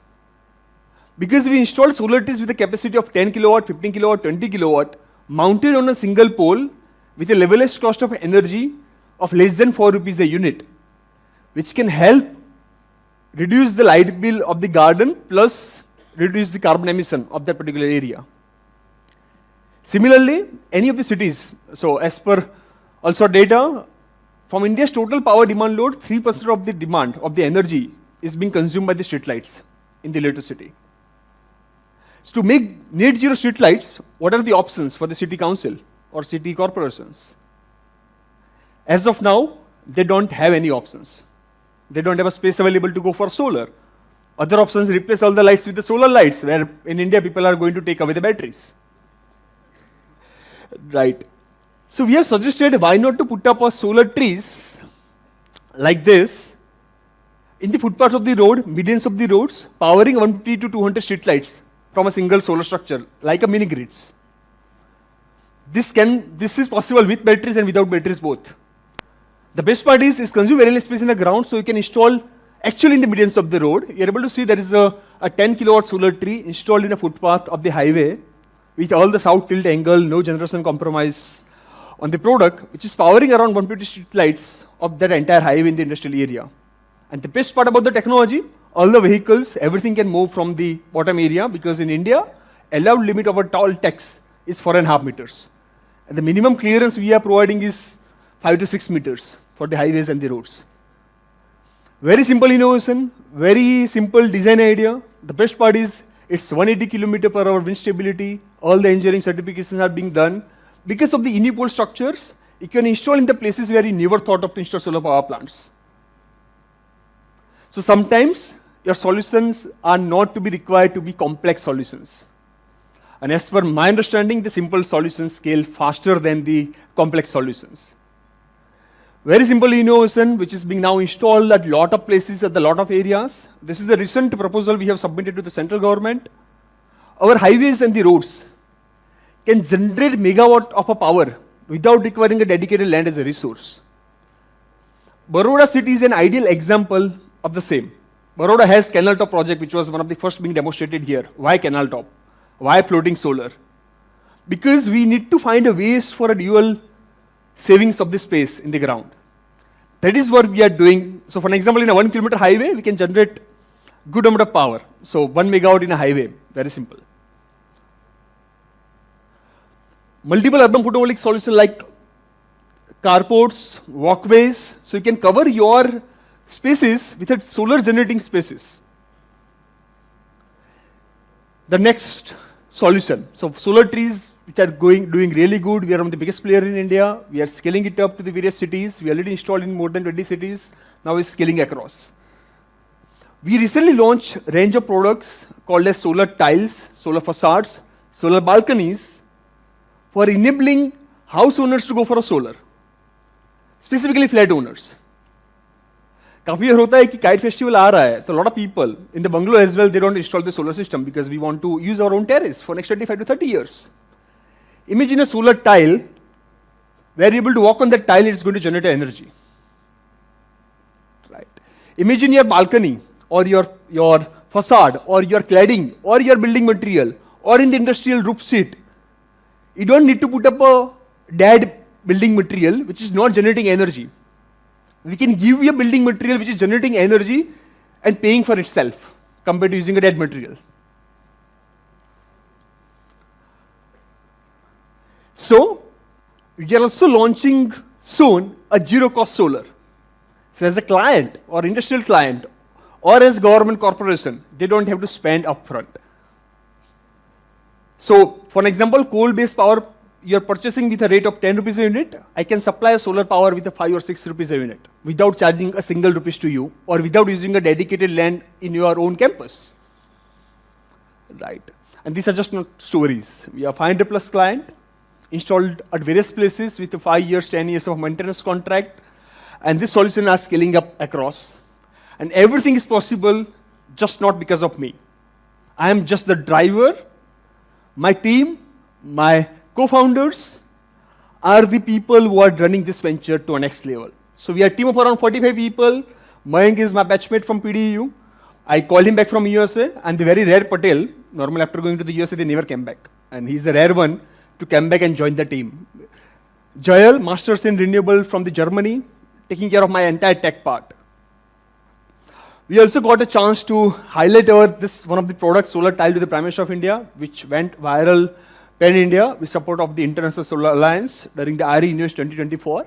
And the best part about the right side photograph is, this was the official memento to the Prime Minister of India by the Energy Minister of India and the Chief Minister of Gujarat as a memento of a renewable energy during his visit. Because any state or the government give this as a memento to the Prime Minister of India, you feel proud about, and my parents feel the same. The best part, if you make energy generating buildings, right, one building of around 100,000 square feet, which can generate approximately 9,60,000 kilowatt of energy, is equal to planting 100 acres of dense forests. That much of the carbon emission can be reduced just by building integrated photovoltaics to your buildings. Supported, recognized by multiple organizations, multiple departments. And one of the reactions which I like the most from the Chetan sir's session, the C plus O2, CO2, which is the problem. So recently, in another venture of mine called as RX Innovations Private Limited, we are reversing the reaction. We are using microalgae-based technology, which is a nature-inspired technology, for capturing a carbon dioxide and generating oxygen in indoor and outdoor spaces both. So technological intervention, yes, we might not be able to solve 100% of the problem, but we can at least give a try to reduce the effect of the carbon emission. And technology can play a very important role in doing it. So, thank you very much. Perfect. Check. Thank you so much, Shani. Now I would request Mr. Kamlesh Khangani to please come on stage and join me. Mr. Kamlesh Khangani. Sir is coming on stage. So your session was pretty quick. Yeah? Food. Achha, haan, you're right. It's lunchtime almost. So he's thinking about everybody who's present here. Great. For that thought process, can we give him a big round of applause?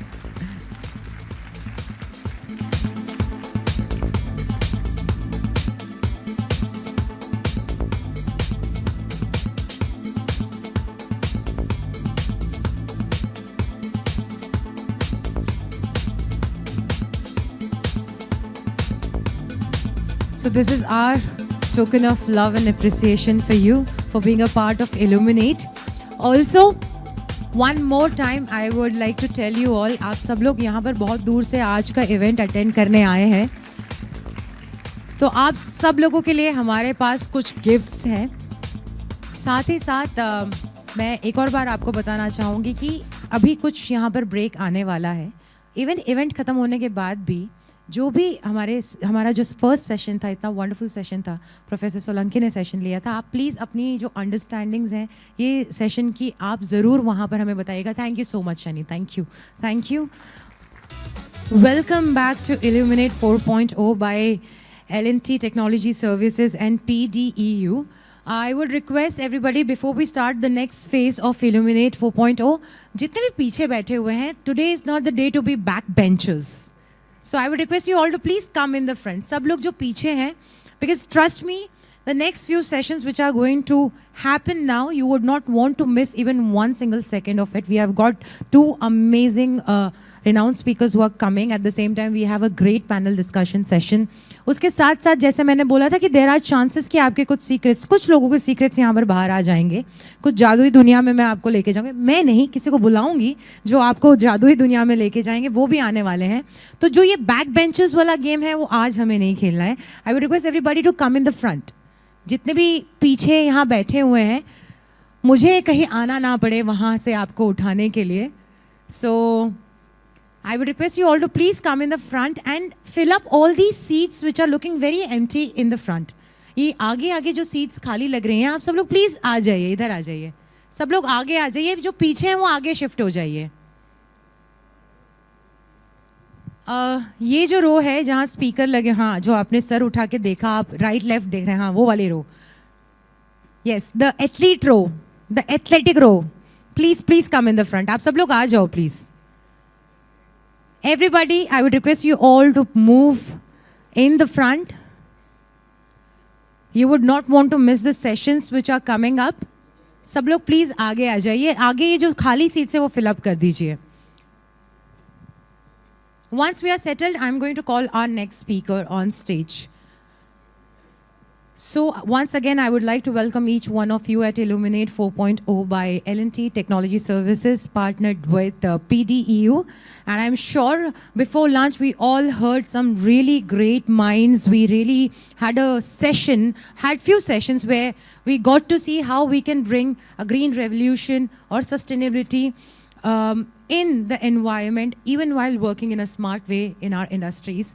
So अब यहाँ पर समय आ गया है कि हम ऐसे ही एक महाज्ञानी को स्टेज पे बुलाएं, एक ऐसे ही स्पीकर को बुलाएं स्टेज पे. Let me call on stage with a big round of applause. Okay, before calling him on stage, चलिए थोड़ा सा खाना खाने के बाद भी नींद आती है, तो वो नींद भगाते हैं यहाँ पे. ठीक है? Everybody, both hands in the air. Sir दोनों, हाँ, मेरी नज़र सब पे है. अब्दुल नाम नहीं है लेकिन नज़र सब पे है. So, okay, समझ आया ना गाना? जो थोड़े 90s 80s वाले हैं ना, उन्हीं को ये गाना याद आता है. Okay, सब लोग हाथ ऊपर कीजिए. When I say one, you have to clap once. Okay? When I say two, you have to clap twice. All right, 1, 2, 1, 2, 1, 2, 3. Wow, out of syllabus, but you all did well. Very nice. So we'll do it one more time, लेकिन थोड़ा fast करेंगे. 1, 2, 1, 2, 2, 1, 2, 2, 1. Wonderful. So मुझे लग रहा है कि वो lunch काम आया है. लंच के बाद बहुत एनर्जी दिखाई दे रही है सबके अंदर. So now it's time I call one more speaker on stage, Mr. Aditya Shukla, who's transforming waste into value and advanced circular economy practices. With a big round of applause, let's welcome Mr. Aditya Shukla on stage. Aditya Shukla, co-founder of Salt Tech Designs Labs, is redefining sustainability by transforming plastic, industrial and construction waste into high-performance building materials using patented zero cement technology.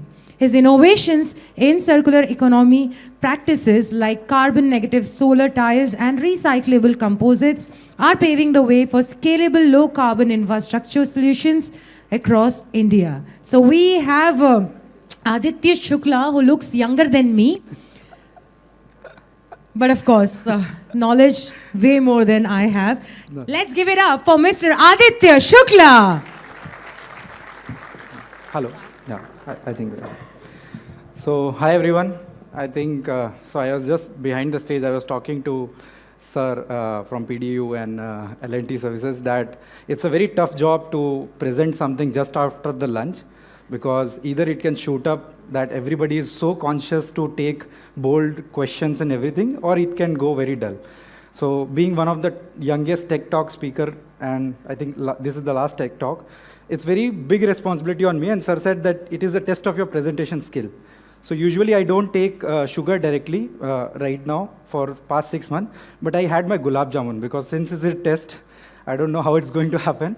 So I just took that gulab jamun as a sweet and starting. So let's see how it goes. So hi everyone, my name is Aditya. I am founder and CEO of Soltech Design Labs. Soltech Design Labs is basically a company I founded just out of the university. And it all started in 2017. And I'm from a very small town known as Khambat, Cambay. Anybody has heard of this name? Cambay? Yeah, because Baroda, yes, yeah. That's like 90 kilometers from here. It's a very small town on the Gulf of Cambay, and I'm from that town. I studied there all my life and then moved to Anand for my higher education and then moved to university education. So first time I came to Ahmedabad in terms of open exposed environment was in 2017 during my internship. And during my internship, I used to work Oda, Vatwa and other places because I'm a mechanical engineer by profession. And so I was doing internship in product development. So my work used to go and places for, let's say, vendor development, talking to vendors, machining work, component work, steel works and all. So I was living in Paladi, south of Paladi, Vasna. And I used to take from Vasna to Oda.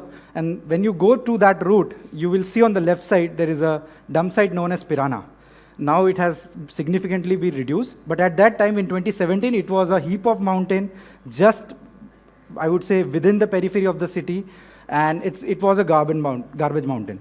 So that is how the inspiration started, that I figured out that this is a garbage mountain. I've never seen anything of that sort in my life, because in my town, maybe they were dumping waste in some places, but that was not exposed in a kind of, this kind of structures to us, right? And that is where the overall thought process started. I came back, I started talking to a few of my cousins who used to live together with me. They were working in a bunch of different companies, but then वो small town से आके बड़े शहर में कुछ बड़ा करना है तो सब भाई साथ में रहेंगे, कुछ कर दिखाएंगे, नेहले पे देला, all these kinds of. So that's the mentality we had. And that's how we were living together, 4 of us, all 4 cousins, काका पापा के अलग-अलग लड़के थे. So I bounced off the ideas that this is something which is very, very fascinating, and there is a good amount of technological innovation happening across the globe, which can actually solve this on scale, but it is still, India is still very far behind in that. So that's where few of them said, yeah, I think so, but job chhod ke ye kya karenge? Like there are reservations, and we come from a very service-oriented background. All my family has worked into Indian Railways, Bharat Dur, Sanchar Nigam, BSNL and all. So we are not from, I would say, business background. I was born in Maharashtra, brought up in Gujarat, originally from Uttar Pradesh, Ayodhya. So it's very difficult for us to even envision any business to be done. So the first thing I said to my home that I'm leaving the pre-placement offer and I want to do something of my own as a startup. And everybody was like, what is startup? Startup kya hai? And that thing went on to 3 years till the time I launched this company and commercially went into market to generate revenue and doing different things, because even the family members were very hard on believing that these guys are doing something different. So that's how the Soltech started. Soltech is basically salvation technology. We didn't get the run name in the MCA, so we kind of abbreviated it, innovated into Saltech, and that's how Saltech came. So we upcycle different kinds of waste materials into sustainable construction material applications. Essentially, we solve 2 problems. One is of ever-growing waste, and very, very particularly focused on materials which are hard to recycle. And when I say hard to recycle, like all of you have heard about single-use plastic, right? Single-use plastic. Why it is known as single-use plastic? Any single-line definition? Why it is known as single-use plastic? Non-recyclable, whatever. But why it is known as single-use plastic? So the key simple reason is that single-use plastic is known single-use in the term itself because 95% of them have no afterlife use once you use it. So for example, if you have a kurkure, wafer packet, chips packet, any kind of packaging material, your bottle, all these kinds of material ends up in landfill or waste systems because these are hard to recycle in some sense. Some material are very good to recycle. So for example, PET containers are recyclable, which is PET bottle. But then a bottle has 3 different kinds of plastics: PET, HDPE, and then PP layer, and then HDPE lid. So if you recycle all this together, it is very hard because each one of has a different melting temperature, different processing characteristics. So you cannot get a single homogeneous material from a commingled waste, right? So that's the biggest problem, and that's why it's known as single-use plastic, because 95% of those materials ends up in landfill, have no afterlife use. So that is the kind of material we target. So we use that kind of material as a binding material. There is a second amount of material which is coming out right now is a construction and demolition waste. As urbanization increases, we produce huge amount of C&D waste. And then industrial waste. Although industrial waste is not visible directly to your, let's say, homes and cities, it does have a huge amount which is having an impact on our environment. And that also is a problem, because if they do not have afterlife use, they will basically end up in low-lying areas, industries, or let's say landfill or scientific landfill disposal sites, which essentially are carbon residues.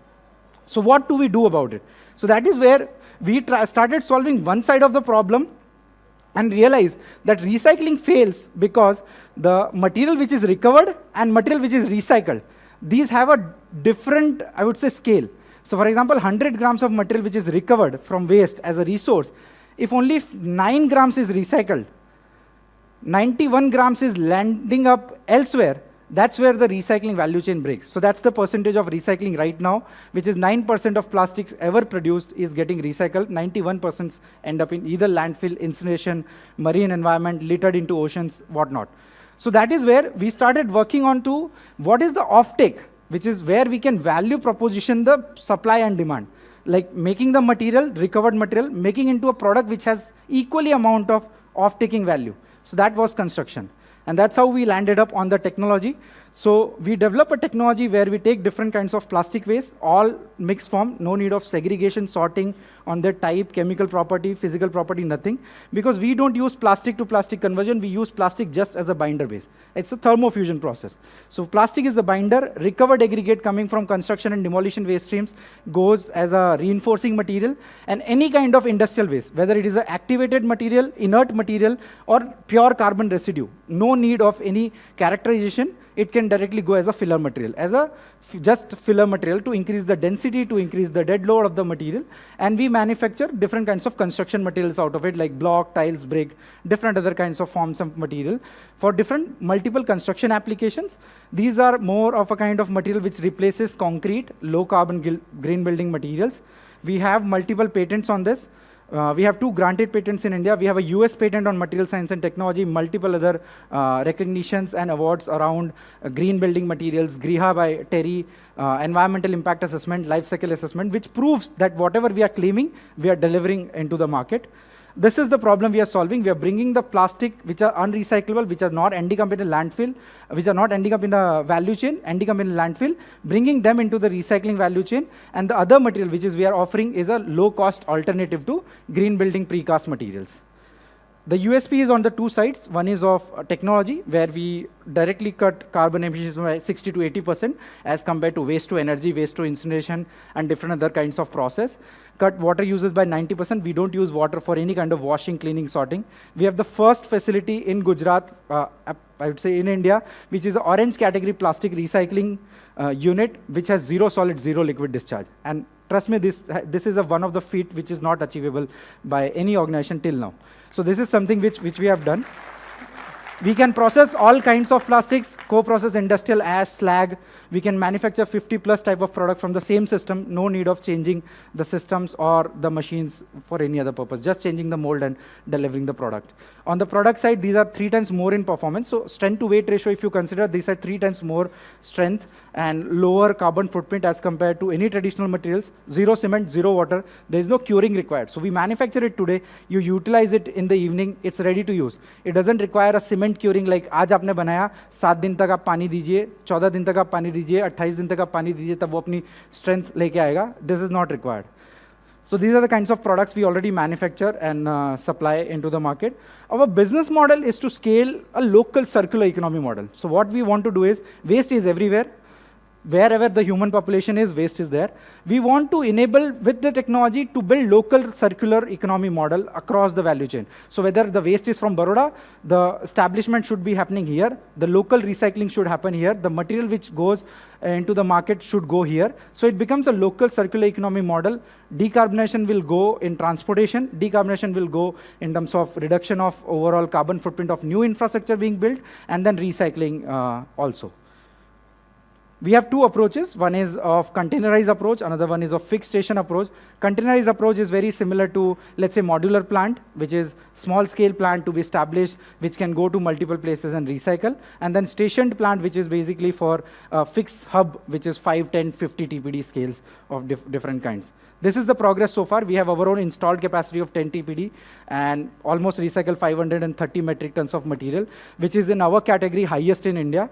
The kind of material we recycle, 2.3 lakh square feet of product we have installed into different market. PDU is one of the university which has gone to use our product to a scale, I would say. We are coming up with 3 new plants into different periphery. In fact, there is one, you can see Somnath logo here. How many of you have visited Somnath as a temple? So next time you go to Somnath and you deposit your plastic waste in any of the dustbin, you will know where that plastic waste is going to end up. That plastic waste is going to end up in a recycling facility built by us in Somnath, run by self-help group, women self-help group, which will recycle and make pavers and tiles out of it, which will again be used by Somnath Temple Trust to do different kinds of infrastructure development.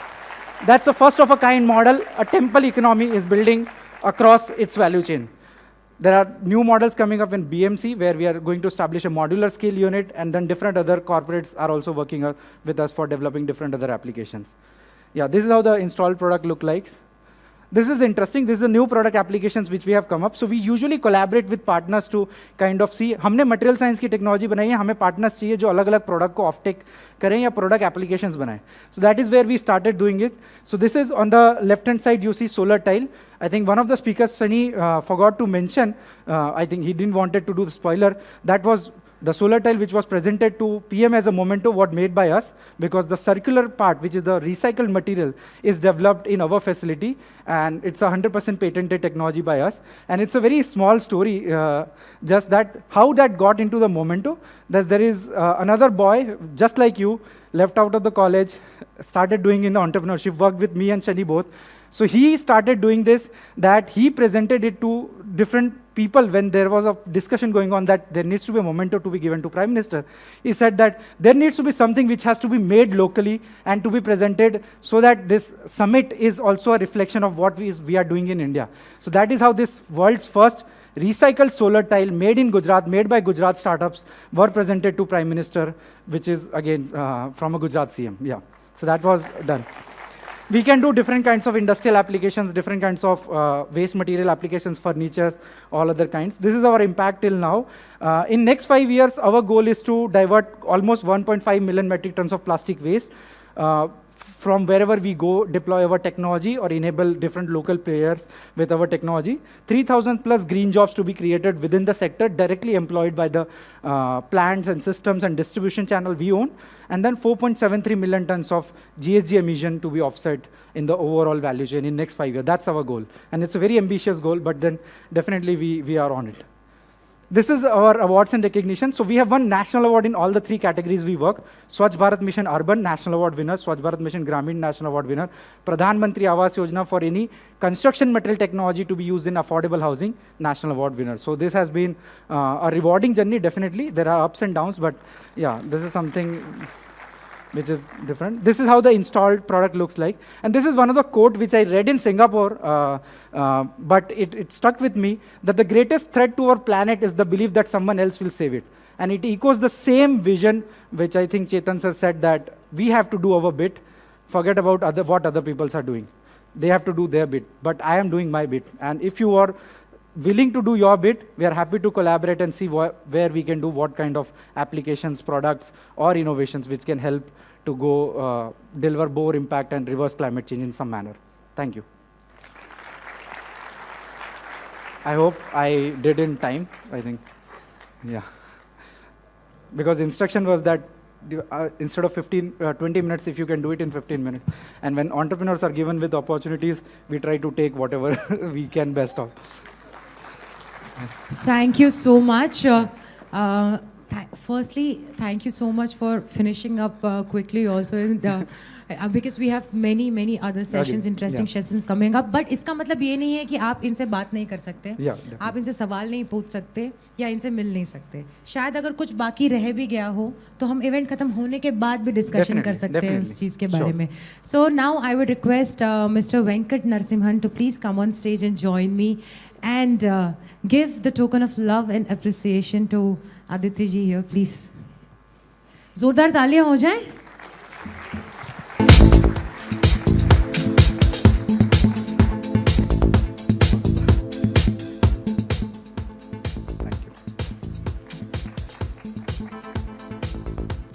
I think everybody just had lunch, right?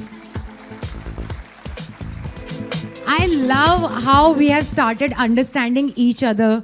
हम सुबह सुबह ही मिले हैं, लेकिन हमारी tuning बहुत अच्छी बैठ गई है. मैं बोलती नहीं हूँ, लेकिन आप लोग वो सारे काम कर देते हैं. So thank you so much for that. Thank you. So now मैं कब से रिपीट पे बोल रही हूँ कि हमारे बीच में कोई ऐसा आने वाला है जो आप सबके दिमाग पढ़ सकता है, जो हमें कुछ जादुई दुनिया में लेके जाने वाले हैं. पहली बार नहीं है जिन्हें मैं स्टेज पे अब बुलाने वाली हूँ, उनको इंट्रोड्यूस कर रही हूँ. मेरे बहुत ही अजीज़ मित्र भी हैं और साथ में एक बहुत ही टैलेंटेड कलाकार भी हैं वो. He is a renowned magician and mentalist who believes in creating magic using psychological techniques and illusions of mind. He started performing at the age of 7. 7 साल की उम्र से उन्होंने परफॉर्म करना स्टार्ट किया है और इनकी कैरिस्मेटिक पर्सनालिटी एंड ह्यूमर्स तरीके से, जिस तरीके से आप सब लोगों को यहाँ पर संजो के रखेंगे और आपको एक सेकंड भी ऐसा नहीं लगेगा कि आप इनसे अपनी नज़रें हटा सकें. इनका एक बहुत ही एक्लेम्ड मैजिक शो है जिसका नाम है द मैजिक शो. एंड एक टिप इनको बुलाने से पहले मैं आप सब लोगों को बताना चाहूँगी कि अभी के लिए, अभी जब तक यहाँ पर हमारे वो मेंटलिस्ट और मैजिशियन आ रहे हैं, अपने जीवन के जो एकदम सीक्रेट्स हैं ना या फॉर्मूलाज हैं, ये सब बिल्कुल सोचना बंद कर दीजिए. बिकॉज देर आर चांसेस कि वो आपके दिमाग में जो भी चल रहा है वो बता देंगे. सो एक बार जोरदार तालियों के साथ let's welcome a very good friend of mine, a very talented mentalist and magician, none other than Chandranket Sharma. Atomic.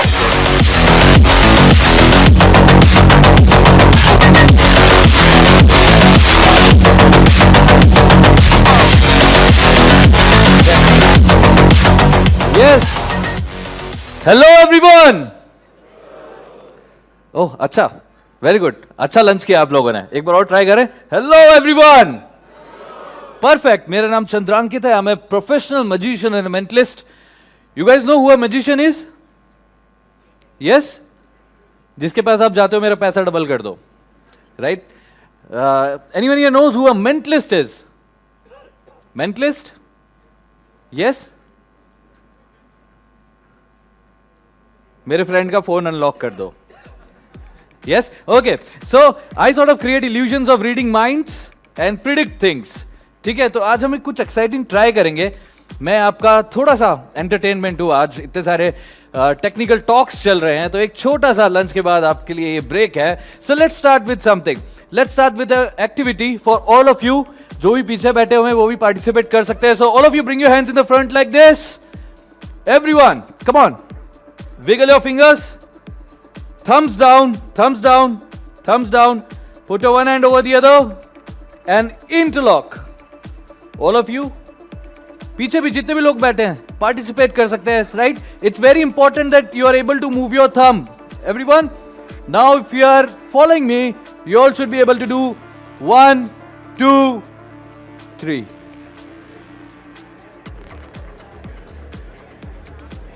What? What I hear a buzz? You know, that some of you are still trying. I love that. Thank you so much. Thank you so much. You know, oh, thank you so much for that one clap, sir. Come on. Okay. That's great, that's great. That means you have to pay more attention. I'm going to influence you, and your job is not to get influenced. Okay, so we'll try something quickly from this side. Maybe someone, you in the blazer, can you please stand? Yes, you can be at your place. Your name is? Divya, I want you to think of a number between 1 and 5.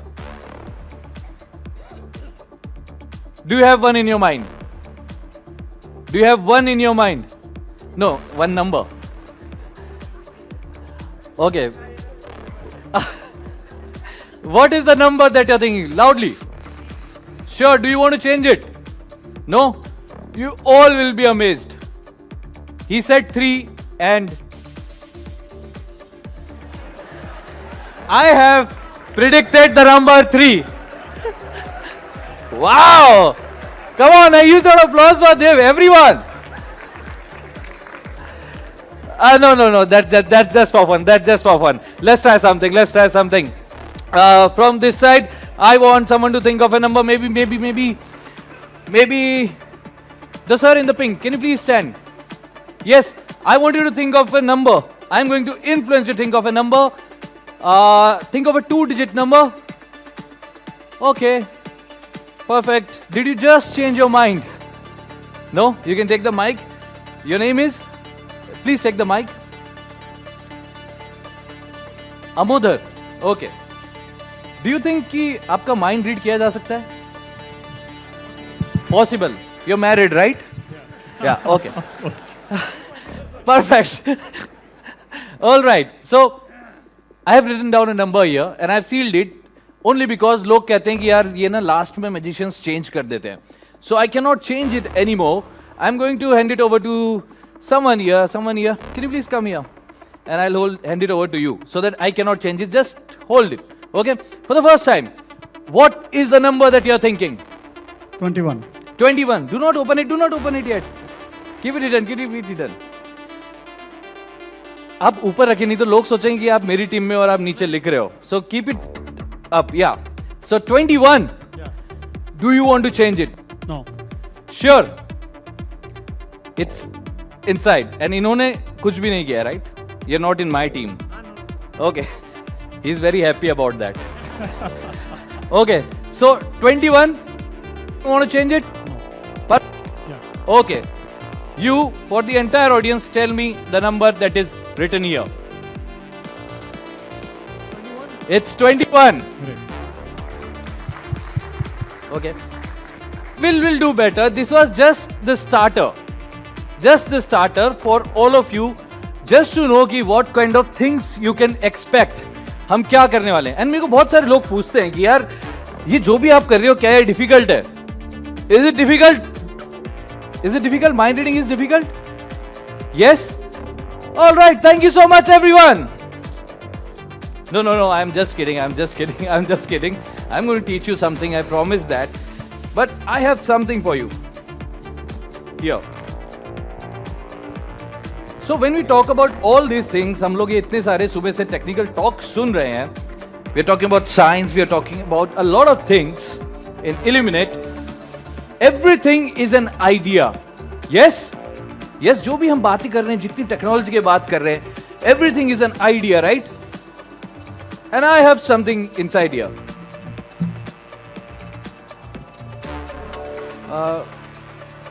Do you fear snakes? Snakes.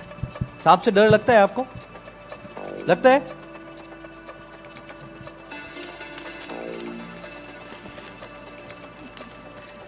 नहीं, इसमें snakes नहीं है. No, there are no snakes. You know what this is? Rubik's Cube, right? Information. There are 43 quintillion ways to solve a Rubik's Cube. How big that number is? 18 zeros after the number 43. 43000 times. Anyone in the audience can solve this? Yes? How much time does it take? 1 minute? You? 50 seconds. Oh, can we have a round of applause for these young gentlemen here? Wow. Pretty amazing. You know the world record to solve this is 4.3 seconds. I'm going to solve it in a different way. Without looking, unsolved cube, I'm going to keep it inside the box like this and shake it. Solved. You know the difficult part? To make it unsolved again. Unsolved. So, actually, if I take this out, this is actually solved from all the sides. What? Some of you want to check it? Please take this. Please take this. Come. Take this. Catch. Good catch. You can keep this. Yeah, what? You can take the seat. In this? There is nothing. Thank you. You want me to drop the hand? Okay.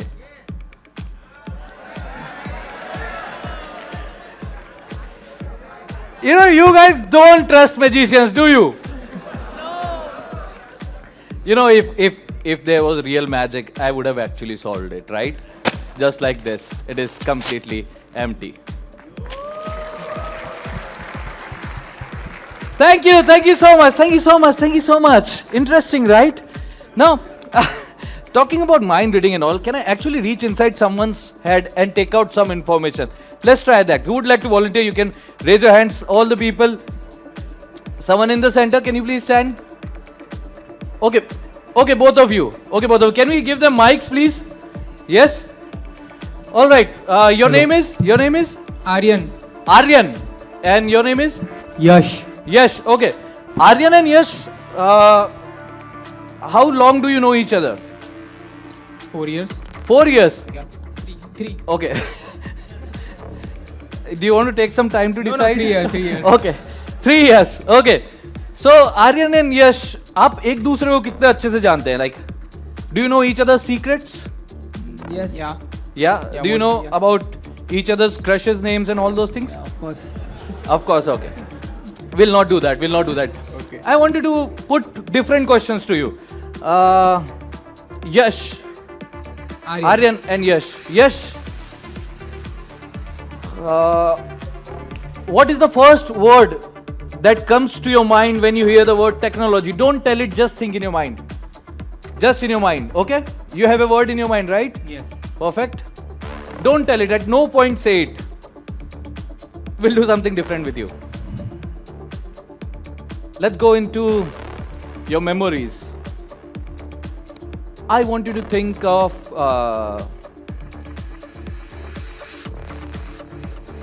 your first teacher that you liked.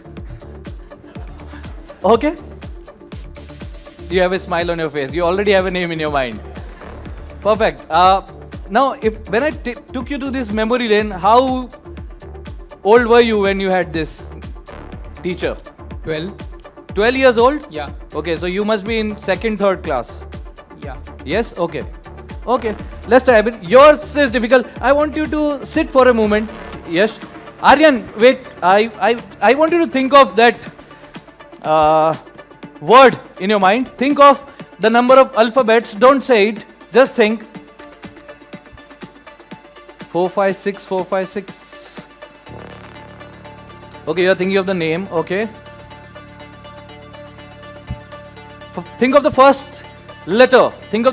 Don't say it. A, B, C, D, E, F, G, H, I, J, M, N, O, P, Q, R, S, T, U, V. Oh, there is a smile.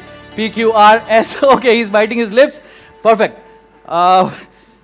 Just for the audience. And by the way, this is not a setup, right? You have not told this information to anyone. Is it? Can you confirm on the mic? Yeah. Yes, okay. What is the first letter of that name? Just the first letter.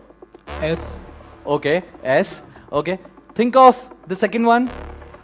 The third, fourth. Oh, very different name. Think of the last one. You're quick. It's a vowel. It's a A. Yes. Yes, okay. I have a name here.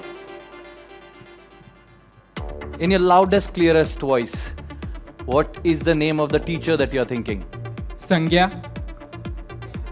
It says Sangya, everyone. All right, you can have a seat. Thank you so much. I hope that brought down memory. And you're thinking of a word, right? You're thinking of a word. Okay, think of that word. Don't tell me. Technology, right? Yeah. Yeah.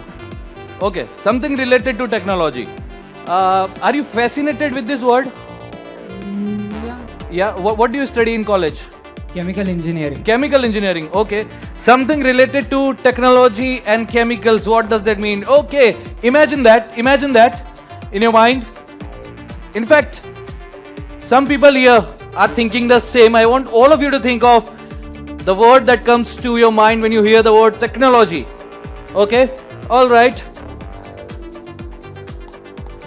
I think there is an image that is coming to my mind when you are thinking of this word. Is it? Yeah. Yes? If you want to describe the color of that word, what would that be? Like two colors, one gray and one yellow, red. Yellow, red. Something related to fire, I believe. Yeah. What is the word that you are thinking? Rocket. It says R-O-C-K-E-T, rocket. Everyone, you can take your seat. Thank you so much. I hope that makes your dream to meet a mentalist come true today. Yes. Thank you so much. All right. Now, isn't this fascinating? Isn't this fascinating? We talk about so many things. We talk about this crazy stuff that is happening all around us. And it's all just an idea. But one thing that differentiates us from the technology, the machine and everything, that is the human relations, the bonds that we have. Yes? Are there two people who know each other for a long, long time, like 10 years or something like that? In the audience? Maybe here? Somewhere? There is one gentleman. You guys know each other for more than 10 years? Wow, can we have a huge round of applause for the two gentlemen over there? Wow, that's amazing, that's amazing. And also talking about that, sir in the blazer, do you think I can tell about your account number? Maybe. Okay, your ATM pin? Can we try the ATM pin? Okay, let's try that. Are you all excited? Okay, we'll not do that. Before I move forward, because we have a little bit of time restriction. When I was thinking about this event, there was something coming in my mind, and I actually wrote that down in this piece of paper. I want to give this piece of paper to someone, maybe from. Can you hand it over to Subrat sir here? Can you hand it over to him? You can just keep it.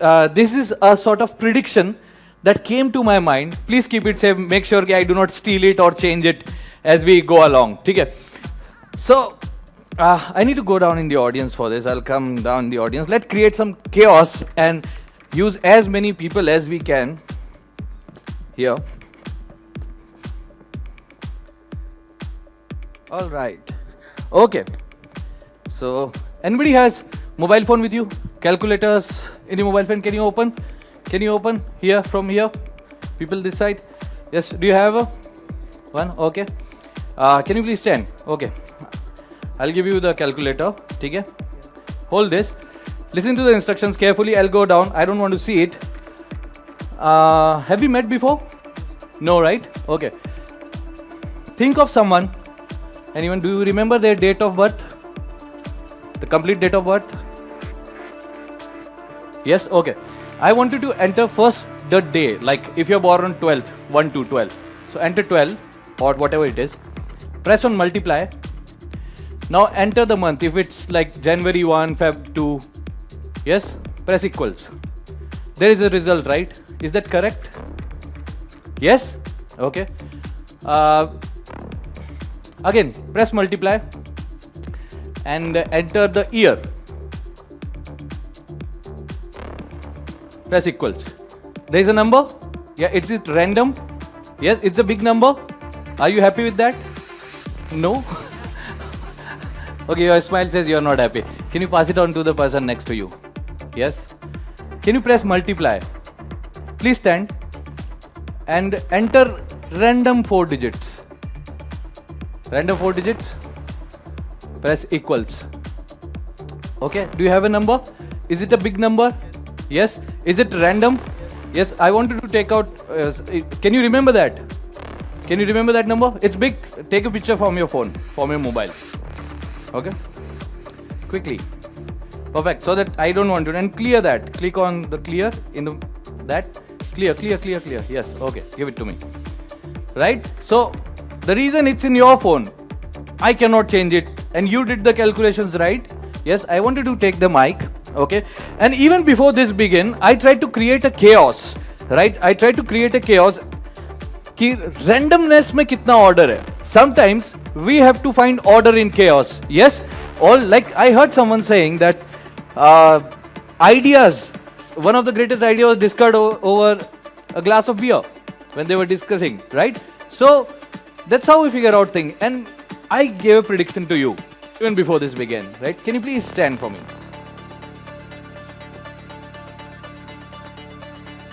Yes, I'll just hold it like this. Please open this.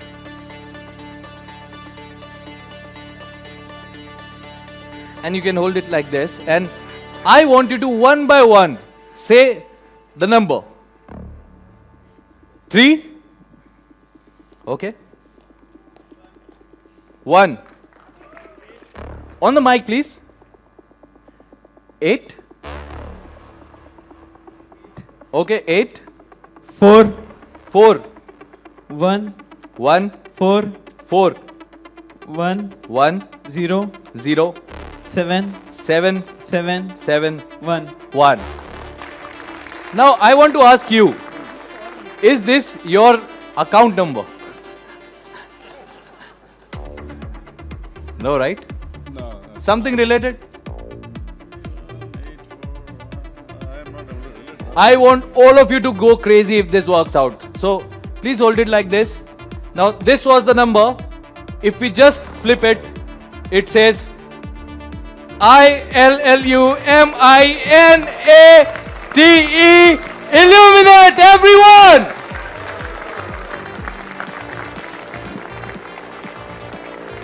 Thank you so much for joining. Please take the seat. Thank you so much for you to joining. Can we have a huge round of applause for the entire team? And let's welcome again our wonderful, the beautiful host, Monica. Thank you so much. Check. I am so glad throughout the day there was at least one person who called me beautiful. So I'm very happy about it. Can we all give it up for Chandrankit Sharma here? Did you all had fun in his session? Yes? बहुत कम आवाज आ रही है. लगता है जादू अभी तक चल रहा है दिमाग में सबके. Did we all enjoy his session? Wonderful. Thank you so much. And now we are coming towards one more very interesting session because our guest of honor is here. And this is the session that we all were waiting for. Ladies and gentlemen, once again, it's my honor to call on stage and welcome Dr. V.K. Saraswat, Niti Aayog Policy Maker, DRDO Board. एक बार जोरदार तालियों के साथ let's welcome our guest of honor, Dr. V.K. Saraswat, Chief Designer of missiles like Prithvi, Dhanush, and interceptors of ballistic missile defense, member of Niti Aayog, and architect of India's missile defense systems, blends deep scientific expertise with strategic policy leadership. His pioneering work in indigenous technology and innovation-driven governance perfectly embodies India's leap towards a smart, secure, and sustainable future. And the very humble man is just standing beside me. I think we need to welcome him with a roaring round of applause on stage in front of you, Dr. V.K. Saraswat.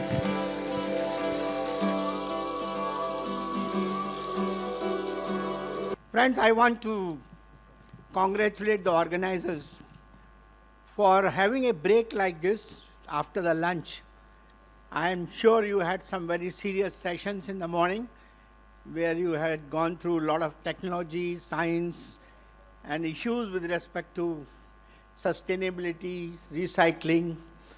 What I was impressed by was a startup talk which was given on recycling. Mr. Shukla did a wonderful job. I must congratulate him for that. And the just concluded session on mind reading, it was completely, I was flabbergasted. Can somebody do such things? I cannot even imagine. So I must congratulate the young man who has developed these skills for doing that. But I'm not going to be part of this kind of an entertainment because I'm not an entertainer. I can only talk science, I can talk technology, I can talk something what I have done throughout my life is, I think you heard the hostess who was talking about me, that what I have done in my life. I have only built missiles, and that has been my one and only achievement throughout till I joined Niti Aayog. And the missile development was done under none other than our former president and beloved scientist cum president, Dr. Kalam. Dr. Kalam has been my guru, mentor, and he came in my life after I had spent 10 years from 1970 to 1982 in developing liquid rocket engines. A great man who came from Department of Space after launching SLV-3, the India's first launch vehicle, which carried about 40 kg of payload in the low Earth orbit. So he had that fame, and he was, I think, Padma Shri awardee. So we were in complete awe of him, because we were in DRDL, which was engaged in building missiles for the Indian Armed Forces. And he was coming from the launch vehicle area. Many of you will think that missiles and launch vehicles have a lot of commonality. It is right. But when the missiles are built, they are to be used in the field. And hence you have to use technologies which are suitable for the field application. Whereas launch vehicles can be launched in a very controlled environment. We can fill liquid oxygen, liquid hydrogen on the launch pad, ensure that all the blow-off losses are taken care of and things like that. It's not being handled in desert, it's not being handled in snowbound areas, it's not being handled in very, very cross-country locations. So there's a difference. Our systems, missiles have to be very rugged. I was making a liquid rocket engine, so when I said that I would use only liquid rocket engine, Dr. Kalam came from a background that he has used for SLV-3 a solid rocket motor. So he told me, Saraswat, you should not use liquid. I have built this solid rocket motor. Why can't you convert that for your Prithvi missile? I was little taken aback because I had spent 7 years developing that rocket engine, which was working very well. And here there is a man with so much of repute who wants me to change it. So that was the point of, I would say, in a mild tone, confrontation between myself and Dr. Kalam. We stuck to each other. He stuck to his point of view. I stuck to my point of view. And that contest continued for 3 years. Finally, he said, okay, I go by you, but you have to demonstrate this to the nation, that technology what you have developed is the right technology. And this is going to make the project successful. And you have to undergo a review, a national review, by experts from different departments, that your engine will meet the specifications. So first time in the country, in those days, DRDL never used to have review culture. We used to design things ourselves, use ourselves, and build ourselves. First time a national review was organized by him, in which scientists from space, scientists from CSIR, scientists from DSG, scientists from various departments all came who were conversant with the science of rocket propulsion. And a 3 days rigorous review of that, my work was done. I was subjected to that. Finally, they found some weaknesses, they found some good points, and said that unless Saraswat demonstrates 5 consecutive successful tests of this engine, it cannot go in the missile. That was a challenge for me, and this is a challenge which is related to the topic of today's discussion. How to manufacture in a short time a very complicated liquid rocket engine having more than 1,000 components in just about 2 years, 5 numbers, for which there was no industry utilized earlier. It was all being manufactured within DRDL, and DRDL had a small workshop which certainly cannot do that. And that was a mammoth task for me to build in the industry manufacturing capability for components of a liquid rocket engine, the kind of precision which is needed. Many of you will appreciate that. And that was 1982. 1982 and 2025, there's a lot of difference in terms of the industry maturity of the country. But fortunately, there were some good MSMEs in Bombay, in Pune, in Hyderabad, and we could get them to do my work.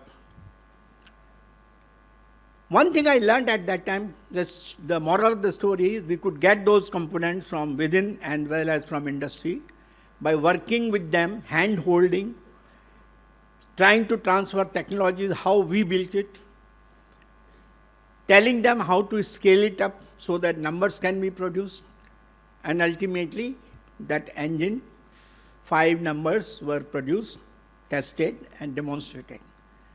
The point is scalability. The point is transfer of technology. The point is how you can actually upgrade the skills in the industry where nothing existed at that point in time. And we are talking of today's manufacturing scenario of the nation. And even today, the same point holds good. The point is scalability.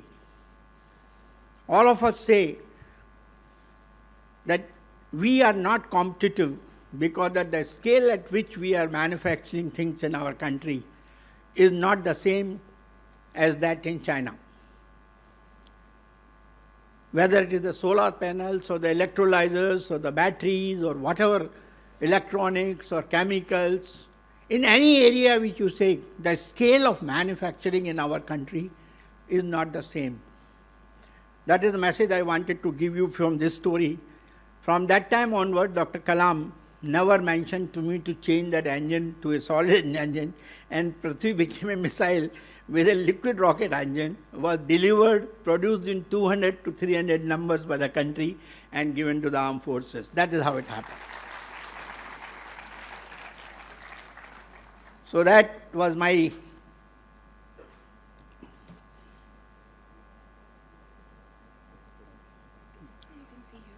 No, I want this.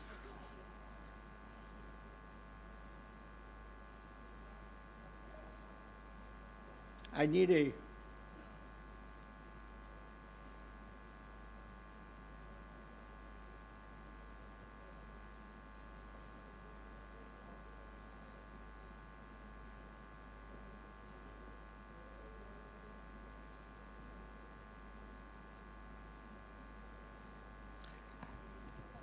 So now formally I would like to say, I'm sorry for the technical glitch, but I thought that it would be very easy to connect, but thanks to the organizers that they could make it happen now.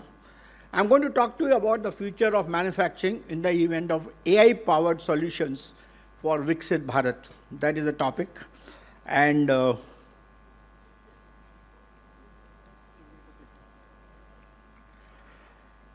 we are talking about current manufacturing landscape in the country. We are at the cusp of a manufacturing revolution.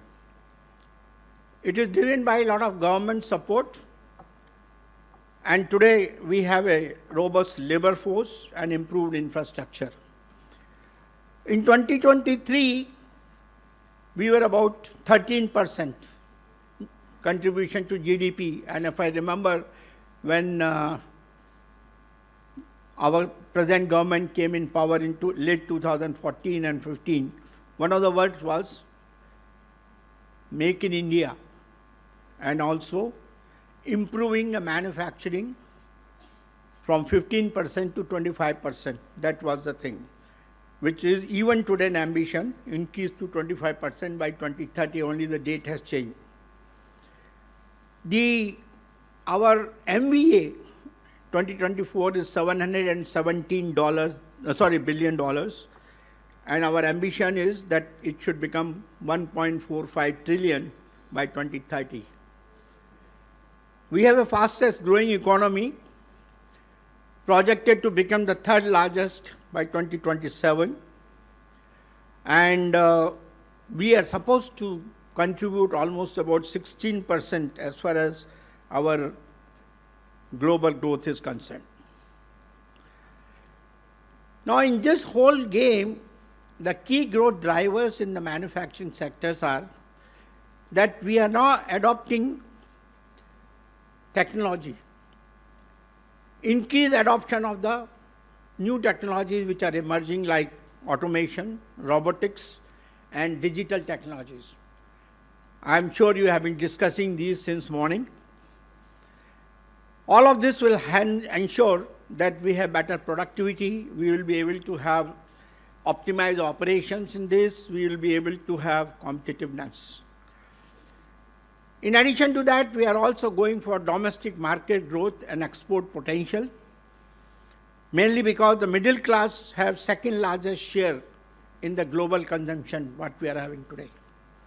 Our exports reached about $252 billion in October 2024. There will be some impact of that because of the tariffs which have now come up. Our infrastructure development has the potential to reach about 1 trillion through enhanced industrial infrastructure like roads, ports, and power grids by 25-26. And we have a major policy support, which is Make in India, and promoting investment in all sectors. And the biggest support is the people like you who are sitting here, the demographic dividend. They are young people, skilled, semi-skilled labor, which are available for making our country a manufacturing hub.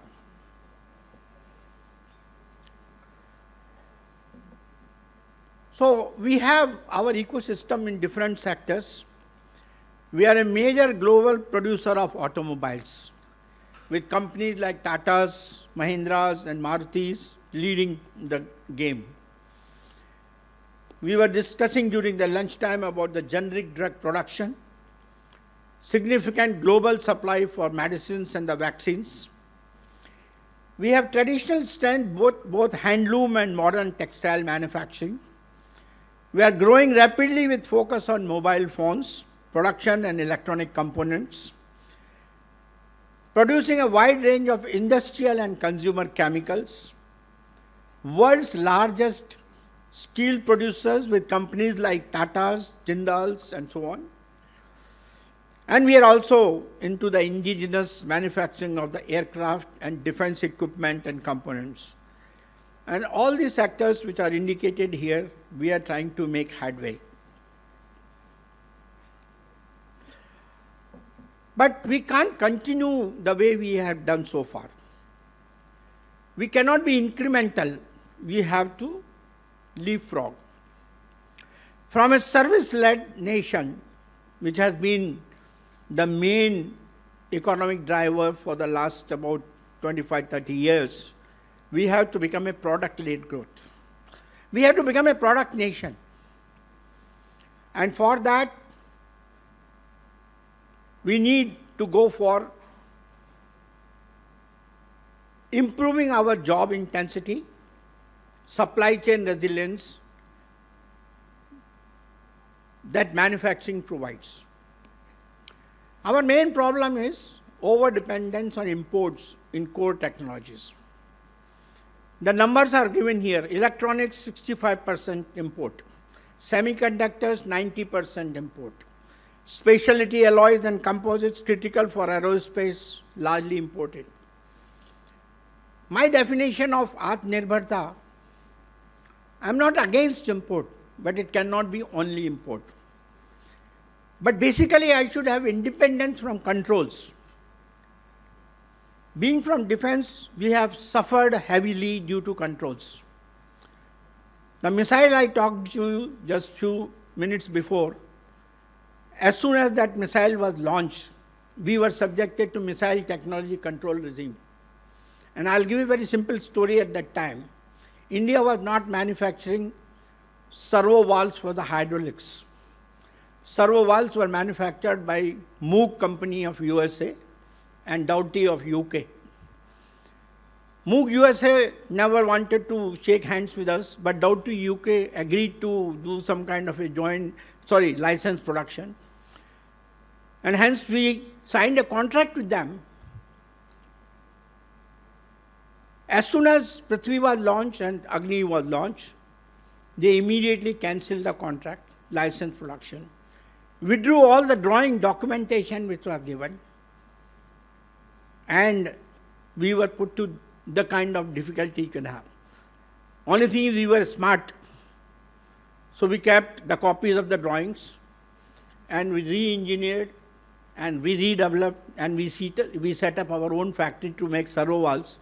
And that factory is today supporting not only defense, but space and many other areas. And not one type of servo valve, but others.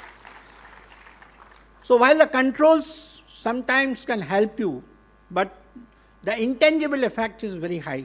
It causes delays and it also requires investment because we had to set up a factory for manufacturing servo valves, and that was not very cost effective because the quantity of servo valves needed was so small, where the capital investment needed was very high. So these are the things that happens. So independence from controls in advanced technologies, high-end manufacturing equipment, semiconductors, critical materials, rare earth materials. You know the story of rare earth magnets for what the automobile industry is facing today. And also the new areas like artificial intelligence, quantum computing, aviation and space technology. You must have heard the story of how our Tejas program is getting delayed. The LCA Mark 1 or Mark 2, in which the G414 engine has to be supplied by America. And it is not coming for the last 1.5 years. So they are controlled. And we don't know whether it will come at all or not. Same thing is going to happen in medical and pharmaceutical. All the APIs, intermediates, what are needed for production of drugs, all come from outside. So incremental growth will lock India into the import dependence. India must leapfrog indigenous design, AI-led processes, sustainable manufacturing. There was a fantastic talk on sustainability, recycling, and I think that's the message which the young man has given. So the answer is, the topic today is also smart manufacturing. That with the manufacturing, while it has improved a lot since 1982, what I have seen and what we have today, the example of the growth I can only say that MBT Arjun took us almost 20 years to manufacture, develop and manufacture. MBT Arjun was our first main battle tank. With the help of Larsen & Toubro and DRDO together, the light combat tank weighing less than 25 tons has been manufactured, designed, developed, and manufactured in 3 years. So that is the kind of capability this country has developed now. This is called collaboration. This is called the way technology has developed, the way we are able to use present-day features of smart manufacturing, which are connectivity, seamless communication among the machines, systems, and humans, intelligence, which is AI-driven decision support system, flexibility in quick adaptation to changes in demand. I can tell you, in that light tank, I took the review. Mr. Ramchandani and others called me and we had a discussion. I suggested 27 changes. Those 27 changes, L&T and DRDO were able to do in less than 6 months' time. That is the kind of adaptation to change in demand and design processes. Transparency, end-to-end visibility across supply chains and operations, efficiency, reduced downtime, energy consumption and waste, and customization. These are some of the features of the smart manufacturing process. Many of you are still following the traditional process, so there is a comparison given here, both in terms of productivity, maintenance, quality control, energy efficiency, flexibility, and downtime. The changes are very clearly visible that automation brings with respect to the manual processes, a reactive maintenance with respect to the predictive maintenance, a manual inspection with respect to real-time defect. So you see the kind of change that smart manufacturing brings in terms of productivity, efficiency, quality, and so on.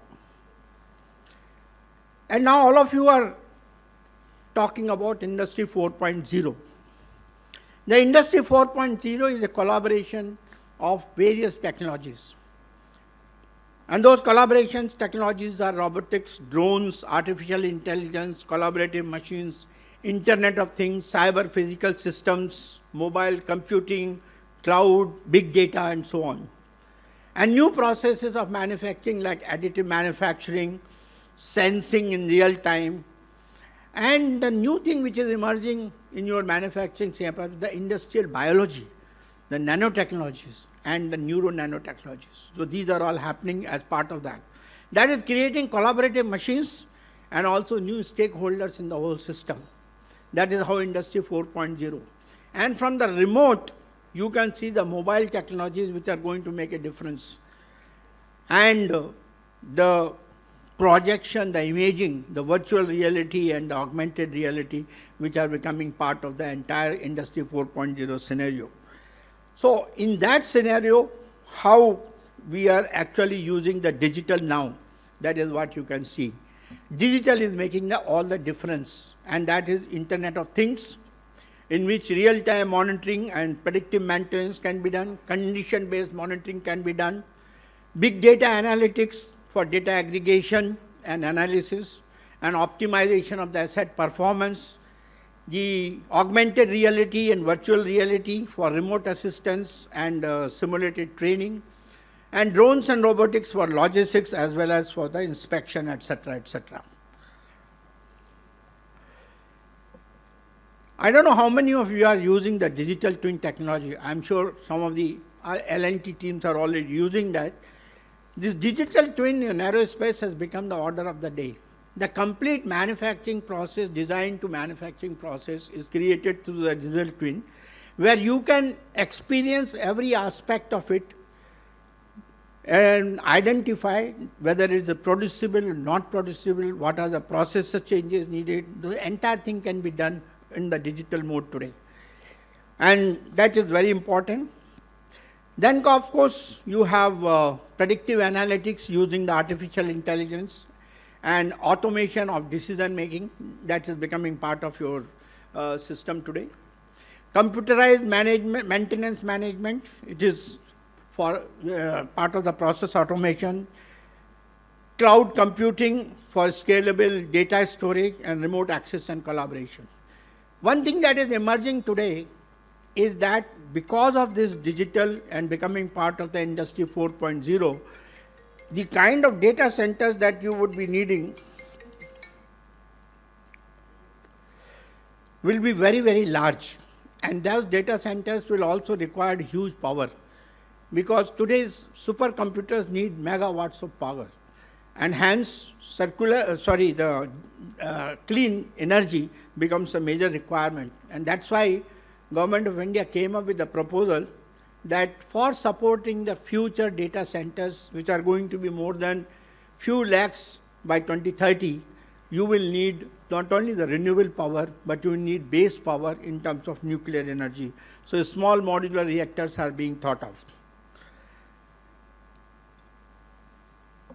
Now these are advantages for the AI-led manufacturing: cost reduction, supply chain optimization, enhanced quality, customization and personalization, improved efficiencies, safety and compliance to regulatory features, and of course it gives you competitive advantage also, and data-driven decision making.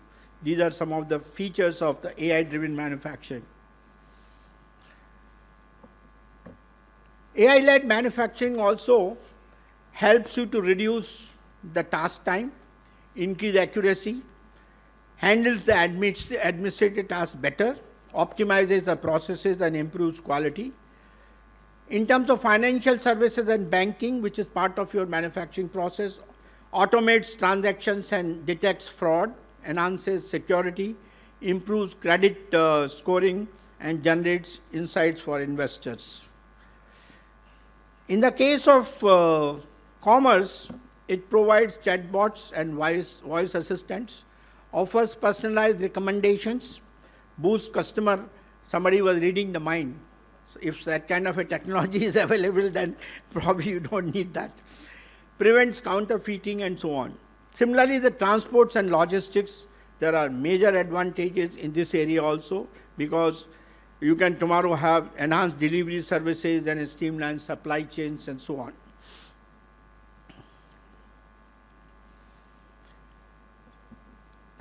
Cobot, AI cobots in manufacturing. Collaborative robots are designed to work alongside humans, if not only automates tasks, but to augment human capabilities within its own. So automate the repetitive tasks, achieve greater efficiency and consistency through that. And they can also help in testing and inspection with identification, monitoring, probing, gauging, and so on. So cobot is becoming the order of the day. Only my fear is whether it will be able to replace the human beings or it can work alongside with the human beings. Additive manufacturing and AI now getting included in the additive manufacturing. That is mainly so that AI can improve the process of additive manufacturing by reducing cost and speed up production. It can also help in making a lot of design suggestions. It can help in quality control. It can help in predictive maintenance. And it also can help you in additive manufacturing for the process optimization, so that all the product designs with finished products can help identify the gaps if there are any during this process. So there's a major advantage of the AI in the additive manufacturing. Same thing it can do in the predictive maintenance. Proactive data-driven approach, that is what it can have. That will reduce your downtime, it will save cost and extend the asset lifespan. That is what the predictive maintenance can do. In the supply chain, from demand forecasting to procurement and inventory management to process optimization, there are only many benefits AI in supply chain management. It can do very good demand forecasting. It can help you in better inventory management. It can do the complete route optimization, and it can also do the warehouse automation. So these are some of the advantages in the supply chain which you can accrue through the AI focus. Now, where all we are using today and where all we can use. One area where already it's getting used is the automotive industry, where the smart robots and predictive maintenance and assembly are being carried out in some of the industries like Mahindra's and Tata's and so on. Electronics, already The few companies which have come up from international arena are using automated quality inspection and precision assembly. Pharmaceuticals, some of the real-time processes monitoring for regulatory compliance, because in pharmaceutical, regulatory compliance is a very major task. As I mentioned to you, our MCA program, which is the new program for advanced medium combat aircraft, is completely based on the digital twin technology, which is being done today by our aerospace designers. Same thing can be done for textiles and apparels, AI-based demand forecasting in the smart fabric production, and food and beverages, IoT for freshness tracking and supply chain optimization. These are some of the applications of smart manufacturing. But the main thing that is worrying all of us know that AI is a double-edged weapon, and it can put you in difficulty because of if it is biased. Implementing AI in manufacturing brings in a range of ethical considerations, and we have to navigate through those carefully, because it can affect your business, it can affect your employees, it can affect the society as a whole if it is not properly tailored. Bias and fairness can inadvertently perpetuate biases present in their training data, leading to discriminatory outcomes. You are already seeing deep fakes and things like that which are coming today. Transparency and explainability, in fact, many times we are not able to say why that particular decision AI has given. There is no explainability there. It is quite opaque. And a black box approach cannot work in some of the manufacturing systems. Second one is the data privacy and security. We are all worried that our data can be stolen. Accountability, organizations must accept accountability for both the intended and unintended consequences of AI, understanding that liability risks are a significant aspect of AI deployment. Next comes the regulatory compliance and the ethical oversight, which is very important as far as AI is concerned. Now, for doing this kind of industry, we have to skill our people. And what is the kind of skilling that is needed is also very important. We need digital knowledge and ability to work with data. How many of our MSMEs, how many of our other industries are used to manage the data? They should be able to automate the system, knowledge of new age technologies like IoT, AR, VR, and so on, knowledge of cyber security, because data privacy is very important, data protection is important, and statistical knowledge and ability to analyze data generated from machines. All that has to be taught. In addition to that, there are cross-functional expertise which is needed, understanding of the cross-functional processes, focus on client needs, expertise in working under ambiguous conditions, honing soft skills such as collaboration, emotional intelligence, decision-making, and upskilling. So digital skills and cross-domain expertise are likely to become game changer for success as far as the Industry 4.0 era is concerned. There are a lot of challenges in implementing the AI-driven or smart manufacturing. One of them is the high initial investment cost. Cost of sensors, robots, digital infrastructure. Cybersecurity risk I already mentioned. Data management complexity, handling, integrating massive data and volumes thereof. That means everybody has to have some very good data centers with software and hardware. Next challenge is the skill gap, because majority of our workforce is not skilled to handle this kind of a discipline. There could be interoperability issues, because integrating AI-driven systems with the legacy systems with the modern technology could be a major issue.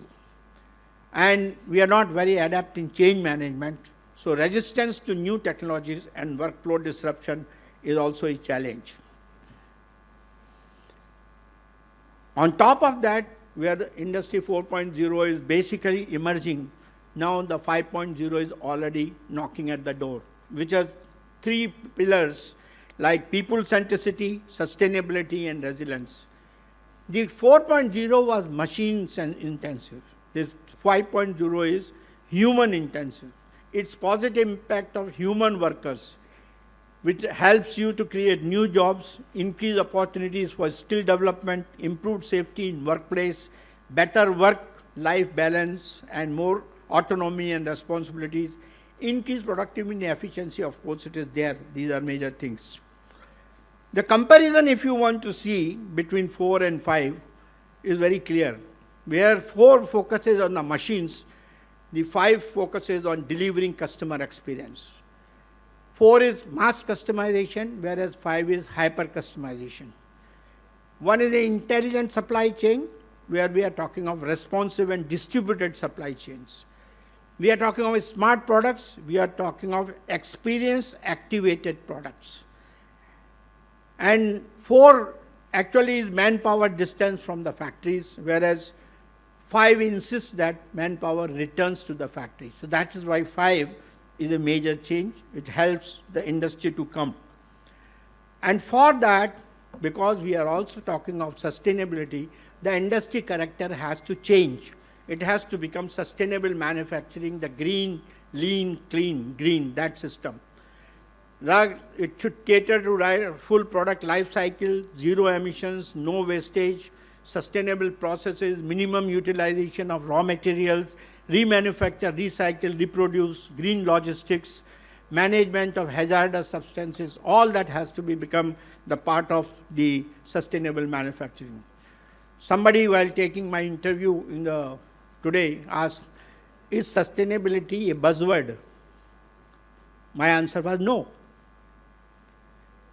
As a generation, we cannot take sustainability only as a buzzword. Sustainability has to be part of the real change which we have to bring in our lifestyle.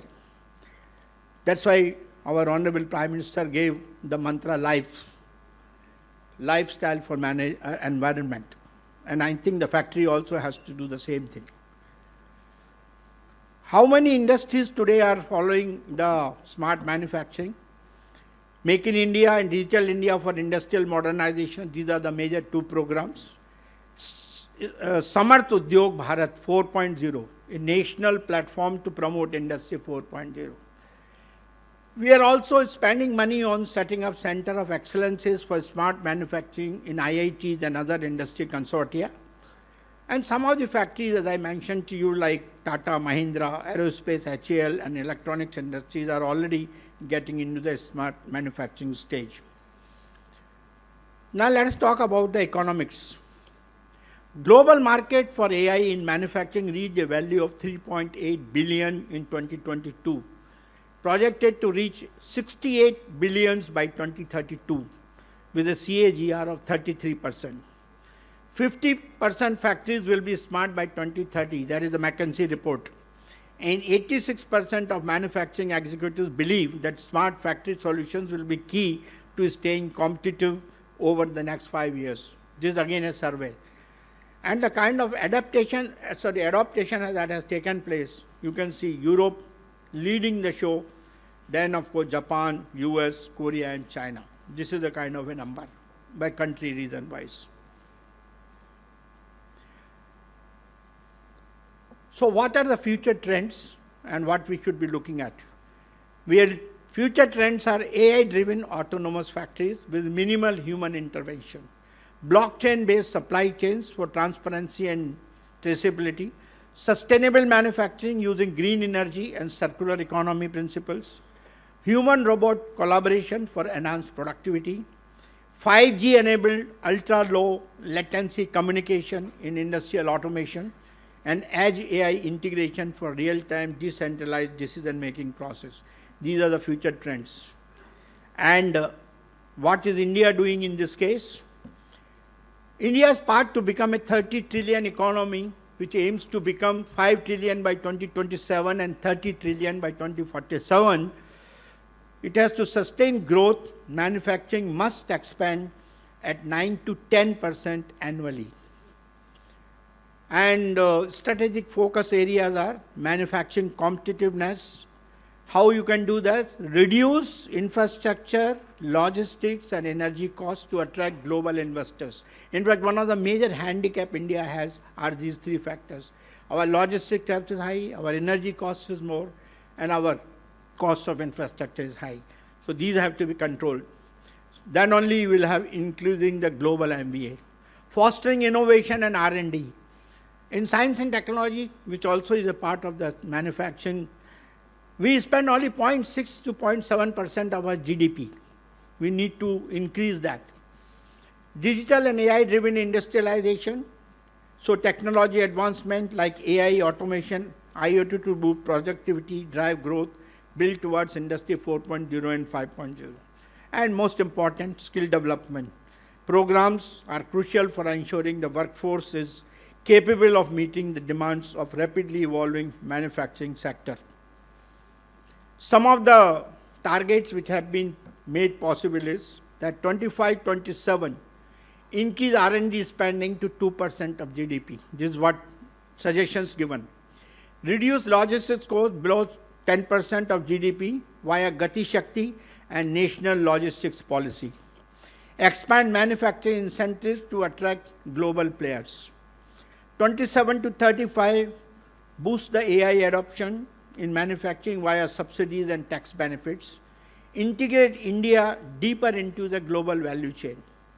Expand MSMEs credit access and reduce compliance burden. 35-47, make India a top 3 global manufacturing hub. Achieve net zero emissions by 2070. Position India as a leader in AI-driven smart manufacturing. This is what we are talking of. So friends, in the end, I would say, India missed the first 3 industrial revolutions, but is ready to move forward with the world in the 4th. This is what our Honorable Prime Minister said in the Global Summit 2025. So the time to act is now. Thank you very much. God bless you all. Thank you so much, sir. I think we all should stand up and give him a standing ovation for this session. Can we all stand up and give a big, big, big round of applause Thank you to Dr. Saraswat. Meanwhile, I would also request Tripathi sir, Subrat Tripathi sir, to please join me on stage. It's an honor for us that Dr. Saraswat is here for Illuminate 4.0, and we would love to give him a token of appreciation.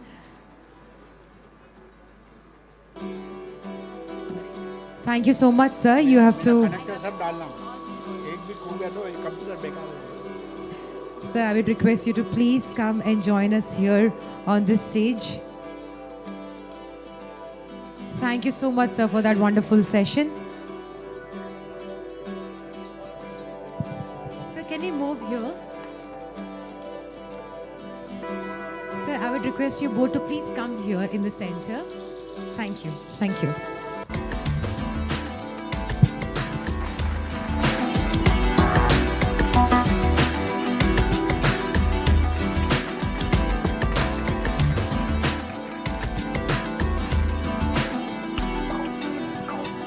Since Mr. Subrat Tripathi and Dr. Saraswat is already on stage and we are moving towards a panel discussion, I would request you both to stay back. I would take the lovely flowers from you, sir, if you don't mind.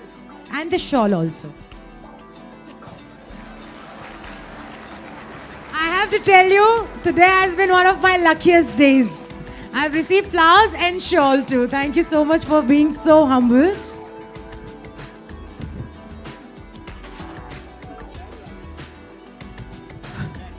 For panel discussion, I would request Dr. Madhukar Garg, Dr. Chetan Singh Solanki, and Dr. Anirbit Sirkar also to come on stage and join us.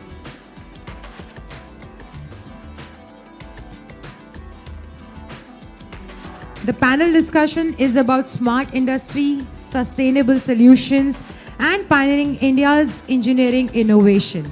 तो हमारा एक panel discussion होगा. हमारे moderator आज के panel discussion के हैं mister Subrat Tripathi, along with our panelists Dr. V.K. Saraswat, Dr. Madhukar Garg, Dr. Chetan Singh Solanki, and Dr. Anirbit Sirkar.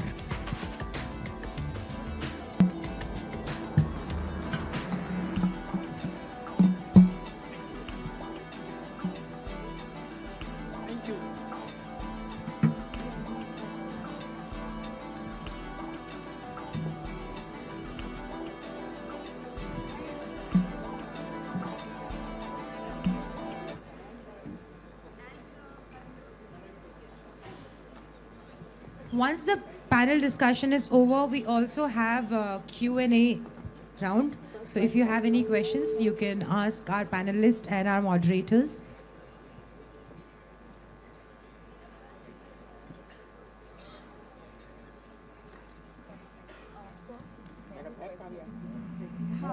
We just get the best.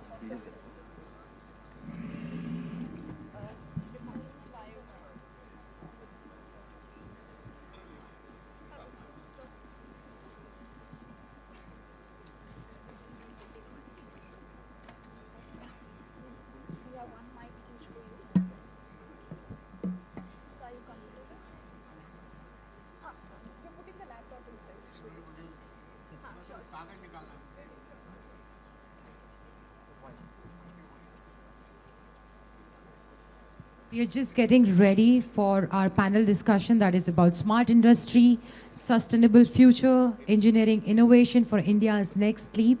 Our moderator is Mr. Subrat Tripathi, and we have all our dignitaries as our panelists. And Subrat sir is going to take this stage and carry forward this panel discussion. Sir, the stage is all yours. Thank you. Thank you so much.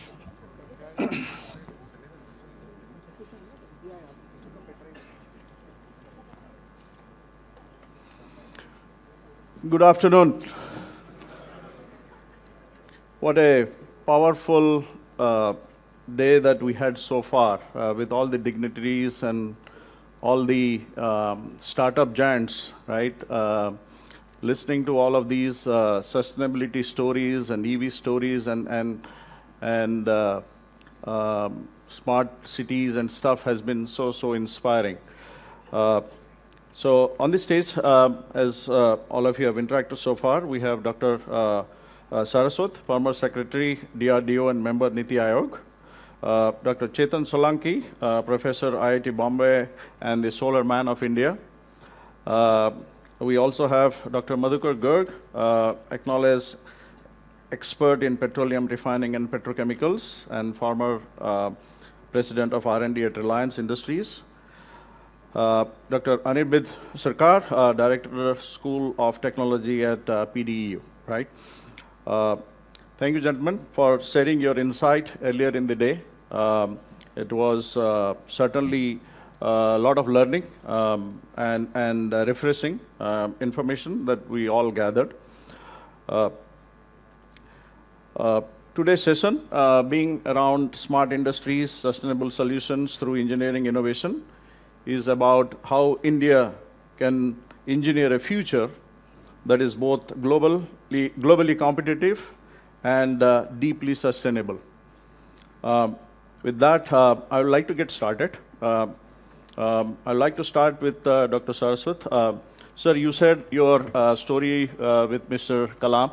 I have a small story that I would like to share that I had in my early days as an engineer. I started my career with ISRO, and in 1994, I had the opportunity to be part of the ASLV D4 mission. And just around that, U.R. Rao had stepped down and Mr. Kasturi Rangan had taken over. He wanted to commercialize ISRO. And while the rocket is getting assembled, he threw a monkey wrench that we want to add a 5 kg load from Belgium because I want to start seeing ISRO becoming commercial. So a committee was formed to evaluate whether that 5 kg payload can be added. Long story short, I was the lucky one to be part of the team to evaluate the technology, whether the rocket can take that additional 5 kg. And we gave a positive outcome, but many of the senior scientists didn't believe, so a committee was formed of 8 senior scientist engineers headed by Mr. Abdul Kalam. And we went through 2 days of rigor to evaluate our the R&D work that we had done to confirm. And he signed off. And ASLV D4 being the last mission, all the 8 engineers that worked on that project we were like a little nervous, you know, something should not go bad. And he came from behind and said, guys, you have done a fantastic job. If this succeeds, this will succeed because of you. If it fails, it will fail because of me, because I have signed off. So that was my small interaction, and later on I also had a small interaction with him during the PSLV mission and stuff. Sir, Dr. Saraswat, your talk was talking about how smart technology, digital AIs are emerging. What are the trends? What are the benefits? What are the ethical challenges that we see on the table? Given that, right? And the whole technology industry, expanding at a rapid rate, right? Today, the technology segment of India is about $283 billion, with almost $224 billion being exported. We're also becoming an alternate global manufacturing hub. You talked about being seventh and going to third, right? So we are on the threshold of a big opportunity that can take us at a much rapid rate to the Viksit Bharat mission. Sir, in your opinion, what can and should the industries do along with government to position India as a leader in smart manufacturing, especially using AI and the latest automation technologies?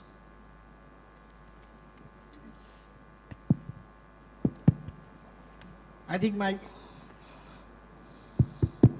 hello? Am I yes, audible? yes. I think my talk was covering most of the aspects of what India should do for becoming a smart manufacturing hub of the world. In my opinion, the first and the foremost focus should be on building the future-ready infrastructure. And this infrastructure growth has to be done in almost every sector. We cannot leave out sectors. Even in agriculture, you have to do the same thing. In the case of precision manufacturing, electronics, pharmaceuticals, the infrastructure which will take care of the smart manufacturing features, whether there is robots or the cobots or drones or whatever that's that future ready infrastructure. Second part is, I think our focus has to be on skill development. That's why the government of India has come up with a lot of schemes for improving the skills of our people who will be able to handle the latest technology, whether it is the artificial intelligence, civil technologies, data analytics, machine learning, AI and all that, or the robots, or the kind of digital twin technologies. I think we have to train all of them. Third part is, there is a requirement for using digital platforms as much as possible. Most of the industries have not graduated to the digital even today. While computers have replaced the typewriters, but the manual intervention and data analysis which is needed for this is still lacking in that. So I think we need to do that in a big way. We have to train, we have to bring in digital. And digital means communications network, 5G network, edge computing network, the data centers what are needed. So digital platforms have to go in the industrial setup in a big way. For the supply chain management, which is becoming again a major issue, I think again there has to be switch over from the kind of supply chain management we have been doing. And the last and the most important part is the logistics. Because if we don't become, again, smart logistics system, the cost will not come down. For us to become competitive, I think that's the most important area where logistics costs has to be done, and hence all the things related to blockchain and things like that have to be brought in here. So infrastructure, skills, digital, and I would say integrating the legacy systems with the upcoming system. That is a challenge which I mentioned in my talk. That can happen only if we do it in a smart way. If we do it, we cannot replace everything legacy and say, I will have a clean slate and I'll set up now only that. So that is a smartness that has to be done, and that requires industry application. The government's role in that will be as much less, whereas the industry has to play a major role. Thank you so much. I think very nicely explained. I'll move to Dr. Garg. Dr. Garg, you have been lifelong associated in petrochemicals and refineries. In my current role, where I play for LTTS, we are associated with quite a few large global oil companies, and we are proud to be associated with a lot of engineering that we are doing for the refining business, the downstream business, right? In your talk, you talked about the consumption at 103 million barrels per day, right? And it is likely to go to 110 by 2030 and kind of plateau, right? Out of the 103, I think the Asian region is producing or contributing or has a share of 36 million barrels, and US and Europe at 20 and 15 each and declining, right? And the refining infrastructures are also very, very old, right? The growth that is expected between now and 2030 is primarily going to be led in the Asian region, right? India currently has close to 6 and or little above 5, likely to go to above 6 million barrels per day and stuff, right? So, but still, I think you also talked, right? The traditional oil and gas business is considered to be dying or disappearing, right? Which is not the case that you and I believe, correct? So in such scenario, how do you embrace digital transformation in such sectors, right, which is considered traditional, going forward, resulting in more breakthrough and innovation? Thank you, Tripathi ji, for that question. Let me actually say at the outset that the oil industry, and particularly the oil downstream sector, refining and petrochemicals, was the first to embrace digital technology. And in India, we actually showed, the rest of the world in converting all the pneumatic control systems to DCS way back in 90s. And then we didn't stop there. We used that platform to implement advanced control, online optimization. Now, of course, there are new terms like digital twins and so on and so forth, but these are basically process models. Yeah. Going forward, actually, the way the industry is looking at it is to now integrate different processes which were happening offline earlier. As I mentioned in my talk, the business processes, which are essentially driven on a long-term basis, which includes both buying of crude as well as production of various products to meet the market demand, is kind of offline. The connectivity between that and the actual operations is manual. This will get automated completely, seamlessly, without any manual intervention. I mean, that is where the industry is moving forward. In the offline sense, it's actually more to do with preventive maintenance, AI-driven, where actually one could look at how we can make sure that we don't have unplanned closures, unplanned shutdowns. And third, of course, is corrosion is, of course, one of the major issues in our industry. And there's a big team actually involved in trying to measure thinness of the equipment. So that actually will help. AI can help a lot in that, in order to actually not only circumvent corrosion, but also actually make sure that we buy crudes and mix crudes in such a way that we actually circumvent corrosion of our systems. Yeah. So there are many ways. In fact, even today, if I would have been in Reliance, I could have actually connected my laptop to any process units operating within the Reliance world, and I could have shown you online. So that is the level of connectivity we are at in this sector. Yeah, yeah. And that's a good platform to actually now get to the next level. Thanks. No, thank you. Thank you so much. A very incredible response. I want to share a fact here, right? You have associated with Reliance and what a smart manufacturing site the company has built. I think one of the most complex refineries in the world with 20, I think the Nelson Complexity Index at 21, while most refineries in the US, Europe are less than 10, right? And one of our customers, one of the global majors, actually challenged us, can you help us make our refinery smarter like Reliance? Yes. I said, well, you'll have to build a new one. So thank you. I'll move to Dr. Solanki. Dr. Solanki, you scared us in the morning that we have to stop brushing, right? And Dr. Saraswat, you missed that. And the way he explained that we are actually causing a huge damage just with a small activity that we do every day morning by brushing our teeth, right?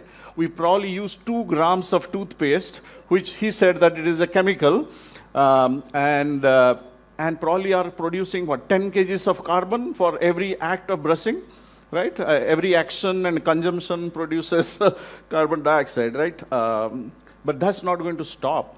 It's going to only increase, right? With the population expected to get to 8 billion and stuff and all that, the need for brushing and those activities is only going to go up. So we cannot reduce the demand for energy, but I think we can change the source of energy, right? So my question to you, see, India today, if you look at the non-fossil source of energy, it's about 237 gigawatts, expected to get to 500 gigawatts by 2030, right? Almost doubling in the next 4 or 5 years. And 80% of the doubling is going to come from solar. Do you think it is practical? And do you think that is enough? Well, thank you, and let me repeat, as I repeated in the morning, you don't have to stop brushing. What you have to be, just become cautious that brushing also means so many resources that we end up using. And as most people think, that I also thought like that if carbon energy is a problem and I need energy, so I need to switch to solar energy, it's an obvious choice. But I also demonstrated that how switching to solar energy itself will have a problem, because I keep telling that no technology is green technology. There can be nothing green in the world except plants and trees. And that is where we have to start, we have to become cautious about solar energy also. And one of my, in fact, I have written 2, Dr. Saraswat, I must share with you, and I have written 2 fundamental laws of human existence. I say if humans have to exist on this planet, you have to follow these 2 boundary conditions. First, it says, in an ecosystem of finite resources, there has to be finite consumption, right? It's a very logical, if your salary is fixed, your expenses has to be fixed. Yeah. If resources are finite, consumption has to be finite. So rule number 1 is you have to first limit and limit the consumption. The moment you limit the consumption, the second law becomes applicable. It says, in an ecosystem of finite resources, there has to be distributed production. Why? Because the moment you centralize your production, invariably it is the nature of centralized production that the output is going to be unequally distributed. And when output is going to be unequally distributed, it invariably results in a gap between the society, and we know that every financial year, the economic gap between the rich and poor keeps increasing, which I consider this as, the gap between the potential difference between the 2 conducting wires. Those who are electrical engineers would know it very well. Whenever the potential difference between 2 wires increases, the chances of sparking also increases. That is what is happening in the society, that the gap is increasing, and now you see the sparking also increasing, there kind of, violence taking place, our tolerance levels have gone down. So limiting consumption and localizing production, these are the 2 fundamental of sustainability.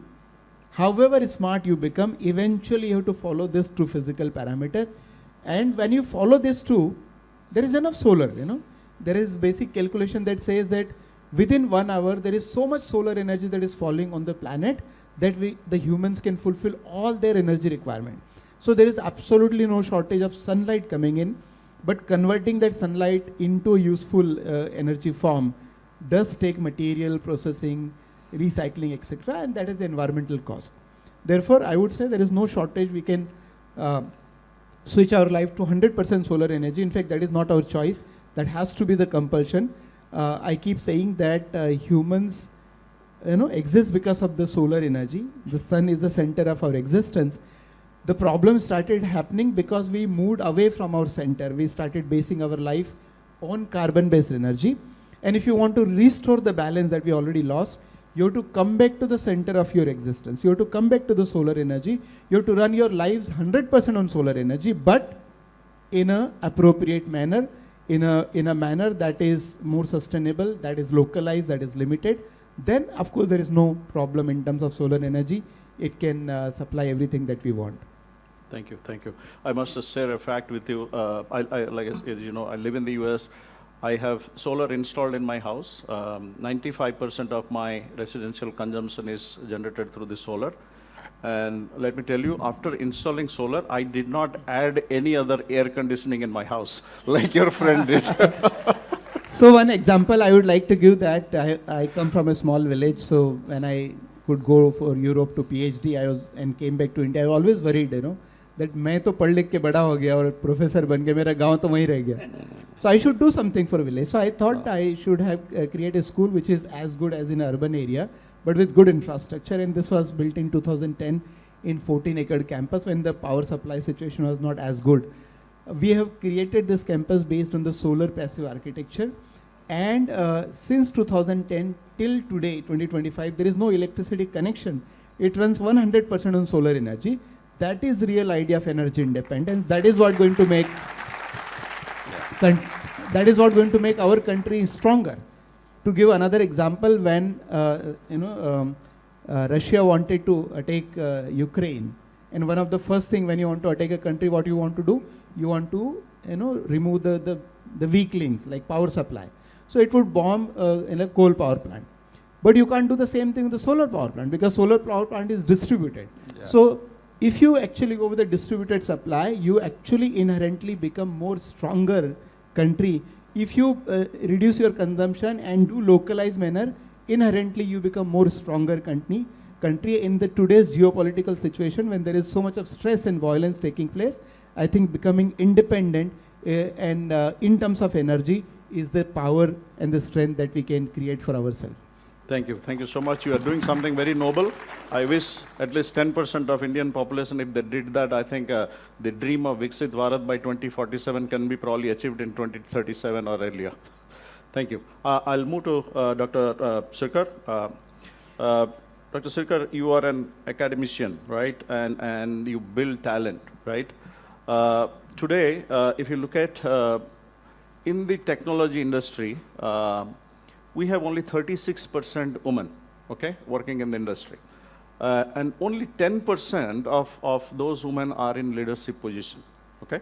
So my question to you is, what more can academia and industry do together to increase diversity and improve the representation of women engineers in the workforce and also in leadership roles? A very nice question which is posed to me. We have pondered over last maybe 15 years how to bring more women in the engineering sector. As a student, I have seen in IIT that time that not many ladies used to come into mechanical engineering. Not many ladies used to come into petroleum engineering. But things are not true today. Ladies are doing very good in these spheres also. They are everywhere. So I think that let me put 2-3 things here from an academic point of view, and then we'll talk about industry, and then a joint collaboration, how it can be done. We have seen through our research that leadership is a very important role and a diversity is required. But that diversity has to come from the college level. So what we think and what the new education policy talks about, that there has to be equal representation of the lady students and faculties.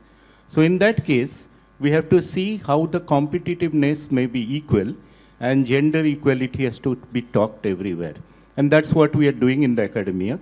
We are trying to see how more students from the diversified rural India can be given chances to develop. And this development starts when we have collaborated with organizations like BP and Shell, where we have made programs specially for the girl students. And they may be not from formal education background, they can be dropouts, they can be actually from the IT or the polytechnics, where the lady students has been given facility to develop skills and come to the main forum. And we have done many workshops on that. Second, we have tried to see that when we are analyzing the data of NIRF, diversity of women representatives are very important. And we have carefully seen that the ladies who has been trained in the engineering sector and also in the liberal arts sector, can they represent it in the leadership role? And we have seen in PDU, at least we have tried very hard, that 30% of the representation should be from the women faculties. And that's how the leadership has grown. The third thing what we have done, that when we make small groups for group discussions, for presentation, for workshops, we have tried to see that if there are 3 students who are male students, at least there should be 1 lady. And that's how we have given importance to see that gender equality is there. And we have tried to make it representation in both at the college level, both at the leadership level, and also in the implementation level.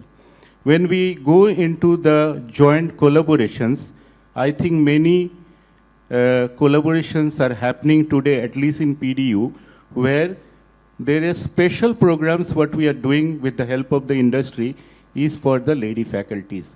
And those are mostly on the skills which are maybe rooftop solar cleaning or energy management.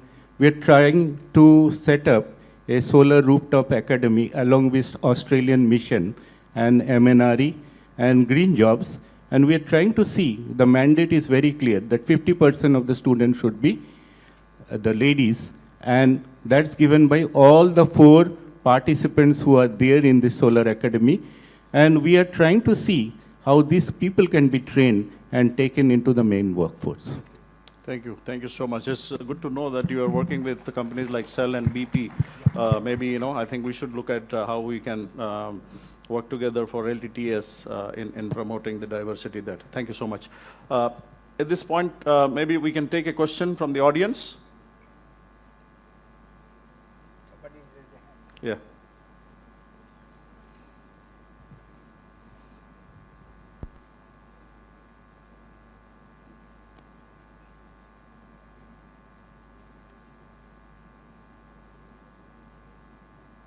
Try to speak into the mic. So, hello, can you hear me? Yeah.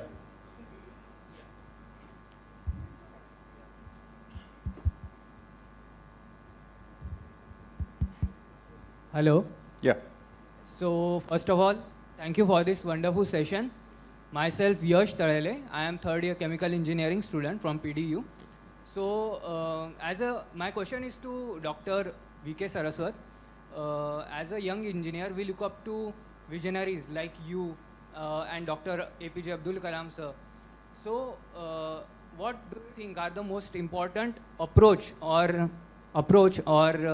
habit, you can say, to get into path like you have done, or to serve our nation in the DRDO sector or any India-related organization? I think if you want to really make a mark in any field, the most important thing that you have to do is to get maximum expertise in that particular area. When I wanted to make rockets, I was not looking left or right. I was only looking at how best I can make rockets. When Dr. Kalam was doing SLV-3 or whatever space, he was only focused on space technologies.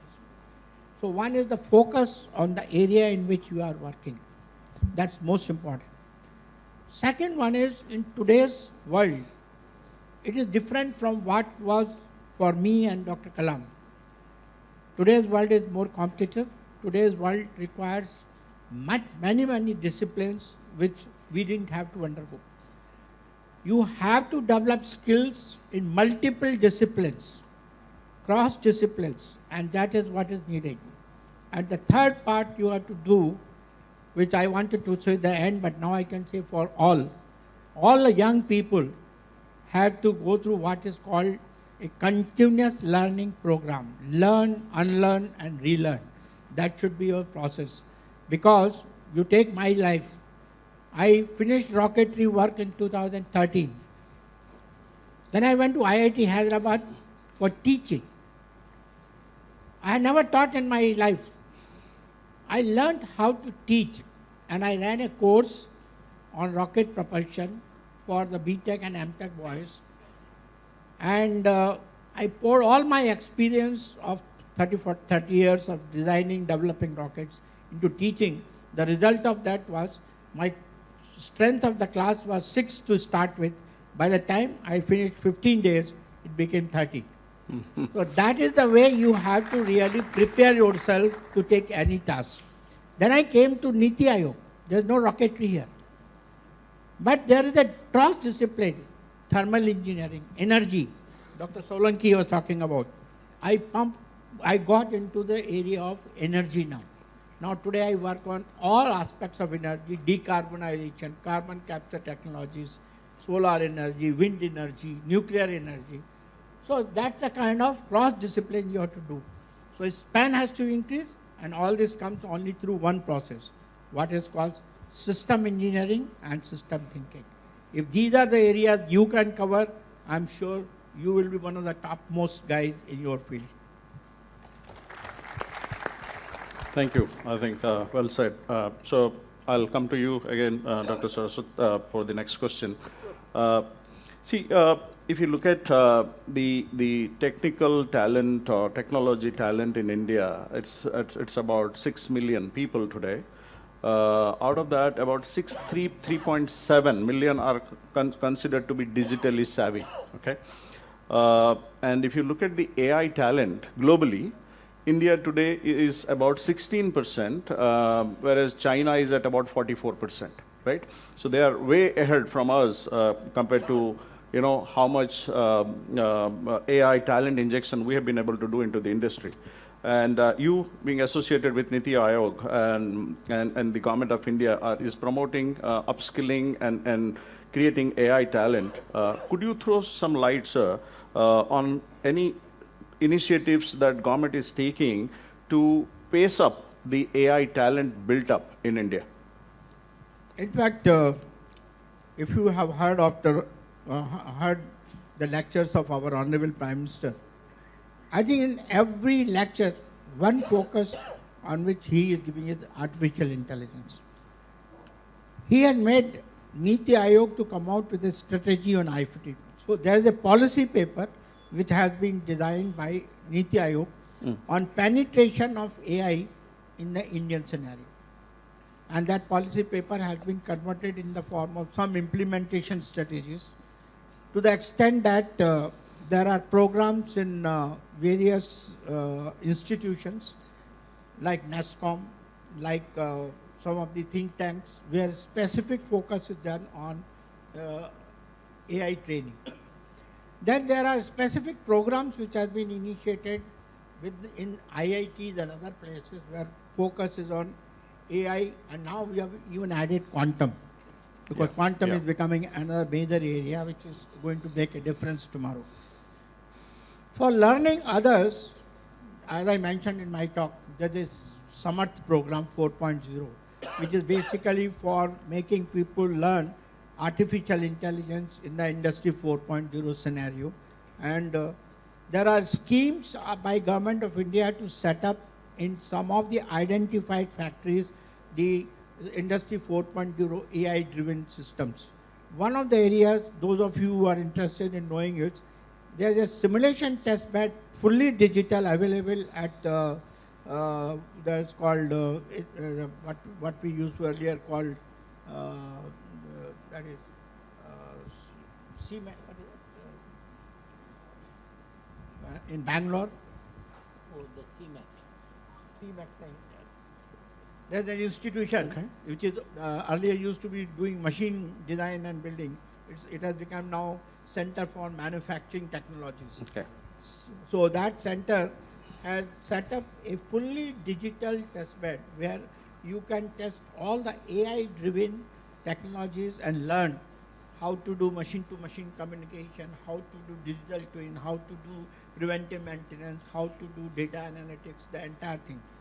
In addition to that, there are digital platforms which have been developed by Government of India, and one of them is Prime, where you can do learning. There's another one is Swam.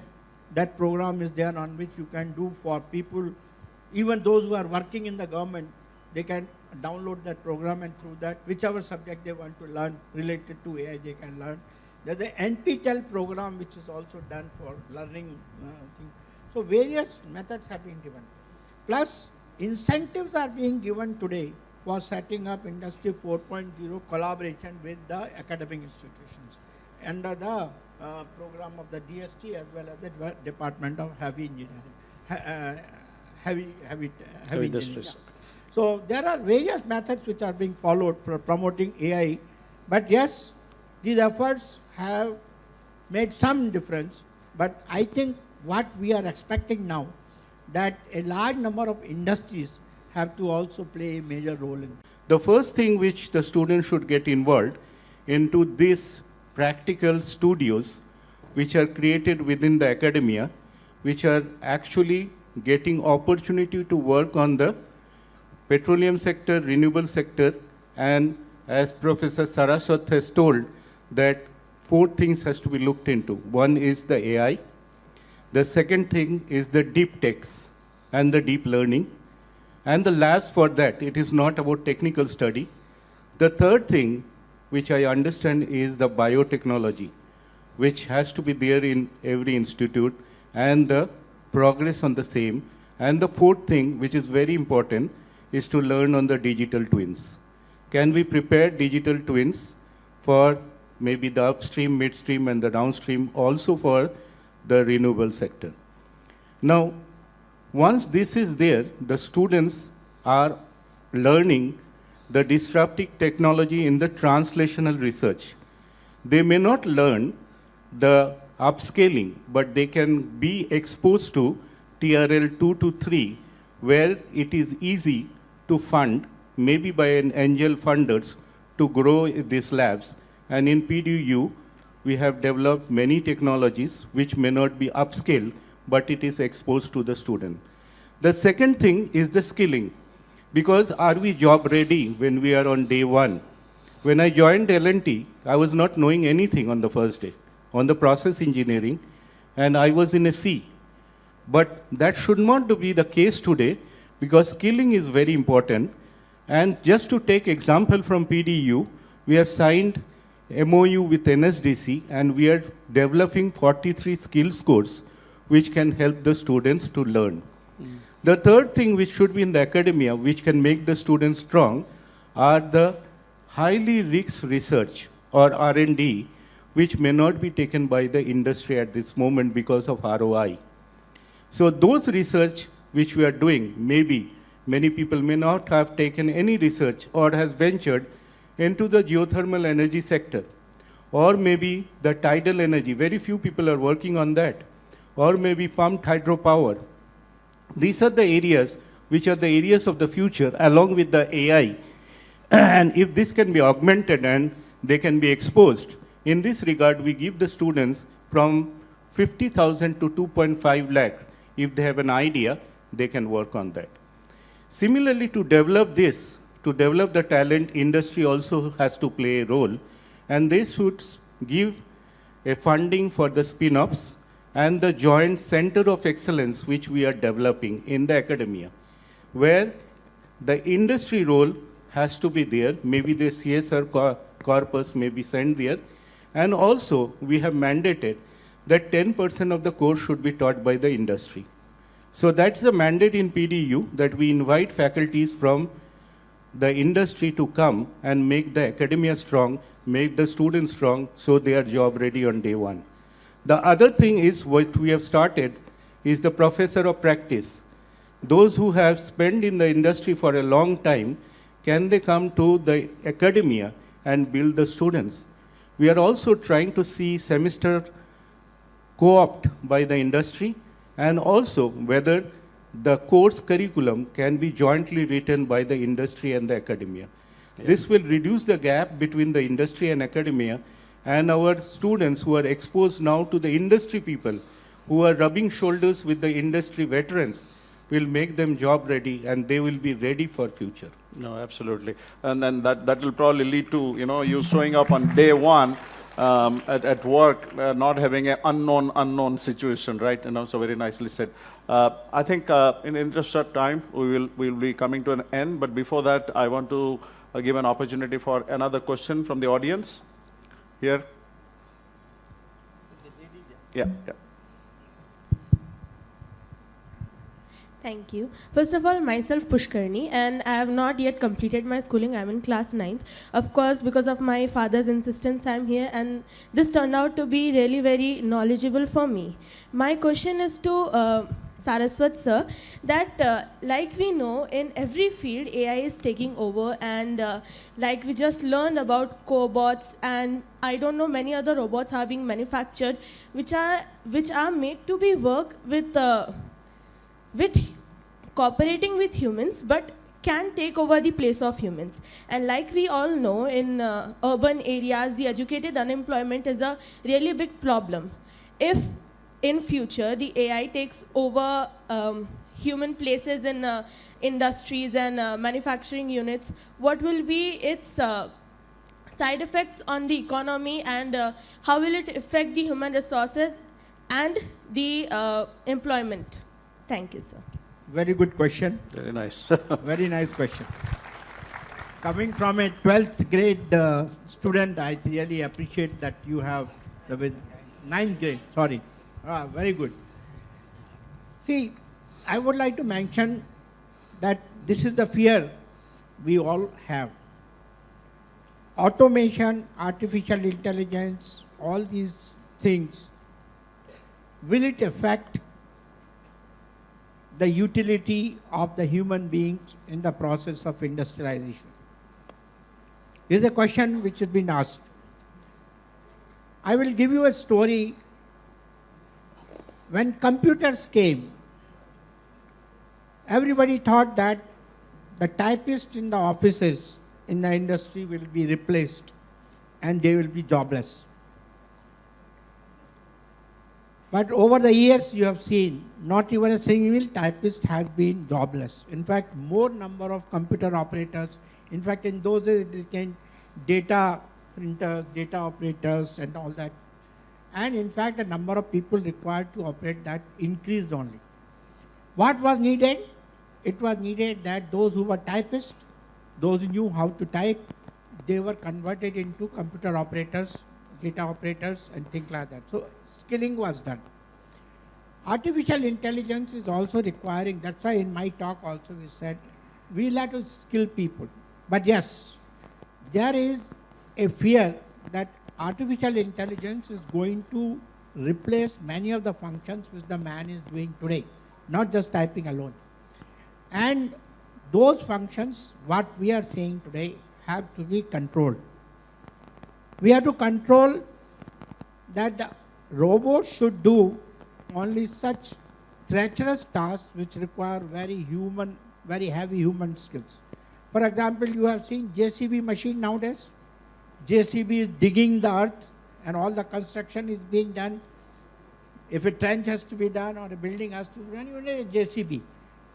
Once upon a time, maybe 100 workers will take one particular tool and they will be digging the earth. Now, why? It was a very laborious job. That laborious job has been replaced by this. This is good because the man now, those workers can do more skilled jobs where mental application is more. So the work where human labor was involved will be given to the robots. That is the thinking. And work where the mental capabilities are involved, where the human skills are needed, where cognitiveness is needed, where thinking is needed, where your creativity is needed, that shall remain in the preserve of the human beings. So that's why all this thing what we talked about is Industry 4.0 is all machines and replacement of the human beings. Industry 5.0, we are coming back. We are coming back that the man interface remains, and a very judicious application of that has to be done. Even the artificial intelligence, what it is today, it has not replaced the human being completely. But what will happen tomorrow as the story of AI is going, when it becomes artificial general intelligence? It is expected that the data will be so much that the computer will train another computer.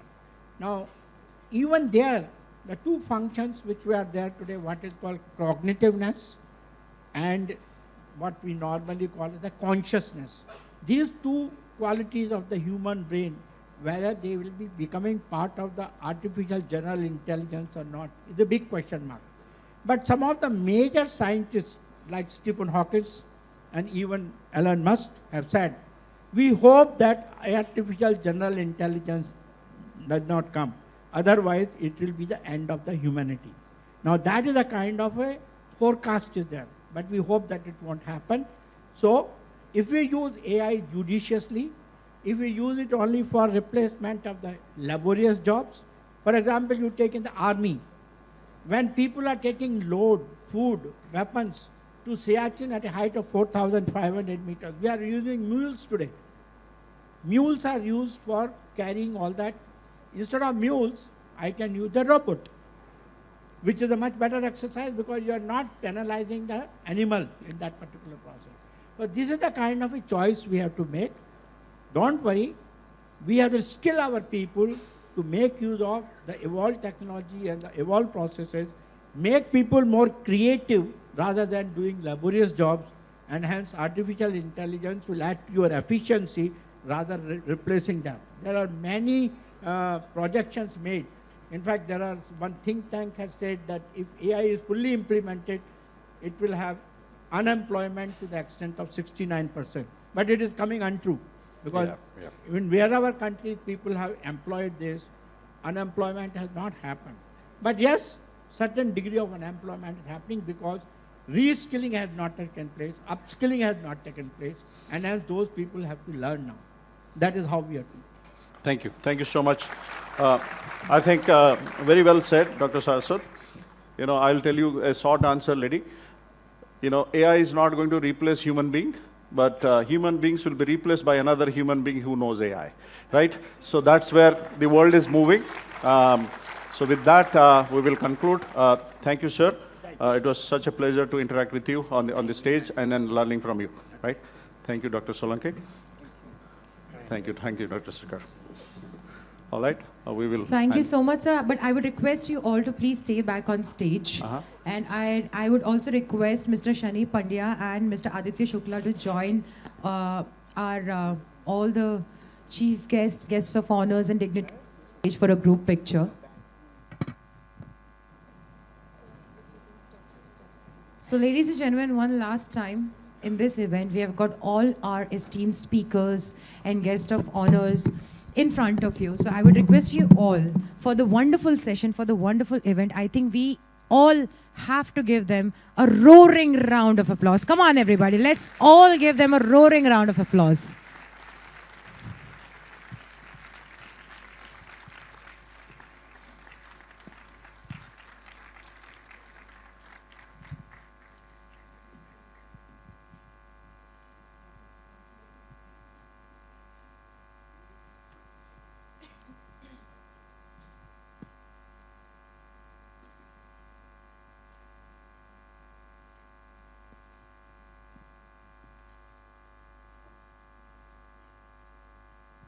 Now I would request Mrs. Subrat Tripathi and Dr. Anirbit Sirkar to felicitate all our speakers and guests of honors with mementos.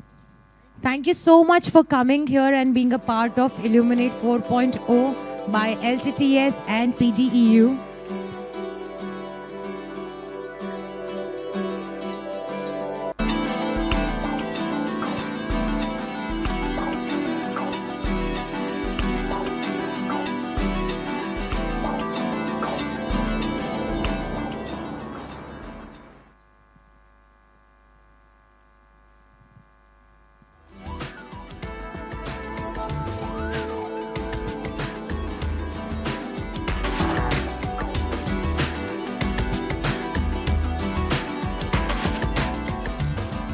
Thank you so much. I would request all the gentlemen on stage to take your seats.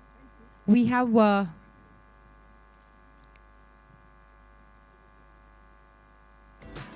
and now I would request Mr. Umesh Mehta to please come on stage and conclude the event and give a word of thanks. Can we give it up for Mr. Umesh Mehta? Check, check. Okay, thank you. I just wanted to say, I was told that we are 1 hour late. So just say thank you and ask everybody to go. Okay, so everybody will be happy. But jokes apart, I think this event, you will agree, all of you, that this was so inspirational. And this was not possible without so many people working behind it. PDU team, of course, and the marketing team. They had done so much of wonderful work. Where I should start, in last February, I guess, when Subrat sir told me that we have to do this kind of an event in Vadodara. And because this was happening in the past in Mysuru so far, last 3 years. And we said, okay, we will do it, but we don't have any idea how and who should be doing it. And we started searching for partners, and then eventually we'll end up with PDEU. And PDEU was kind enough to join our hands with us. I will not take much time, but there are few persons I must say that, okay, I should thank them. And one person definitely is Dr. Saraswat. And why I'm saying this is because at one point of time, it was like that, I was talking to their PA, he's not here right now. And then I was talking to his personal secretary, and everybody saying, Saraswat sir is not here, he has gone abroad, and once he is back, then we'll decide. And I was continuously every day calling his office. And you know how the government organization works, you have to call only a landline, then operator, then assistant, and this kind of thing. So it was happening every day. And then he said that, okay, Saraswat sir is coming on 9th of October, he has gone to Paris. And then after next day, he said that, no, he is not able to come because he has a function at his home on 10th of October. And then it was a panic that how, because we have done hoardings, we have done, all advertisement and everything was done. And then I was again behind this secretary and personal assistant and everybody. And just why I'm thanking him is, now he came from Paris, he went to Hyderabad, yesterday or day before yesterday. He came to Ahmedabad today morning, and then Ahmedabad to Vadodara, and now he's going back to Delhi within next 2-3 days, and he just changed all his schedule just for this event for 2 hours. I mean, such kind of energy at the age of 75 plus, I think many of us will not have in today's age also, right? That is one thing. Of course, PDEU, I talked about, they are supporting us for a long period of time. Dr. Chetan Solanki, I think we have heard about you, and you were in last time in Vadodara, there was a buzz. My wife was telling that he is talking, I think you are one of the school event or something you attended, and I heard about from that, and then we were saying that, okay, let us call him because we are talking about sustainability. And the way you started today, I think it was amazing, because that set the tone, and then I was talking to many people here, they saying that, okay, this was something which you are expecting from this event itself. Okay, so that is one thing. Marketing team, I think, I don't know whether they have slept yesterday night, because they are here till 12 o'clock, 1 o'clock, then again came in the morning for 5 o'clock, 6 o'clock, whatever time that is. So Forum, Sheetal, Anirudh, and of course Prathamesh, how can I forget him, right? And Alpesh, they were continuously working, and I don't know how many days they are working together. I would also like to thank Subrat sir, because this was his dream to bring this Illuminate event here. It has taken 9 months, probably 8 or 9 months to finally bring it here. And the way this pattern is we are done, it is little elongated pattern. We didn't do this before. It was a half day event in Mysuru. But the way we are conducted, the way everybody supported, PDEU supported, and the organizing committee has supported, there are a lot of things that gone behind, you can imagine. And especially Ronak and Gaurav, they worked on the food part of it. And food was good, very good. And the way yesterday night, there were so many things going on in the back. And I remember 11 o'clock, there was the JCP. They were cleaning that. I don't know what is happening. So Mukesh, thank you very much for your contribution also. I don't want to stretch too much, but all volunteers who are there in green shirt, they are working for last many weeks, and whatever stalls they have put and whatever demonstration they have put, that was thing. My team, GA team also were silently working with me, and Kanika is of course working actively with me, but other people also were there. So thank you very much, everybody. And what else? I can't go on and on all, but everybody is pulling me out. Just finish it and go. So thank you, Kai, and see you next year. Thank you. Thank you. Thank you so much, sir. Thank you very much. And with this, we conclude the event.